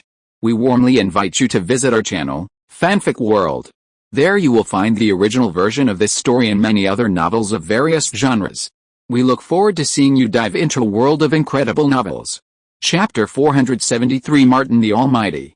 After such a serious shooting, who is the most efficient person?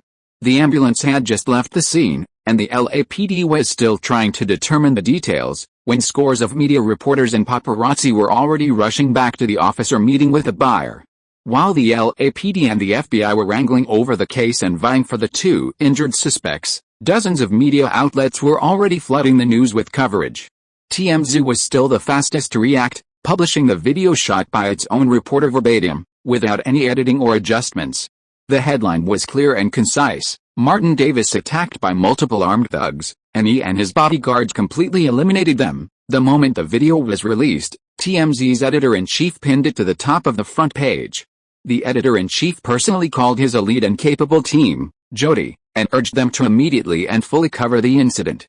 In the newsroom at CNN headquarters in Atlanta, news director Nina was directing a live news broadcast when her deputy hurried in and whispered something in her ear. Nina said, quickly removing her headset and asking, "Really?" The deputy replied, "Our buyer got the video and sent it over right away. I just reviewed it, and it's correct," he added. TMZ has already posted the video shot by another reporter on their website. "Those bastards are so quick." Nina quickly scanned the video and immediately ordered, "Interrupt the news broadcast and immediately insert a video of Martin Davis exchanging fire with the gangsters. Main News will be tracking the latest developments 24/7, and broadcast continuously." The director took the storage disk. Nina then said, "Notify the Los Angeles news team to ignore Aogwane and his crew and focus on covering this incident." Someone immediately called Los Angeles. As CNN aired Martin's video, news channels like Warner Brothers, Fox, ABC, and NBC all interrupted their broadcasts and temporarily switched to Martin's video. In a short time, the video of Martin fighting the armed gangsters was broadcast to audiences across America. The incident unfolded in public. Cartier had announced Martin's commercial shoot early, prompting numerous paparazzi to gather and film the incident. Furthermore, there were at least hundreds of witnesses. The LAPD and FBI at Santa Monica Pier were collecting video footage and interviewing witnesses. The area surrounding the pier had become a media frenzy. The frantic influx of reporters outnumbered the LAPD on the scene, and any witness or person who captured relevant photos or video was a hot topic. Several reporters surrounded a chattering tourist, snapping away. The tourist, his voice spitting, said, "I was less than 30 meters from the attack. I saw it clearly. 4 attackers got out of that Ford van and tried to kidnap and attack Martin. Martin just hit them with a few. His kick narrowly missed one reporter's groin, and his swinging fist nearly struck another's eye. He took down all those bastards. Even more efficient than Bourne's. Amazing. Martin is truly amazing." The reporters nodded in agreement. The tourist continued, "Then a dozen more armed robbers showed up. Martin stole a gun from the kidnapper's car and engaged in a shootout, killing over a dozen of them single-handedly." A reporter asked incredulously, "I watched the video, and it seems he only killed 5 or 6, that's because the footage wasn't complete." The tourist insisted that he was right and that everyone else was wrong. "I saw Martin take down over a dozen armed robbers with my own eyes. How could I have been wrong?" He went on to emphasize, "There's absolutely no actor in the world who can fight better than Martin." Although the dozen or so reporters disagreed, this final statement was unanimous. Not far away, several Martin fans wearing red t-shirts were also being interviewed by reporters. "Martin is truly incredible," said the brown-haired young man. "He single-handedly fought his way from the pier's perimeter to the seaside area of the tourist area, clearing out all the armed criminals and killing." He asked his companion, "About 20, right?" Another Martin fan, his eyes filled with admiration, said, "It seemed like over 30. No. I counted carefully, at least 40. The fans who witnessed the incident firsthand, as well as members of the Coke cult, had only eyes for Martin. The almighty Martin. And some fans were talking about something else." Facing the NBC cameras, a dozen fans, their eyes red and tears streaming, said, "Martin rushed out to save us.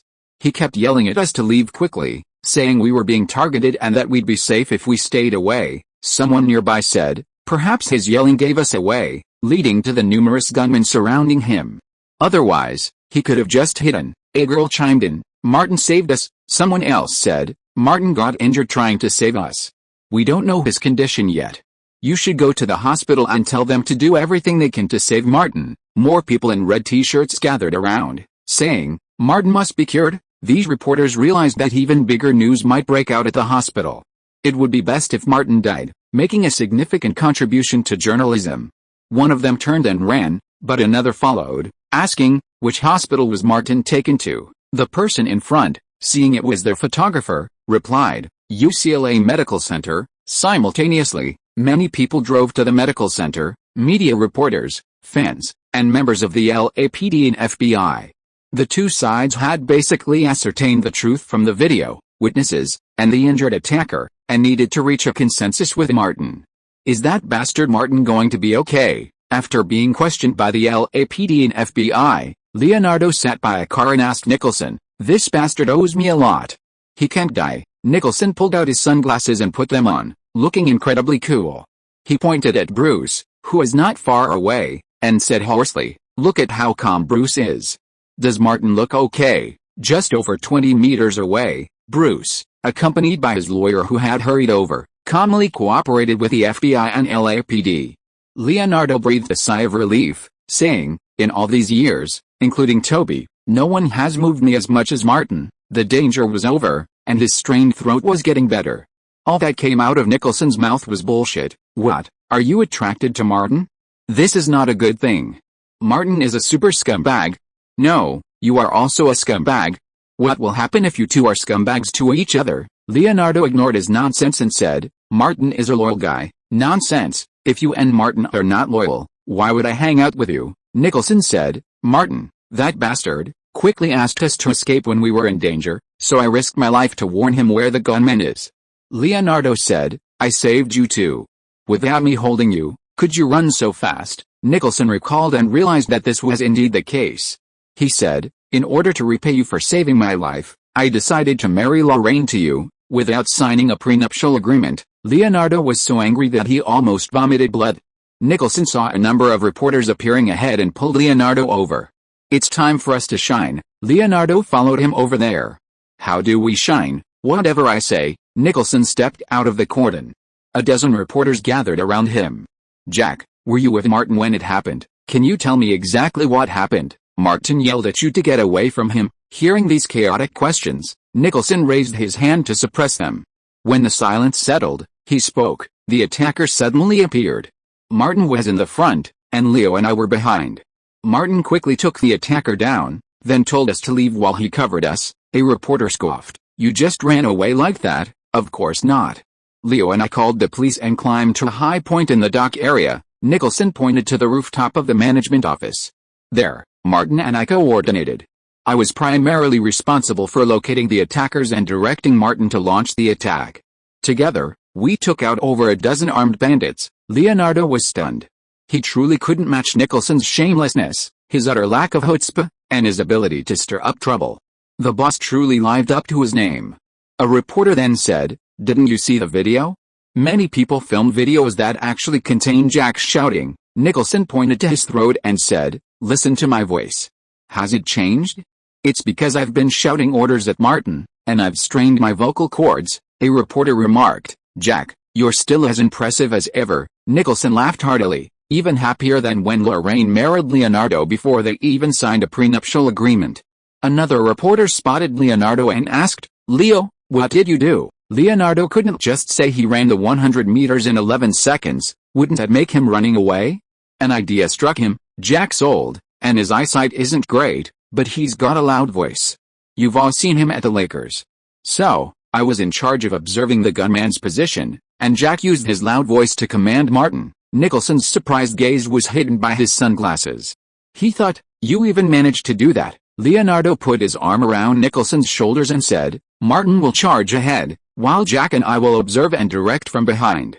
The three of us will cooperate with each other and together we will take down that group of armed gangsters." Nicholson smiled and said, "Leo is right, but there is one thing I must say. Martin is the key, because in the entire Hollywood, he is the only one with such outstanding ability to act." Leonardo nodded. "Martin's strength is beyond your imagination." "Okay, that's all. Leo and I are going to the hospital to see Martin." Nicholson walked forward, called his extended Lincoln, and rushed to the medical center. A large group of reporters followed behind. Chapter 3 is finally written. Please give me your monthly votes. Please give me your monthly votes. Chapter 474, Benefits Earned at Risk. The entrance to the University of California Medical Center was packed with people. Cameras and video cameras lined the streets like cannons. Broadcast trucks from Warner Brothers, NBC, ABC, and CNN all arrived at the hospital's main entrance, their live cameras trained on the scene. Reporters from various agencies would occasionally interview those present, broadcasting the news on the television stations. From the sky, the hum of engines could be heard as a Fox network helicopter flew directly over the medical center, filming from above. More and more people gathered at the entrance. Those who showed up later were all wearing red t-shirts, and within a little over half an hour, there were hundreds of people. "They're all Martin Davis supporters," said the NBC reporter. "If anything happens to Martin, this hospital and the LAPD will be in big trouble," another reporter said. "Martin could probably triple our bonuses this month," a reporter behind him suddenly said. "If Martin dies," countless glances from his colleagues turned to him. Most people here probably shared similar thoughts, though they could only think them, never speak them out loud. The man was a reporter who had just finished his internship. His boss scolded him, "Shut up. You've seen the video from multiple angles. Martin is a hero," the young reporter, perhaps with some background, said. "Those people were targeting Martin. How can he be a hero?" Warner TV sent in its ace, Helen. As she arrived, she overheard the conversation and said, "Don't you advise? Given the madness of those criminals, if Martin hadn't taken the initiative to draw cover fire, how many people would have died at the docks?" Someone, knowing Helen's close relationship with Martin, said, "Helen, what's going on with Martin? Ask him." Helen's face was extremely serious. "Martin's personal phone isn't working, and his agent's phone isn't answering," someone replied. It might not be good. As they were talking, a red Porsche drove up and entered the hospital. A quick-eyed reporter said, "That's Elizabeth Olsen's car. Martin's girlfriend is here." When the Porsche disappeared from sight, another reporter, looking around, said, "The area is going to be dyed red." The reporters noticed that the stream of Martin supporters, dressed in red, was non-stop. Car after car drove into the hospital entrance. Lily and Elizabeth got out of the Porsche and entered the medical center together. After asking around, they arrived at an examination room. Thomas, Chad, and Mean, who were nearby, rushed over. Elizabeth, nearly in tears, asked, "What's going on? Where's Martin? Where's Martin?" Lily pursed her lips, saying nothing. Her hand, tucked into her pocket, tightly gripped a carving knife. It was then that she realized her loved one had truly been hurt, and she felt powerless. Thomas said, "Martin's injured and is recovering inside." Elizabeth couldn't hold back her tears, and she clutched the cross her mother had given her, praying to God. Lily came over and hugged her. "Martin's a tough guy. He'll be fine." Elizabeth, much softer than her, cried into Lily's shoulder. Mean paced anxiously, scratching his head, wanting to help but unsure how to. It was heartbreaking. His eloquence was useless in a situation like this. The door to the medical room opened, and a nurse said, "Is Thomas Lane here? Martin wants to see you." Thomas strode over quickly and said, "I am." The nurse nodded and let him in. Lily was visibly relieved.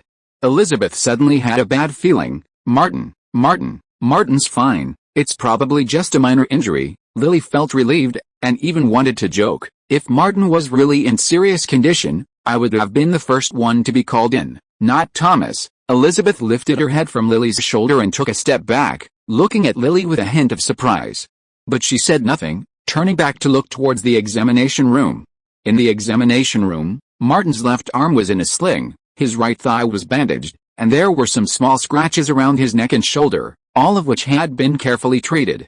Thomas asked, "How is he?" Martin smiled and said, "Don't worry, it's not a serious injury, because it was a ricochet bullet and was blocked by the Nokia phone. The wound on his right leg was not deep, just a flesh wound. He didn't even need stitches, and it would heal with some time." His left arm had taken the full force of that Russian's blow, and of course it wasn't very comfortable. He had a very minor fracture, so the doctor fixed it as a precaution. In fact, Martin had suffered far more serious injuries in his previous life as a stuntman. Martin first asked, "Where's Old Bull?" "He's on his way here after being questioned by the LAPD and the FBI." Thomas looked at his watch and said, "He'll probably be here in half an hour at most." Martin made sure Old Bull was okay, and started talking about other things, asking, "What's the impact of this incident now?" The news channels of the 5 major TV networks are broadcasting and following up on the reports, and online media like TMZ release a related news item every 10 minutes. Thomas has been keeping abreast of media developments through his assistant Natasha. "The whole United States is paying attention to this incident now," he added. "Your 2 old friends, Brett, a public relations expert from the Los Angeles Police Department, and Navis from the FBI have contacted me and advised you not to accept interviews or face the public for the time being. They are on their way to Los Angeles." Martin thought for a moment and said, "You give them a reply, and I'll wait for them until tonight." Thomas said, They will be here soon, he added. The FBI and LAPD have also contacted the hospital. As long as you don't make it public, the hospital will remain silent. Things have already happened, and Martin has been thinking about maximizing his interest since he deliberately fell down. He said, for now, don't respond to any media or outsiders. Tell them to keep quiet. Thomas said, we're all on the same page? No problem, Martin pondered, then said, regarding this matter, immediately communicate with Rita and Martha's Oscar PR team. Have them monitor the situation and adjust their strategy accordingly. I believe this will be extremely beneficial to Oscar. Thomas made a note. Martin then said, remember to call Chad. Thomas pointed outside the door. He's right outside, Martin nodded, his arm wound twitching. This was no time to risk his life, and he became delicate again, grimace in pain. He gestured at the Nokia 1100 with a bullet stuck in it and said, send a blurry picture to the Nokia people and see if we can make some money from them. Thomas glanced at the phone, put it away for Martin, and said, this time, they'll be crying and rushing to give us money. A nurse then came in and wheeled Martin out of the exam room and into the ward. As soon as the bed was out, Lily and Elizabeth ran over. Elizabeth looked at Martin's arm, and tears flowed down her face uncontrollably. Martin leaned back on the bed, shook his head slightly at her, and indicated that he was fine. On the way, Thomas told Chad and Mean. After entering the ward, the nurse gave a few instructions and left on her own. In her eyes, Martin's injury was nothing. Martin said, don't worry, I'm fine, I'll be fine soon. Elizabeth said, I was scared to death. Lily saw that Martin was fine, so she went to the balcony of the ward alone and called Elena and Harris. Martin called Chad and said directly, you hurry up and cut a trailer for John Wick, communicate well with Warner Brothers, and use this incident to promote a movie. Chad also has a certain business acumen. I watched the video on the doc. Your performance is like Jonathan walking into reality. Our film must be a hit. Martin smiled and said, if you want it to be a hit, you have to do a good job of publicity and marketing. Chad said, with such good material in front of me, I know what to do. Warner's professional team will be no problem, especially Daniel, who is a good hand. Martin said, I'm fine here, you hurry up and push this matter forward. Chad was ready to leave. I'm going to the studio and meet Daniel first to cut a trailer overnight. Mean said a few words to Martin and followed Chad. Elizabeth poured a glass of water and held it to him. Drink some water. Your mouth's dry and chapped. Martin took 2 sips and said, I'm nervous, just rest. Elizabeth was worried, especially since Martin had his arm in a sling and his leg bandaged. She deliberately complained, you're in this state, and you're still thinking about work. Martin said, such a big thing happened. I was almost shot to death. I fought hard and survived. Of course I have to use this to my full potential. Elizabeth didn't understand. I'm here with you. If you need anything, just tell me. Her phone rang. When she answered, it was someone asking about Martin's injuries. Elizabeth said nothing, hung up, and turned it off. There was a knock on the ward door. Lily went to open it. Leonardo and Nicholson came in. The 2 men were surprised to see Martin in such a state. Is he injured that badly? Martin smiled and said, it's a minor injury, deliberately made serious. Nicholson, ever the wisest, immediately understood, take advantage of this, and your acting Oscar is a sure thing. Leonardo understood and scratched his head. He imagined a miserable future where 2 idiots would show off their Oscars while he was ridiculed daily. Nicholson consoled him, it's okay. I'll give you 1 later. I have 3, after all. Leonardo surpassed Martin and became the most injured person in the ward. The 2 men didn't stay long. They chatted with Martin for a while, confirmed that his injuries were not serious, and quickly took their leave. When facing the media again, they boasted about the trio's close cooperation in taking down a dozen armed thugs, and nothing else. In the afternoon, the LAPD and FBI officially visited. Chapter 475 Another Spy. 2 of Martin's old acquaintances arrived in the hospital room. From the LAPD came Brad, who had been in contact with Martin since the Burbank High School incident. From the FBI came Navis, who Martin had come into contact with during the Washington spy incident. Martin maintained a good relationship with both parties. They exchanged pleasantries, and after someone took the usual notes, they gradually got down to business. Navis spoke first. Of the 9 armed gangsters, 7 died on the spot and only 2 survived. One of them had a fractured skull and could go to see God at any time. The other will never be a man again. He gave Martin a thumbs up. You only suffered some minor injuries, which is really amazing, Martin said without revealing a word. In that situation, I could only risk my life to fight for a chance of survival. Brat continued, these Russians are too fierce. They have no regard for the law and commit crimes openly. They deserve severe punishment, Martin said, they are very fierce. If I wasn't lucky enough, I might have died, Navis said naturally. These Russians have undergone rigorous special agent training. They are a group of killing machines. You are lucky to survive. Martin was stunned for a moment, then guessed what Navis meant. You are right, they are all Russians who have undergone extremely rigorous training. Brat smiled, they are strong and professional enough. They sneak into Los Angeles quietly. Ordinary policemen could hardly detect them at all. Martin did not respond, but looked at the two people in front of him quietly. Navis added, after the last Washington spy case, Martin, you've once again thwarted the Russian spy's machinations. Brat quickly followed up, Martin, you truly are a Los Angeles city hero. Martin didn't want to mince words. He leaned back on his bed and said, I'm injured and have lost a lot of blood. My brain is slow, so I can't quite understand what you're saying. Brat glanced at Navis. Navis said, based on our preliminary questioning and investigation of the two injured individuals, they launched this attack primarily for revenge and to sow chaos, potentially influencing the crucial U.S. election. Martin, you're a renowned Democrat, and you personally participated in the capture of Russian spies in Washington. Martin waited patiently, not saying anything. Navis continued, so when Guanhe was about to arrive in Los Angeles, colleagues and relatives in the Washington spy case launched this revenge attack against you. Martin looked at Brat, with whom he had a better relationship, and asked, is that true? Brat said, this is the most favorable outcome for us. You will become a national hero of the United States. We are friends. I will cooperate with you in every way. Martin also had something to say, you must at least let me know who they are and why they launched the attack.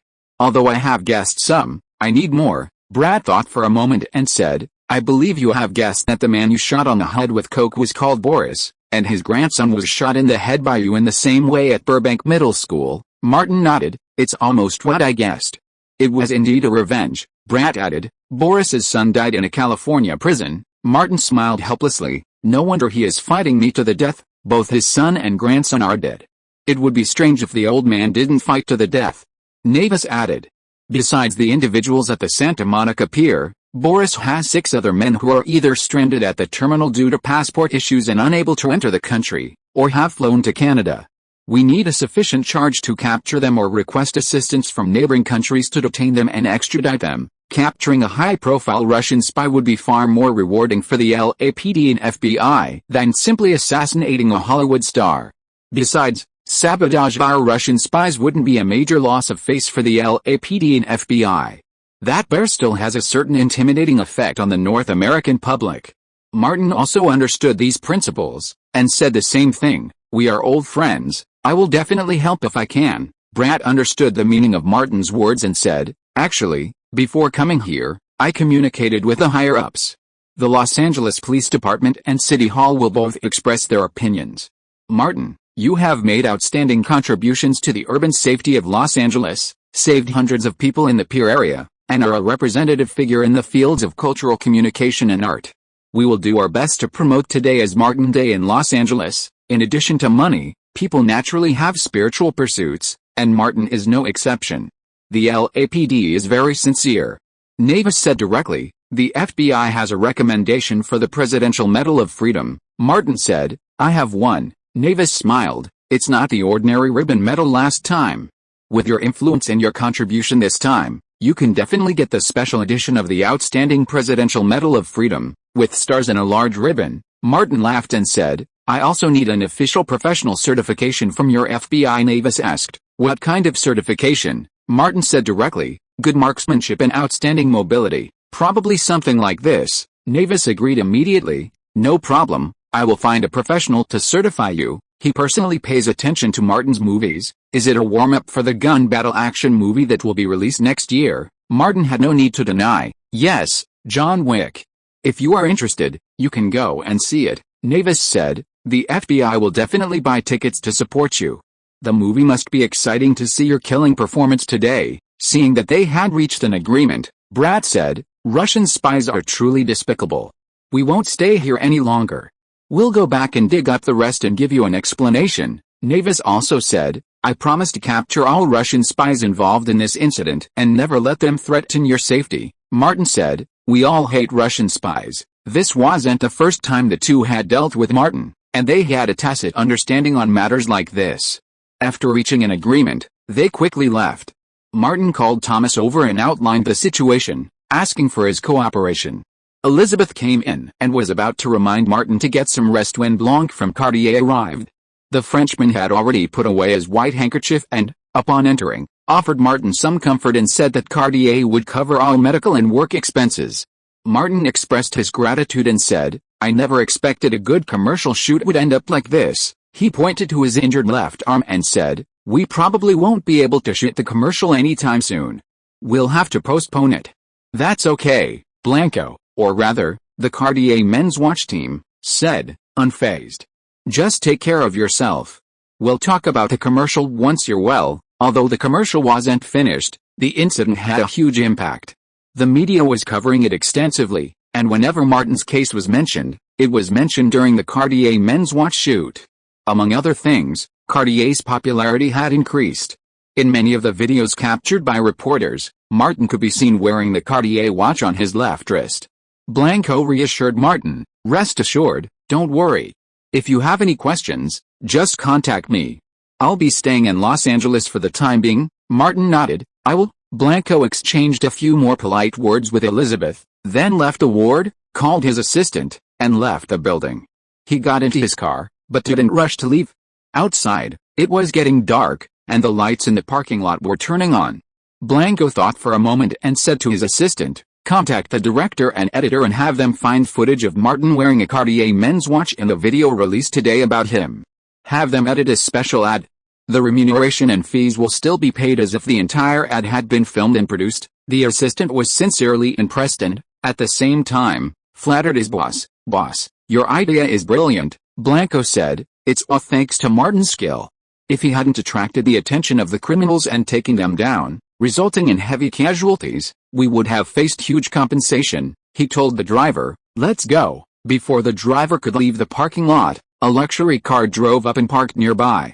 3 Coca-Cola executives got out. Blanco watched them through the car window, thinking that Coca-Cola's sponsorship fee was well worth it. This ad was incredibly effective. Time and again, Coca-Cola was Martin's ultimate weapon.